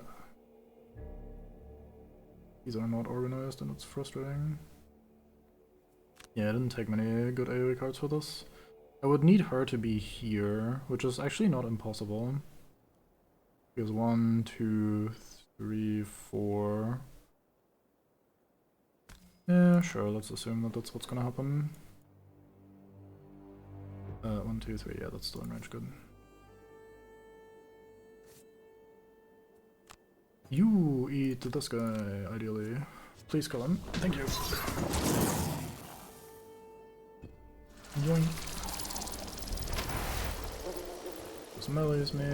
Bear time. The Rifter is wounded. The Rifter heals everyone for 1, which is very nice of him. That's some bullshit.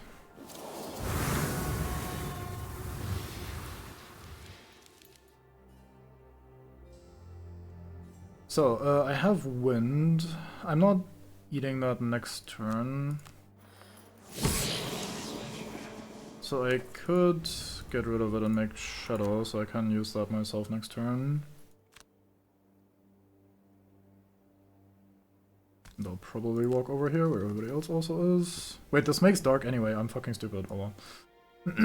Okay, I want to move 6 and then stab all 3 of these. Move 4 even, that is.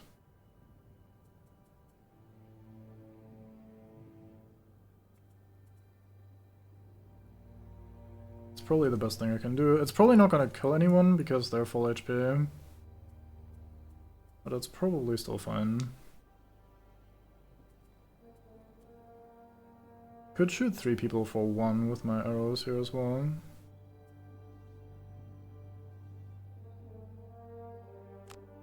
This is range 2 actually, so I can't quite, unless I happen to be here, which is also not happening actually. I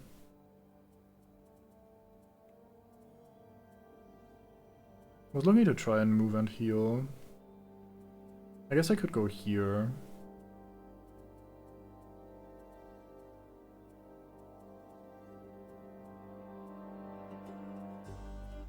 Where is? There's the card. Sure, let's assume that that's what we're doing. So, I have Darkness today, so I can also shoot 2 people at range 2.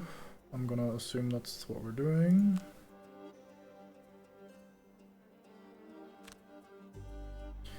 And you are now in melee. Bear is gonna be here next turn, very likely. We'll have to think of something.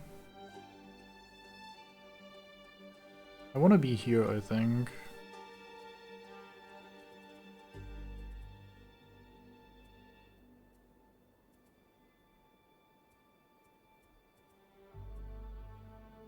Also a good opportunity to AoE these. I could be here and AoE these two. I'd have to be pretty late, I think, for that to make sense. Let's try that. See if we can make that work. Bear sleeps today, very good.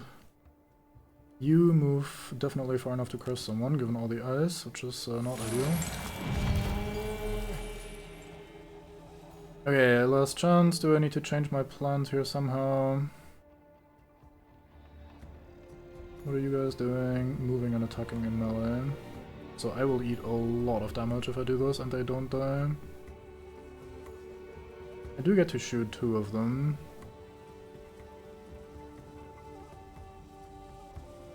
Nah, fuck it, let's risk it. When do you get to fucking attack 3 people? Not very frequently. So they're all immobilized. Unfortunately, they do have a target in melee range, so it will be a very sad day.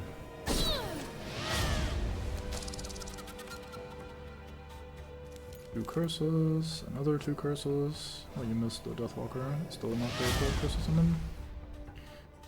Okay, I am doing some shooting.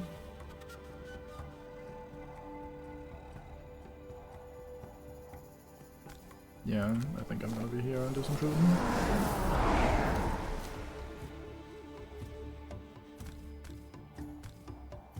Just for the model on you, I think. Actually, this is probably better. Since you have 3 armor, I only do 1 damage. That's not enough to do anything meaningful. Okay, that guy died, the other 2 were simply modeled, that's it. So I don't have a perfect spot to stand for you, unfortunately. Also, the one that died here was one of the few that was actually in a really good spot for me. So yeah, it's a bit unfortunate, but what can you do? So you go here. We poison this guy for the long term. Then I shoot both of you with darkness, having a moderately okay chance at actually killing some. Nope, not that guy, of course. And there's a miss. Classic. I'm not gonna loot that guy just yet, because there's more stuff on the next tile as well. And I immediately get a double. Good thing I have the helmet.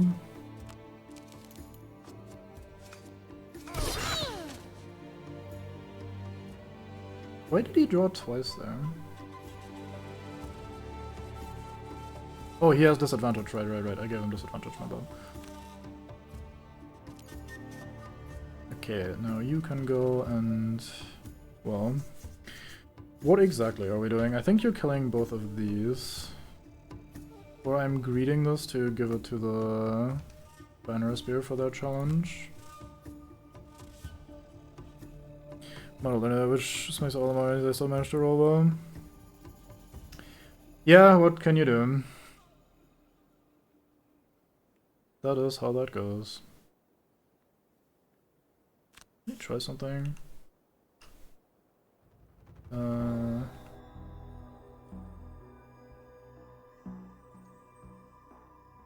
Yeah, so I can stand here and hit both of these if I want to. Do I want to?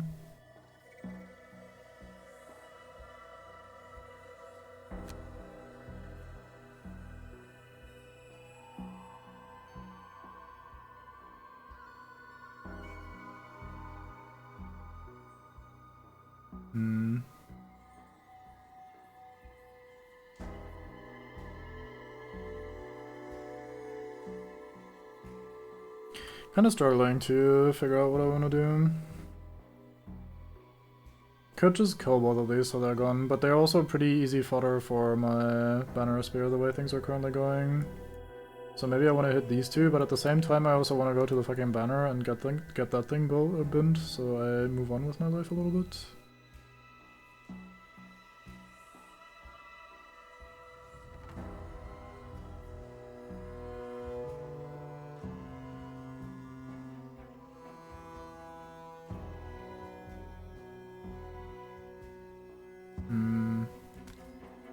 Fuck it, I go here and attack both of these.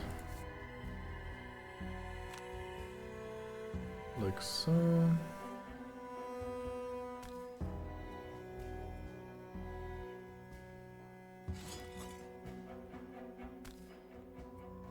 There, we poison the first guy because he's low HP, nice. I didn't go minus for change, very good. Brings me back to range, which is not ideal, but that's just what we have to deal with. Okay, I would like to Ideally bin both of these. I act at initiative 15, which is pretty high, and this should on paper be good enough, and then I can flee afterwards. Surely. Surely this will work. Now you, I need to get rid of as well somehow. I probably need the Drifter to go in a little bit more aggressively. So he can tank a little. Counter jinx it, I try. Oh my god, do I try? The Deathwalker multi-target attacks executed in the order the targets are selected. I think that wasn't the case in very early access. I haven't played Deathwalker since. I have no idea. I assume that's how it works, but it hasn't been elaborated on, and so far it has felt that way. But it might have been that I always selected them in the order that the game also wanted them to be happening. So I can't confirm or deny, sadly. I'm sorry.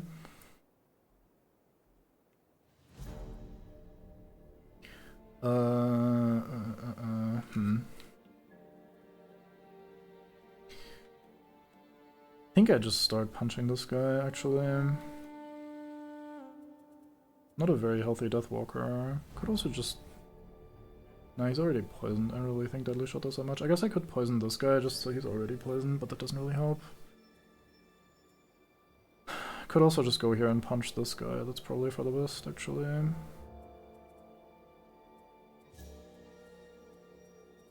Let's try that. I would need to move 3. I could burn this card, maybe. I don't really mind burning cards that much in this scenario, I think. And then we can do the Pierce attack on this guy. I think that's pretty good. Let's do that. We also get to do the cleaving axe damage onto the priest. I think that works out pretty well. Okay, you...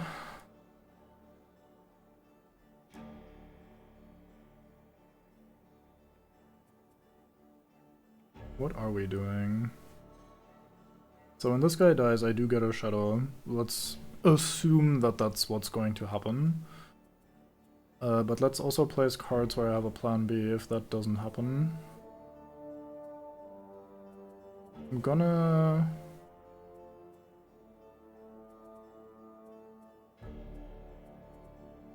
Am I dumb?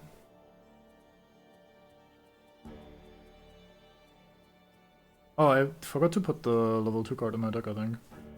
I was wondering where the fuck the card is. That would have been pretty useful. Whoops. Oh well.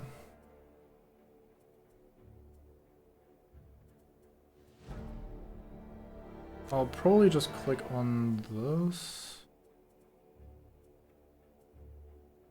Fluid Knight would be really bad if I don't get the Shadow, so it's kind of not a good plan B sort of card, but then I could always just default attack. I think this is fine, because if the Shadow does spawn, I can move it and stab this guy for a lot. Or this guy for a lot, depending. And if I don't get a Shadow, I can always just basic attack and then move the Shadow where I need it to be, so I think that's fine. Now what are we doing with you? Don't think I have a push. I do have a push, actually. That was tempting, if I can arrange that somehow. Bear likes to go pretty fast sometimes. So half of his remaining cards are pretty quick for me. Then I don't hit him with that, do I? No, 4 is fine. So if I go here, 1, 2, 3, 4, that is fine. And that would push him into the trap, which is pretty nice. So I could go at 18. Selfless Offering is actually good enough already.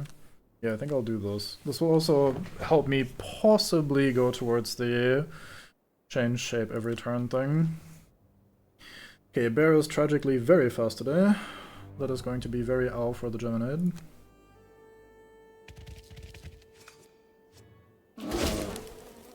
Ow. With bleed and immobilize. Alas. Okay, so we do this. Nice. Very good, that's them in the bin.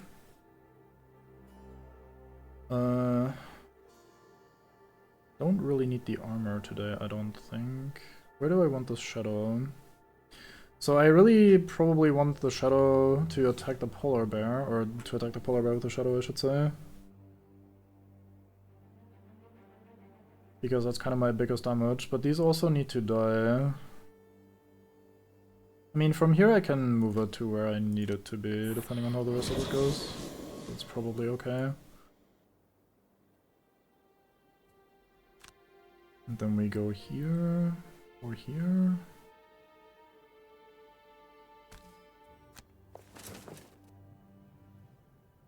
Could move one further to be closer to the goal. Yeah. I'm kind of struggling with this combat a little, so I should probably stay here for now. Okay, do I still follow this plan? I think it was pretty good, so I think I still follow this plan. We go here, attack this guy for a lot. He dies. We use the axe to do some damage to you. Move 2 over here.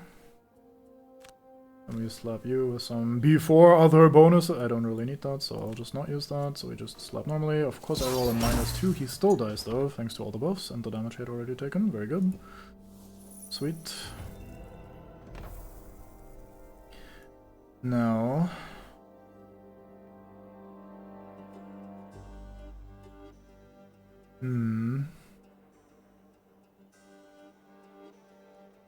This would be eating my one and only shadow. I need to have you stay here so you tank for the banner spear this turn. Or wherever you go, you need to be adjacent to the guy. So we're not leaving. Nah, I think I just do it, fuck it. Can always go closer and Jesus Christ, another -2. And do Eclipse when we need more bullshit. I would like to go here for the loot, but I would then have to burn a card on Banner Spear. So alas. Can the bear target 2 enemies? I think it can't. I don't know if it has a card for load. Ow. So everything that I had planned for is now thoroughly and entirely in the bin. And I cannot change forms even if I tried. Very good.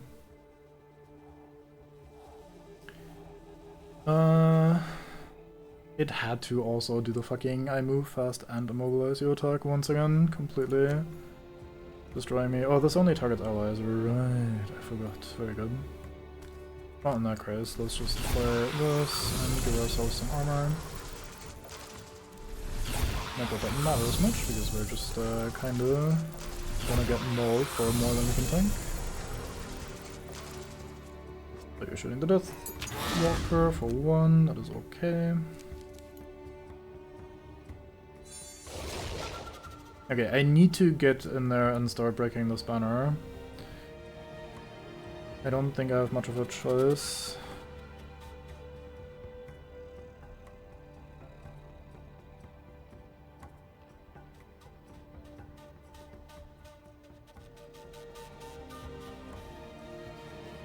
It's a pretty good opportunity to disarm the bear though.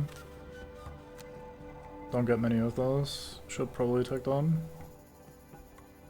So you then have to go in there 1, 2, 3. And then hit someone. I could do this as well, just to give the banner a shot as I show up.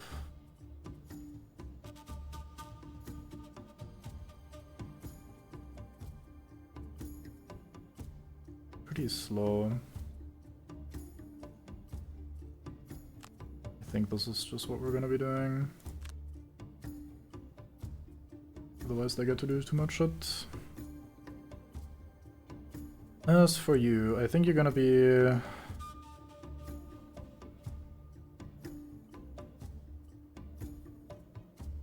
How am I playing this actually? I could just do this so I have a shadow wherever I go, and then... 1, 2, 3, 4, 5, 6, that's taken.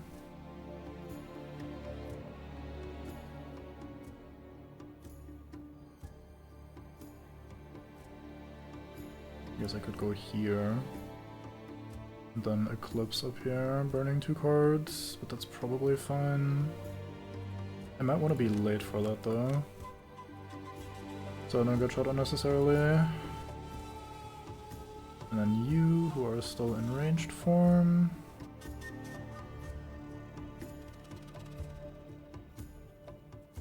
I need to play something that changes forms, so I... 1, 2, 3, 4, that is in range, so I could do that, and then for my top action... I don't really have a top action. I guess I just punch the bear. It could be okay. I am disarming the bear unless it gets to act first, so I don't really need to plan around leaving here anyway. So I think I just punch it, honestly. Okay, bear is not faster than me, very good. These heal. That is slightly less good. You shoot a poison arrow. You shoot that early enough to be annoying, probably. So we're just shooting this guy, even though it's probably not going to do anything. Actually got to do some damage, incredible. And then we're going to punch you. Although you're probably going to get healed, but not quite as much, so it's still progress.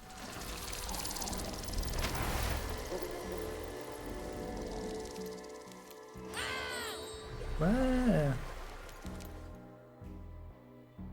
Oh yeah, it healed itself though, and it healed the poison only because that's how that works, my bad.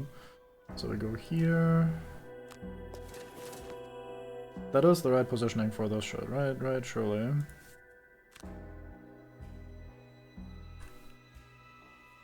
There. 4 ended his arm, very nice, so now we don't have to worry about the bear today.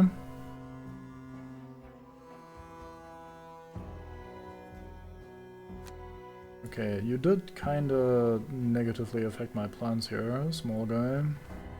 I don't want to tank the 4 damage trap, that's kinda out of the question.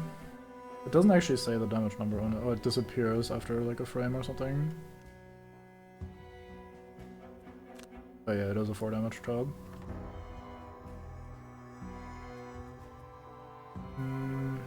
I guess I'll go here and punch the priest.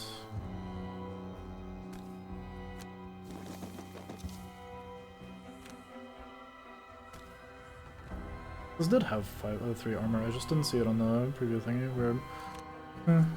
Oh, I drew the +1. Let's go. Insane RNG, it's all coming back. This is what winning looks and feels like. I'm gonna get poisoned here today, so I'm gonna keep my necklace for tomorrow so I can get rid of the poison. Well, he is currently dying, so he might not be that good. If he draws another decent card, yeah. Gonna have to burn something here, that is not ideal. Okay, then we go with you.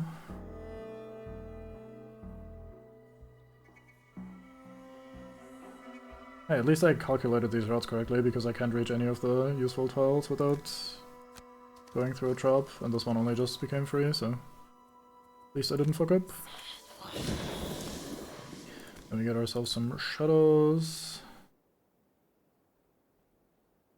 I'll probably do that, maybe? I don't know. I didn't think this through all the way. There's a lot of new enemies up there. Okay, let's do this, because that's kind of the only cards you have. You are currently dying, which is not ideal.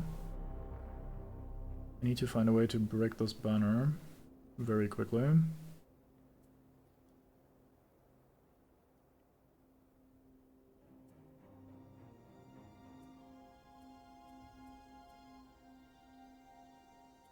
Could do these two, but that's like really weak.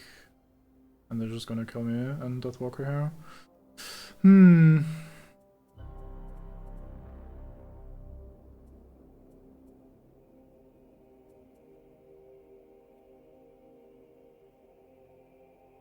It's gonna be a pretty bad turn. I'll probably have to quick rest on her so she gets her cards back and can burn some cards, but she's already burning cards, so this is not great. We do have to end up killing all these as well somehow, after everything is done. They are spawning a lot of enemies per round though.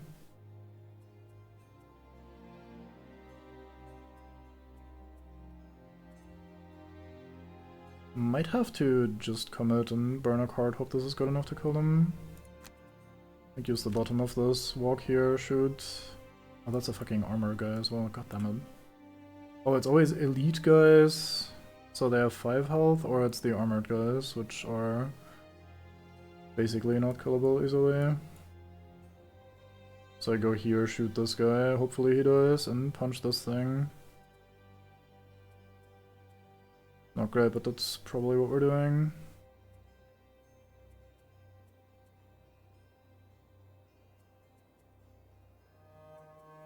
Can teleport over and then stop this for 5, which is not bad.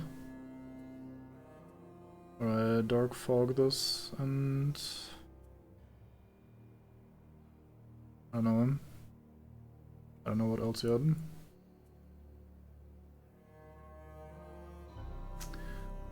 I mean, dark fog is just not gonna do anything. I need to just stab it manually, I think. Yeah, we'll just play this and hope it's good. Hope I don't die is kind of the best thing I can do right now, I think. You, ideally, eat some shit. I can slap you for a lot today at relatively quick initiative. Don't have much of a follow-up turn. I will do this, and then maybe I don't do that. I already used my Amulet of Life, so I kind of don't want to give myself the negative effects of Reckless Job.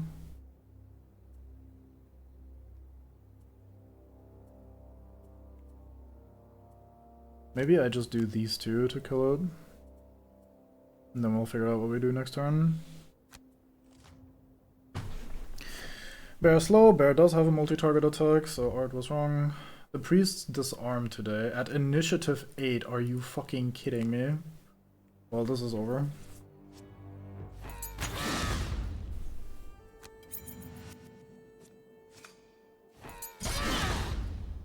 This fucking guy here as well. Just, bro, fucking disarm at initiative 8 is toxic as shit. Jesus Christ.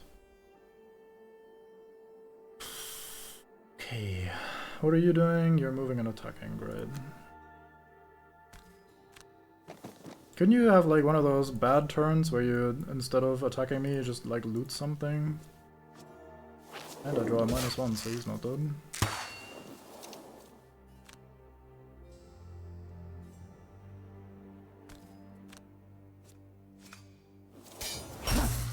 Yeah, it's pretty fucked up.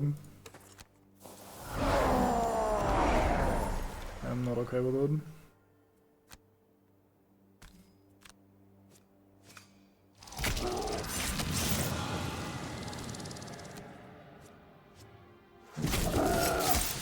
I do get a shadow here now, so I can teleport out of there with you and leave the drifter up here to die. Which may be what ends up happening. Priest otherwise I prefer fighting a polar bear over a priest anytime, yeah. Curse as well is just so fucking annoying to deal with. They are very annoying enemy types.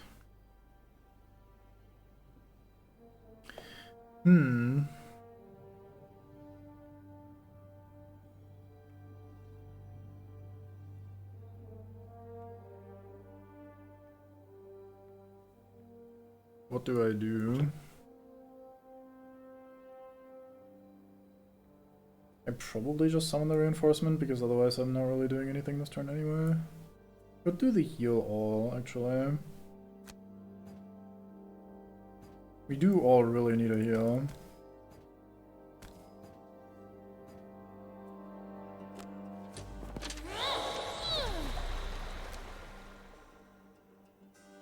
I just eat the 3.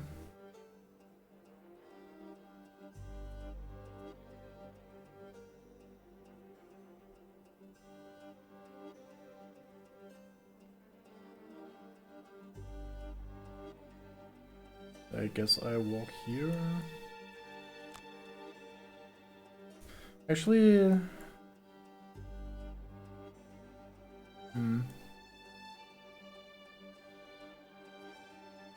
Yeah, I think I might go here. Just to get closer to the rest of everybody. Okay, I am disarmed now, so I can't attack. I can, however, summon a guy, which will draw an attack off of me, or I place him here. Wait, he is just gonna get hit by this guy. Yeah, I'll place him here and hope he survives somehow. It's not happening, but at least it's gonna be one attack that I'm not eating. And then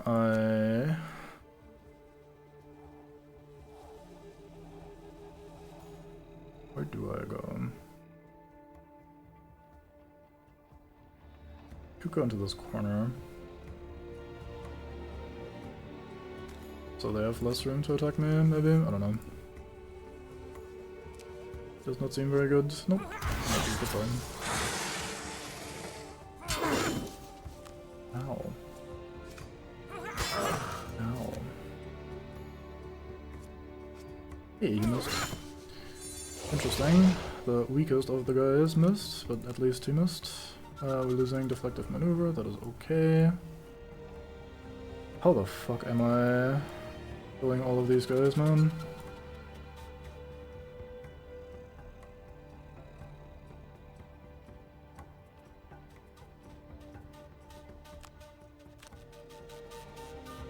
It's a shame to lose that card, but if I lose Lingering Rot, that's pretty much GG, so I think I have to accept this. Because I need to use Lingering Rot here and hope it kills like half the map. Wait, no, not that one.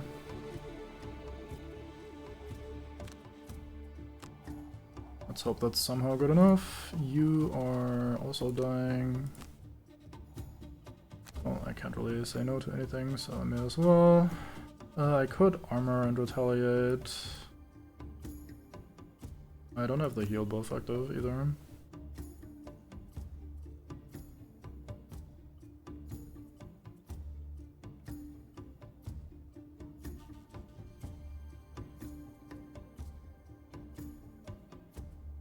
I think I just slap the banner twice and use this to maybe do something.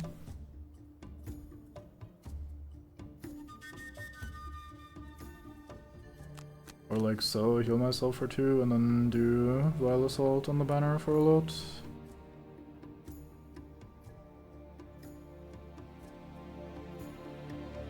So with that out of the way, what are you doing?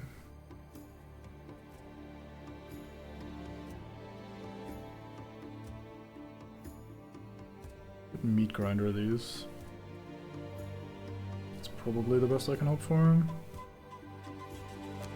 gonna go fast so I can maybe draw some attention because she hasn't burned any cards yet. Maybe get this guy to 1 HP and bleeding before their turn.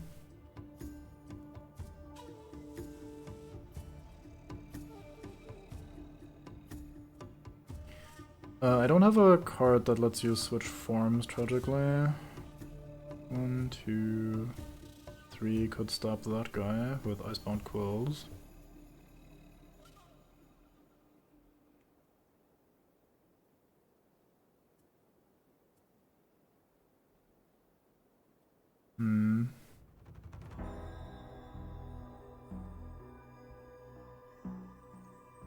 Yeah, but I'm not doing the top of Hornet Stingers because I need to move. My only move card. Move 2 is not enough for anything else. I think I'm just gonna go in there and try to kill that guy. Okay, these are healing and these are standing still and multi-targeting. Fantastic.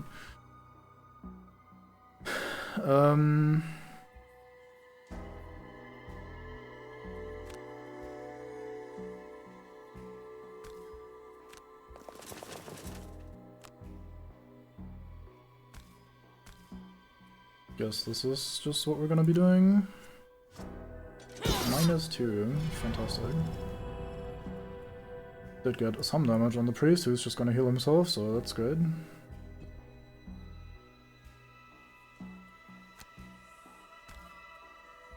I do have the crude boots as well to go one further, I forgot about them.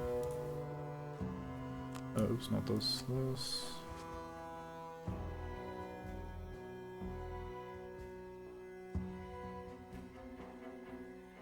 I think it doesn't really change anything. I think I'll still go here and just try to kill him. I'm kind of just all in and trying to outfight these before I die. Of course, another -1. Fantastic.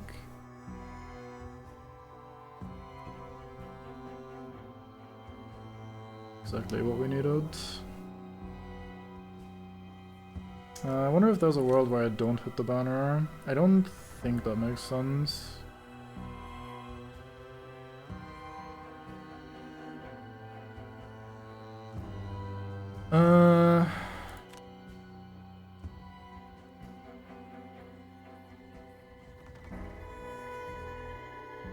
Yeah, I think I just have to accept that I'm burning every card that has ever existed. And I need to get this thing burned, otherwise we just lose. And then I heal for 2.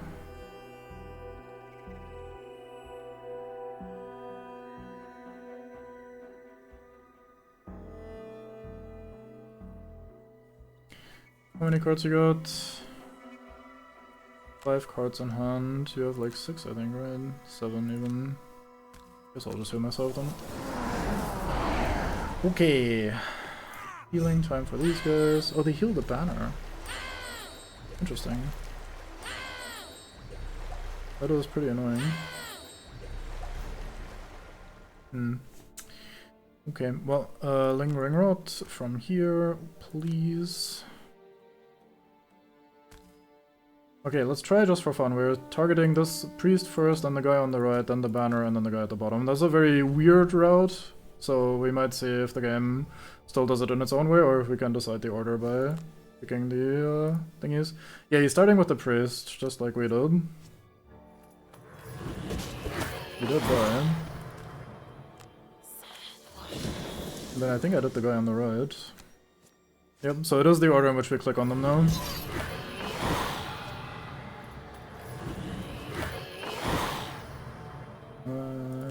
Sure.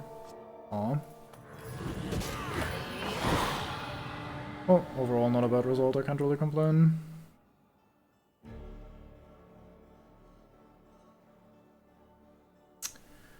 Shame about all these 1 HP idiots that I can't kill.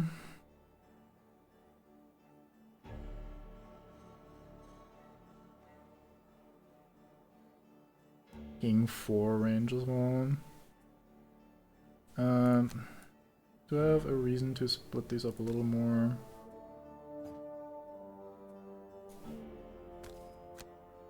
Let's maybe bring one here. Maybe one here.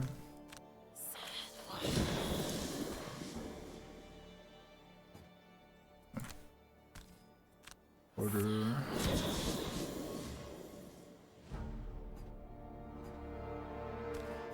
I'll just leave this there in case it matters to retreat or to loot or something. Okay, time to eat 800 attacks.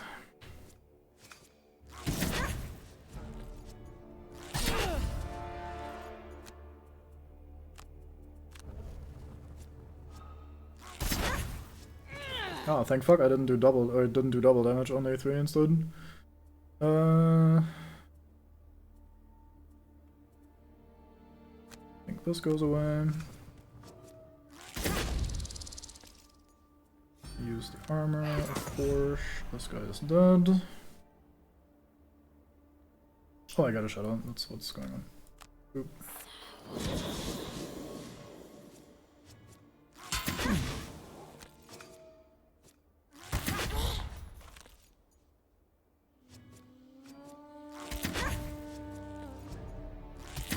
Strong -1. Oh, strong -1. Oh! Fucking... They actually... Wait, this was a spawn over here. How did you move here? That's not how it works in the board game, isn't it? Isn't it like when the spawn locations are surrounded and blocked, it doesn't spawn? Instead it spawns over here? That's fucked up. I'm not okay with that. I didn't sign up for that.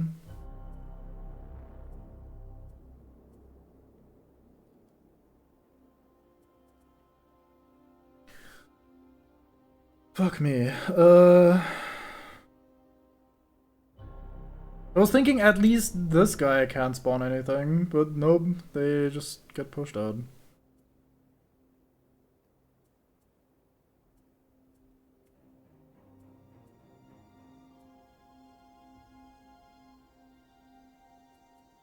I mean, she's kind of the only one that can do any AoE, so I guess I will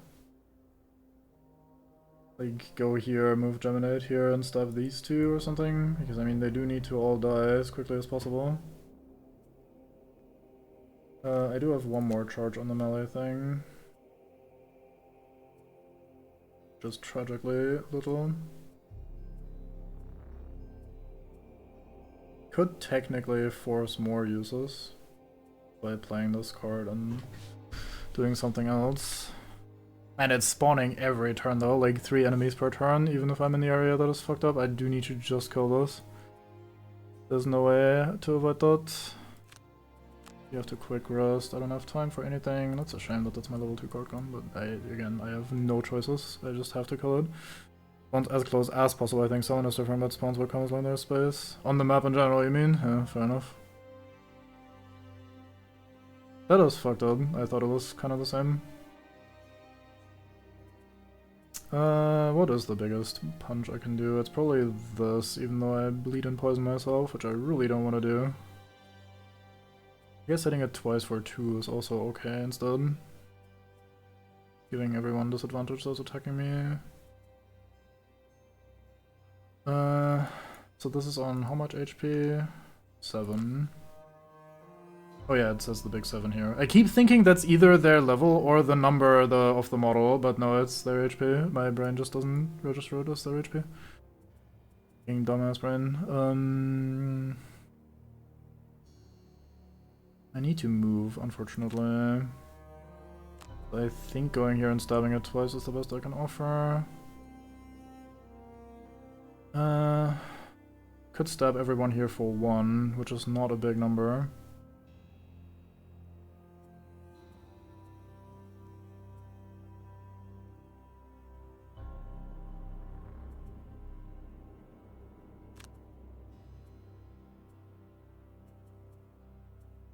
I think I'll click on these two. None of my bottom actions really do anything particularly useful right now, so I can, if it looks like this thing is dead and I don't need to use Fluid Knight on it, then I can choose not to and instead play the AoE stab. Then I don't have Fluid Knight until I rest, which is a little unfortunate. But I do still have that card as well, actually. Maybe this is better to do to these 3, for example.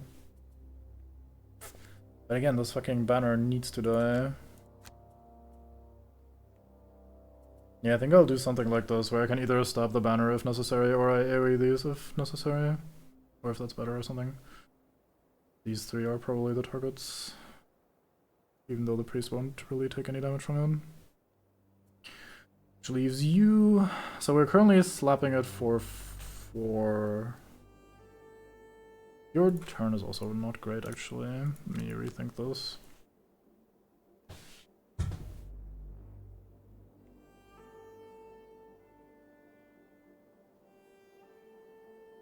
Really would have liked to tip out the spear in this scenario. I just didn't remember what this looked like. I don't think heal is good enough to do anything here. Could summon a guy and do combined effort to this guy. Give it some ow.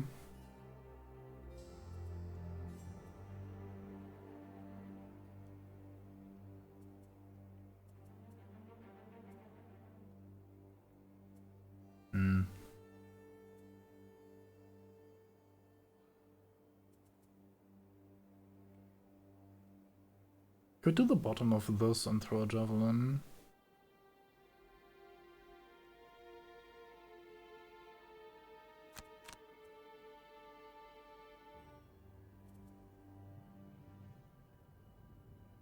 Could do the javelin and then this, and then my next follow-up guy will be Geminate jumping here and stabbing this thing twice for 3 each. That could be good.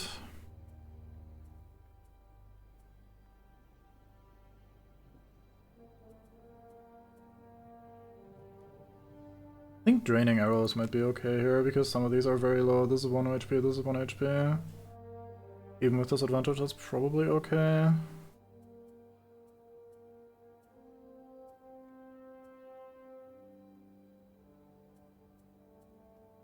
I wonder if I have time to activate this healing thing. Probably not.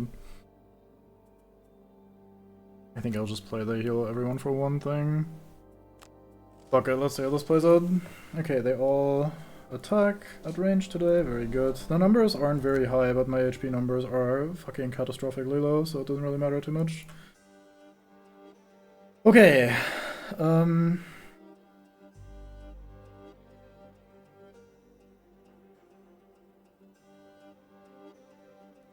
I'm assuming these two together will break the banner. If I throw the spear at it for 3 on average, and then he stabs it twice for 6 on average, that should do it. So I think I will go for that.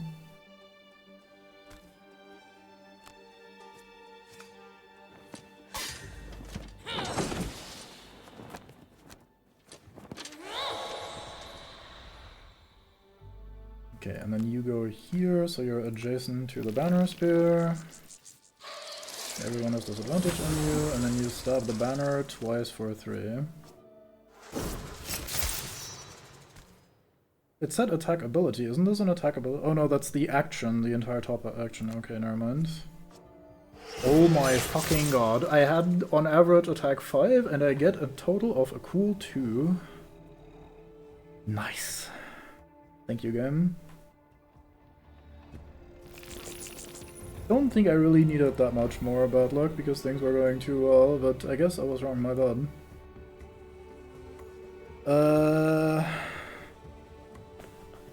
I'm gonna go to the bathroom, BRB.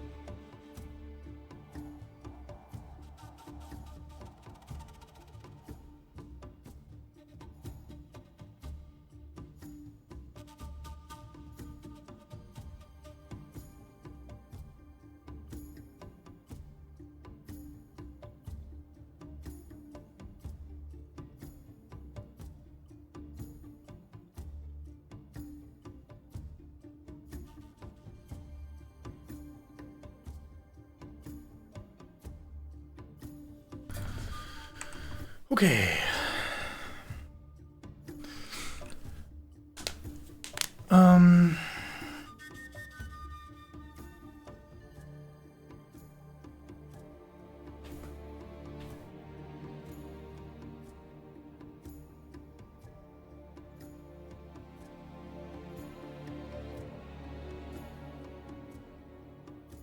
I guess I basic attack this now with the stop action. Okay, another -1, but fuck it, we finally got this thing in the bin, and that was the last charge of the buff.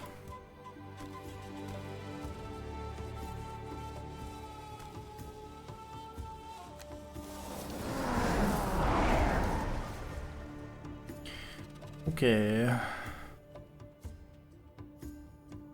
Guess it becomes a target of Draining Arrows. Well, Draining Arrows does 1 damage, it had 2 HP, and since it's a ranged attack, I would have had disadvantage on it, so the average is below 1 damage on the thing with 2 HP.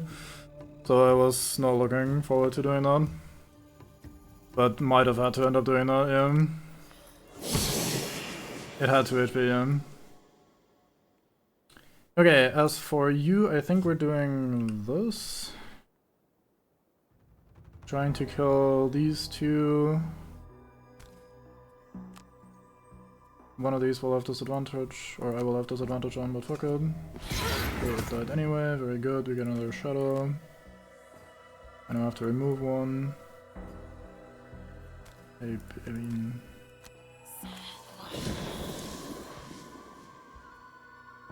I will just not mark these anymore.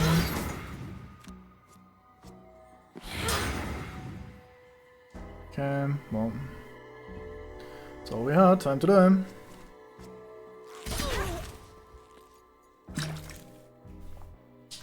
Yeah, no worries.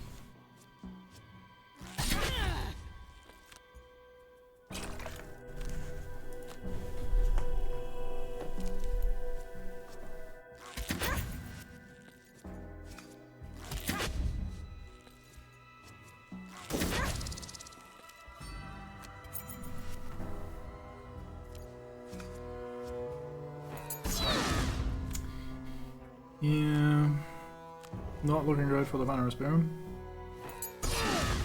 Even with the -1 there.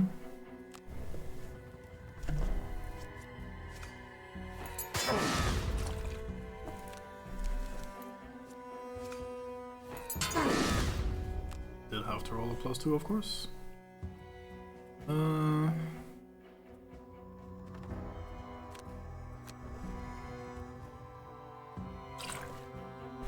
So you either long or quick rest. I don't think you survive just because you click on long rest here, so I think I quick rest to have 1 or possibly 2 more turns. Shame that it's one of my better cards that goes as expected, but yeah, probably it wouldn't have mattered too much anyway from here. What is the best thing I can do with you?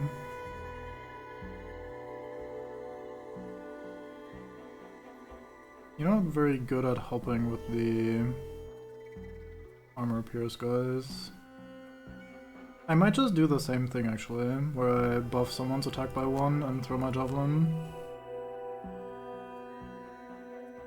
There's a world in which this ends up being a good effect, but it's probably not this world. Would heavily depend on what they do and draw. Could quick rest here just to get some more cards in my hand, so I have more to burn. Because these are not fantastic actions either, to be fair. I mean, it does allow me to do some damage to someone, it's probably all I can hope for.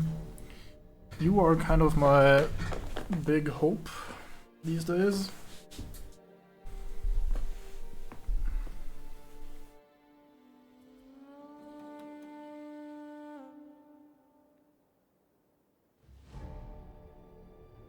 Could go here and shoot these two. Or these two. Could summon my guy. Who probably just dies to one of the 800 attacks since he's 1 HP.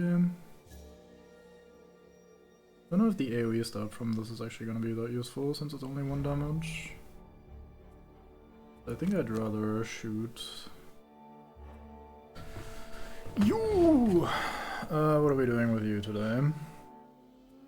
We could do the jump double disarm on the priests here, maybe. Although if they do anything too terrible, there's no way I'm preventing that anyway. Ton of sun for the draining pincers. Could reckless jab someone. You are relatively healthy. I have a lot of ranged cards though, so I should probably play something that ends with me in range form.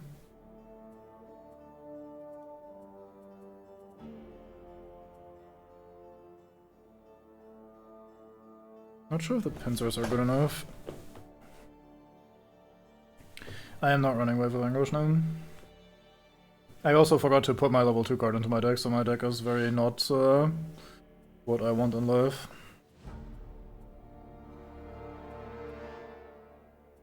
I would like the double disarm, but if I play that card I can't transform. If I can't transform I have to long rest, which is not great. So I have to play one of the ones that transforms me.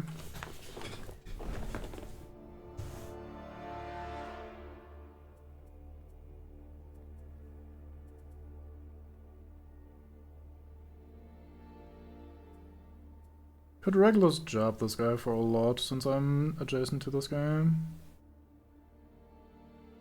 Could attack these two with the drag down as well, which would be 3 for you.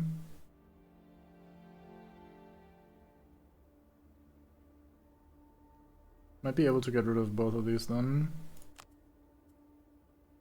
Let's do that, yeah.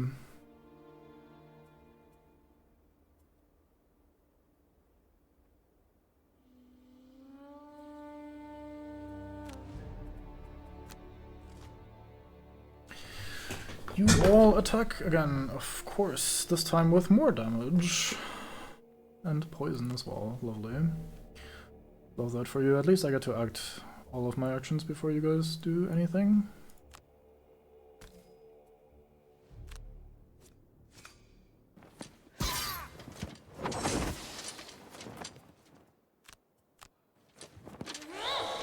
Okay, that's you.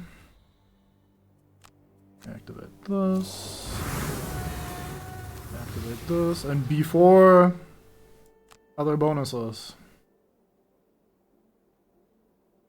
Wait, what?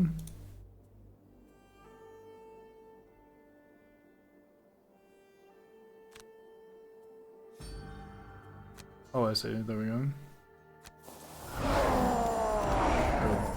Good.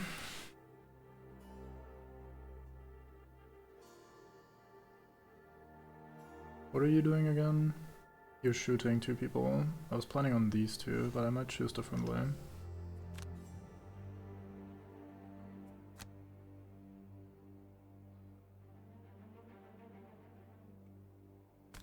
I'll just have to roll high for a change.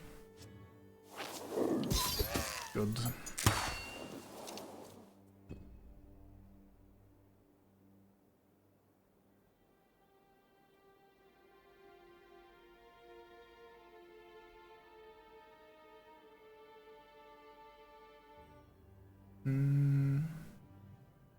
Easiest high roll in his life. It's not even that much of a high roll as well. Things are just catastrophically bad right now.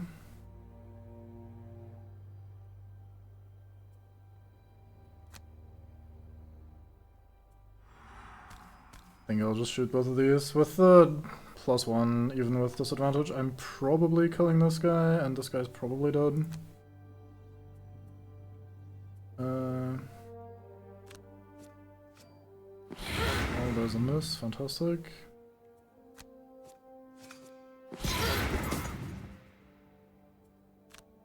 I'm gonna go here, I think. I'm gonna eat some more damage, but it also is better than this guy taking more damage. Since he has technically got enough in the tank, but he can continue gaming for a bit.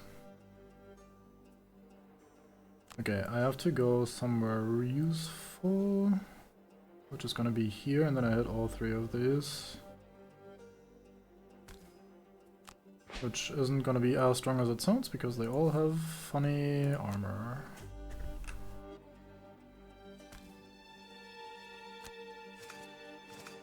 Miss and curse, and this guy got hit a little bit. Well, at least it was the miss and the curse on the guys that were armored anyway, so the one guy that could have taken damage did actually take damage. Very good. Okay, so now my healthy characters are all tanking for my non-healthy characters, generally.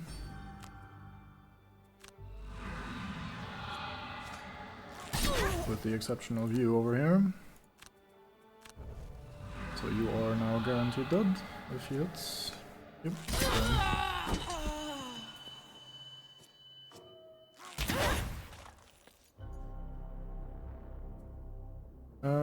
Do I take those? Only one, yeah, I take them.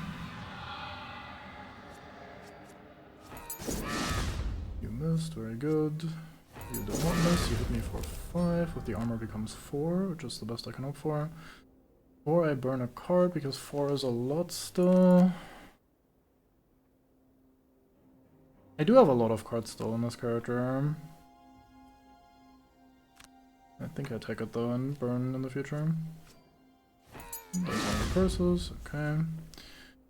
We lived for now.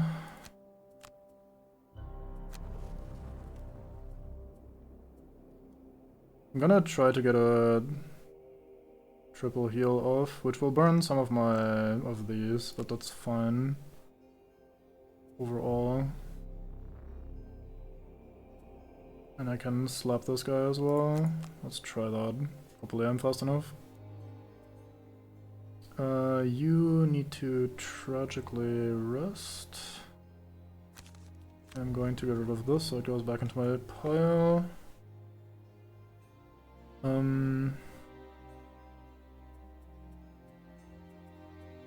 think all of my remaining cards are at least okay, so I think I can afford to quick rest here. I kinda need to for tempo anyway.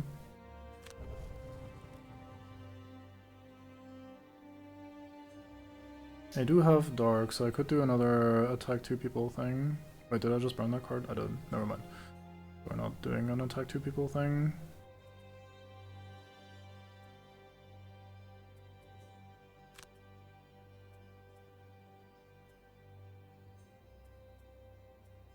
This makes dark anyway, so I don't need to think about that. I think I use those just for the bottom action. So you... What can I do here that makes these all go away? I don't really have anything with Pierce. I do have a pull, so I could pull you into this, which kills you outright. That's probably what we're doing.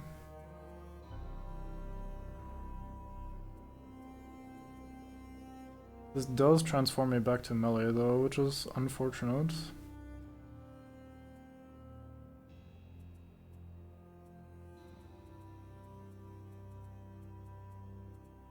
Where's the thing? Oh, this one, yeah.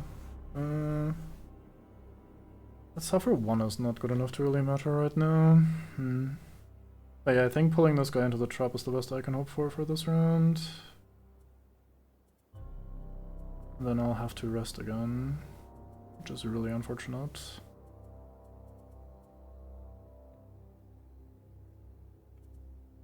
I'm not in range is the thing, so I need to move away because of the specific range of this character. I guess I'll just play these two, hope the heal works out well enough. Okay, they're doing the disarm thing at initiative 8 again, very cool, but at least the scouts don't attack today, so that's a good start. In some ways.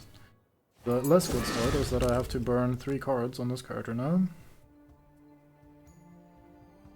Don't think I can afford to do this anyway. Actually, I burned 2, this guy goes for that guy. Yeah, I really should have burned on the 4 damage one. That's my bad. Okay, at least you're only disarmed, which is a shame because I was gonna punch, but what can you do? What can you do? Who do I stab?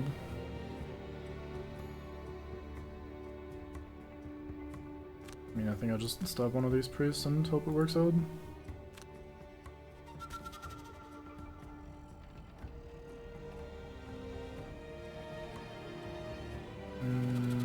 Yeah. And there's a curse. Man, that was the only curse in my deck too. This was a freshly shuffled full card deck, and I draw the fucking 1 curse out of 21 cards. Thank you. I guess it was 2 out of 21 that had that effect, but still a little pissed about it. I can kind of manipulate their positioning here because they go for melee when they go for the loot action.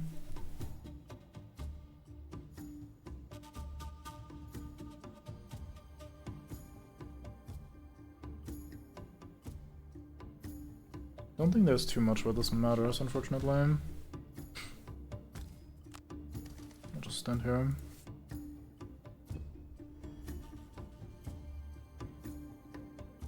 Okay, so I'm disarmed, so I can't do either of those top actions. Very cool, so I guess I'll just heal everyone for a bit.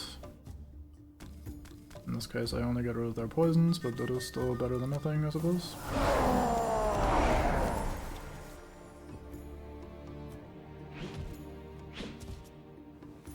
Yoink. That was a lot of loot that he just yoinked, but I mean, we're probably not even winning, so it doesn't really matter all that much.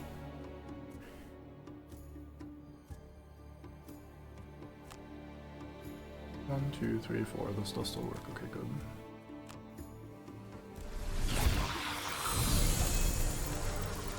Oh, I am also disarmed, so I can't even pull him. Man, this armor's fucking me up really hard. Second time.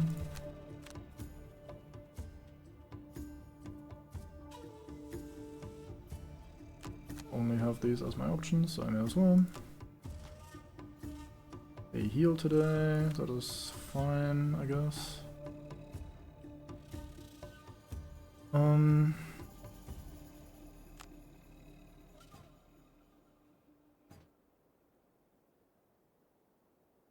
I can't do damage to these, is the problem. Like, I just don't hurt them enough. Because of the fucking 3 armor. -2 does not help, I guess, but... kind of not worth healing that guy because he has 1 more turn, but whatever. Doing good actions against me, yeah. I've also drawn some not very good attack modifiers at pretty critical moments. Which is a little unfortunate.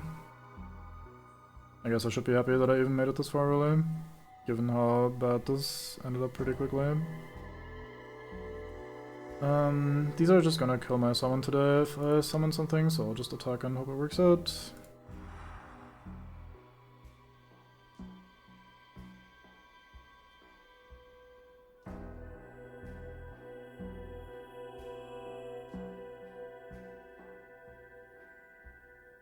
Guess I'll just try to kill this guy. Getting 1 into the bin is better than not at all. My dashboard tab crashed. Thank you, Twitch. Very cool.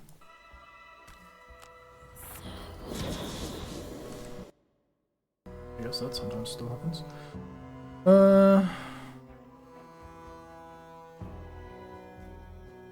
Wonder if I should be standing here.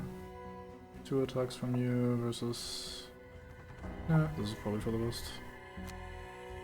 I mean, I may as well loot 1 if there is something. Nope, there is nothing, okay.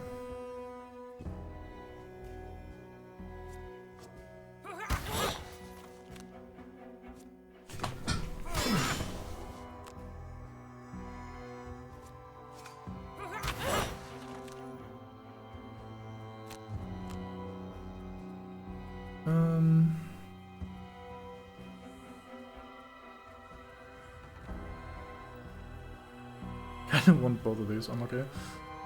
I guess we'll get rid of this one. The other one has the 1 pierce attack in my current party, so that is all we got. Last turn for you. You need to rest. I can't afford to long rest here, so I'll just draw and hope a miracle happens. Nope, of course I lose Fluid Knight, my best card. So redraw. Yeah, sure, that can go away. Although I'll probably just get another curse again. Not that it matters at this point, because I think I physically do not have enough cards anymore to sort this out. Like, even if I get some very miraculous draws, I think we're just kind of fucked. Or whatever.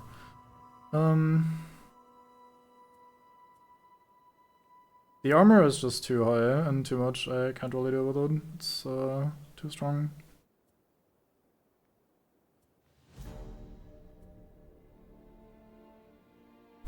In most normal scenarios like this, I can usually try to just play it out and see if I can maybe get the important ones that, and then eventually win over time with some basic actions if need be.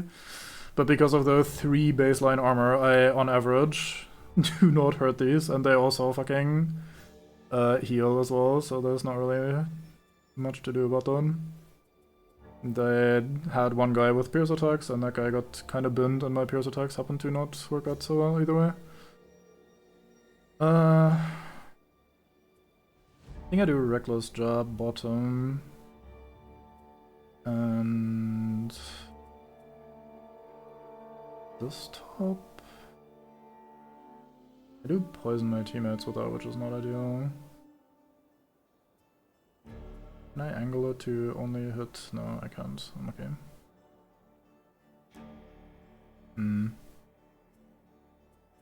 I have a perfect drag down here again, which is kind of funny, because these are usually pretty hard to get.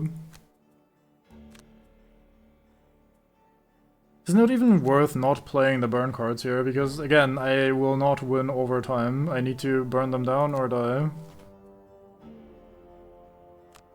Between the fucking massive armor and the heals, I simply cannot win over time.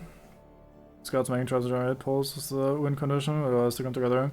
My Geminate pulls are also not gonna happen frequently enough, even then. And like last time I had a setup for that, I even got this armed, so like... Even the one counter that possibly still exists in here is very not likely. Okay, let's eat the last charge of this and throw my weapon at this guy, I guess. Nope, another -1, so not even that is permitted. And then I go somewhere to tank damage, because they're gonna hit very, very heavily today. I guess this is the best I can do.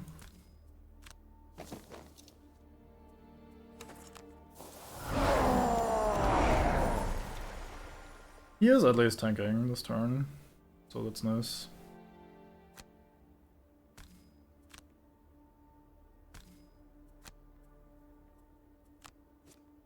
Another -1. Oh. Yeah, I mean, this... Okay, I mean, fucking... This was not meant to be one, unfortunate. I feel like at this point there's not much more to say. Was not meant to be. Hey, the double on the fucking guy that drew so many -1s that he does survive another fucking attack. Very good. Watch him not die to my 4 damage attack now. Oh, he actually did die, sorry, my bad. I was too pessimistic.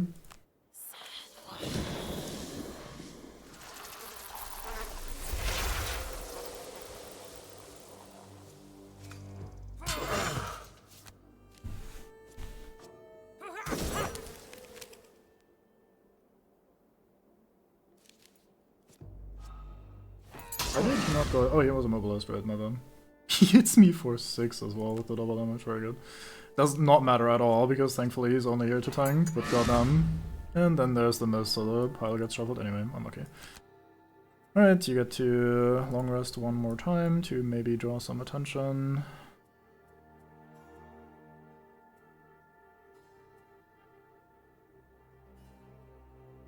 Is there a world in which I long rest here?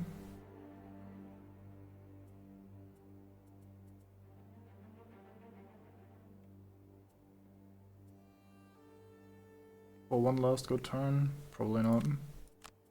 Of course, Fluid Knight goes away. I blame Art for this. But yeah, even with that, I was not doing that anymore. I can guaranteed kill these two with Mind Spike.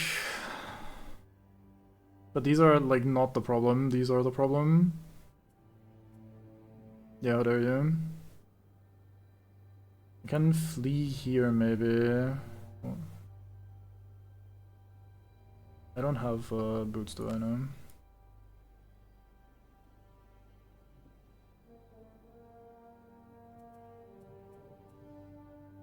I would need 2 turns to go there anyway, even with a move 4.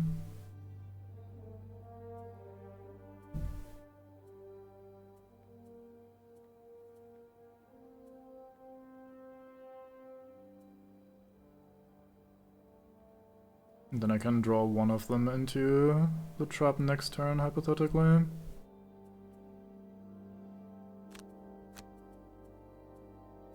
Burning another card here. But I can't play the other actions because they will...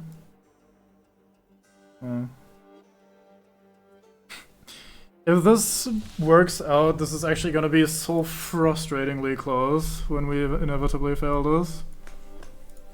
Oh, I can't get far enough away because these block my movement. I can't even immobilize these, never mind. I was gonna say I will kill these two today with the immobilize, but I literally cannot. Because I can't get enough distance. 1, 2, 3. Yeah, I could kill that guy if I go here, but that's the opposite direction of where I need to go, so... Oh well.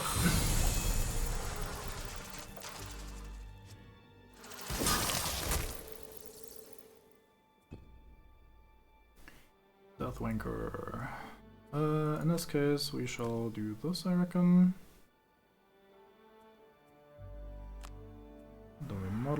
go, so we attack both of these.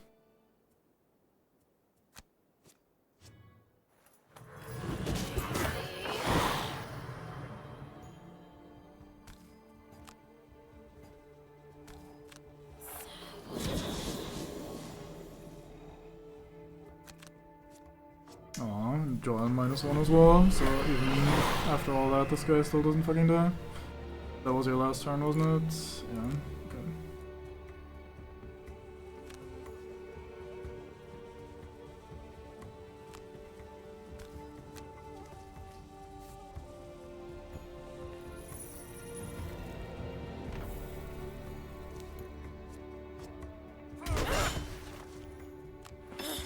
Oh, I could have burned 2 from my discard pile, oops, my bad. That would have maybe taken one more attack. Although these are gonna hit the Geminate anyway, so it doesn't matter. Oh, oops. That would do that automatically when there's only 2 cards remaining. Heal everyone and bless. Very cool. Oh, I have to actually do the longest one now. But okay.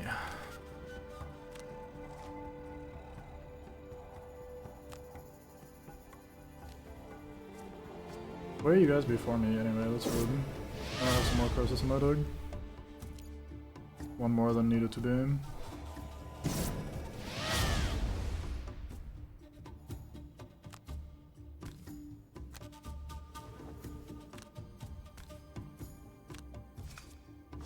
Kill the curse. Nope.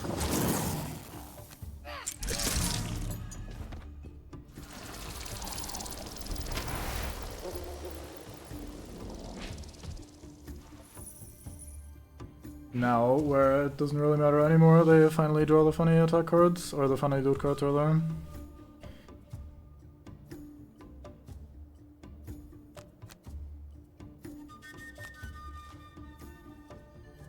And now they attack again.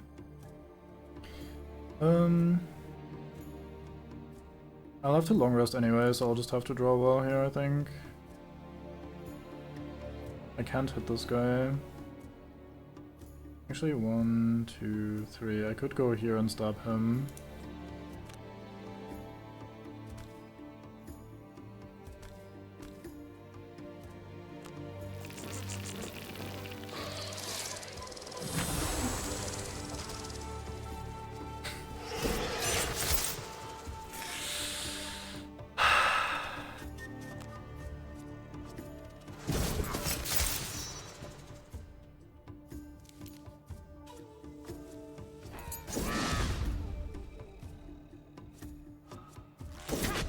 Thank you, disadvantage. I think I have to long rest here.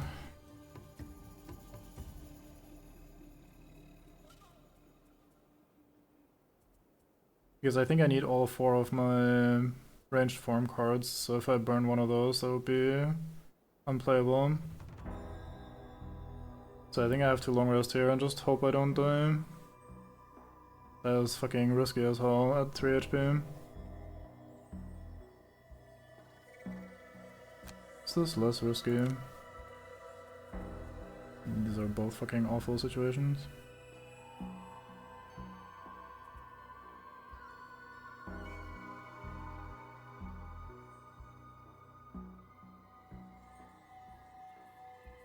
Is there another trap? There's one here and here.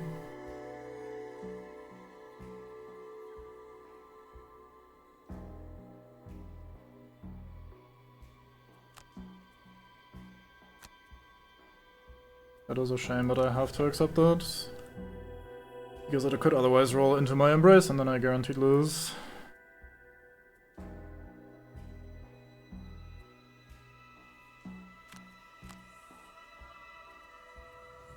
Oh fuck, I'll have to long rest here after this to change forms.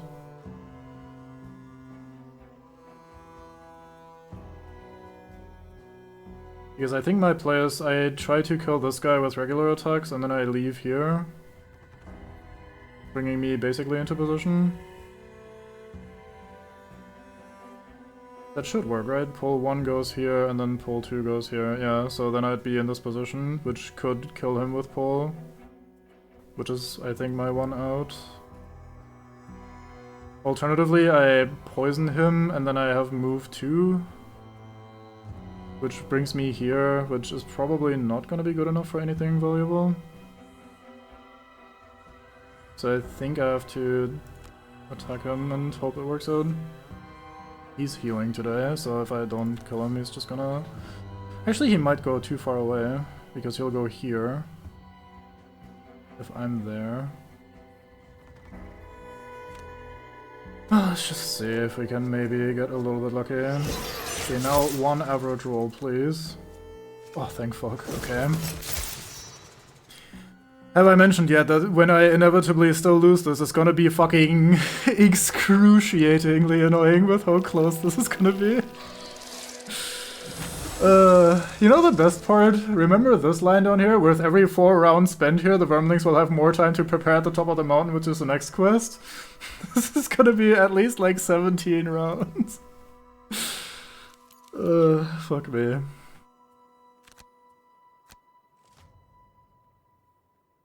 Hey, I'm being cursed again, fantastic. Yo, of course rolls a +1, so he does actually get to hurt me, very good. Okay, as long as I don't discard into my embrace, we're winning. Wait, I can't even do that, no, I need to just burn one of these, never mind. Okay, I need to change to ranged form now, thank you.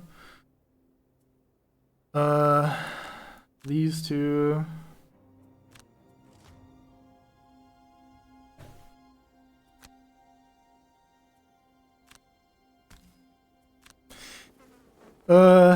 this is correct distance, right, I'm not messing this up. If I was disarmed, I could long rest again, I think. I don't think it can kill me that quickly. I mean, technically, of course, if it draws like every... if it draws like every double and whatever, then yeah, it could technically, of course, kill me. Jesus fucking god, actual damn.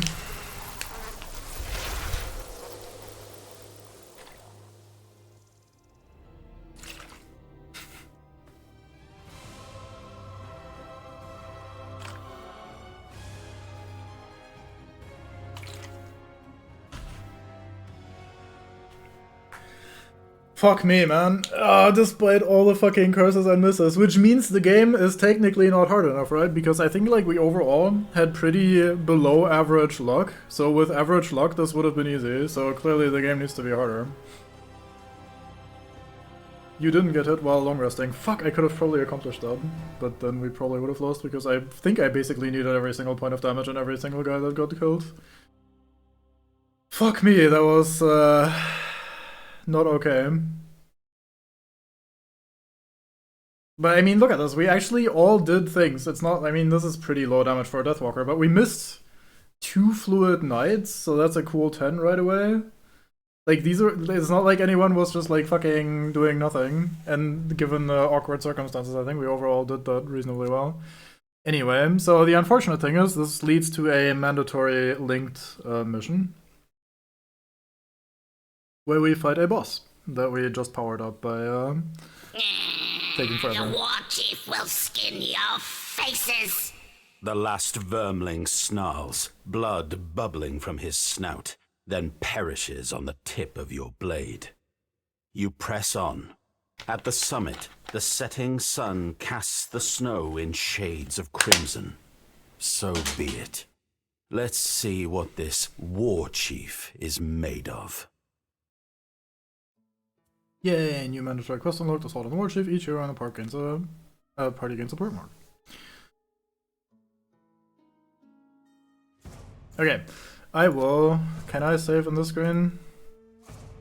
New save. Boom. I will call it here. I streamed earlier for 3.5 hours, and now we've been 5 hours 20 because this fucking mission took goddamn forever. So as much as I hate to end it on a cliffhanger here, I need to fucking stop. I'm sorry. It's been a good time, but it's a little much. I have to call it here.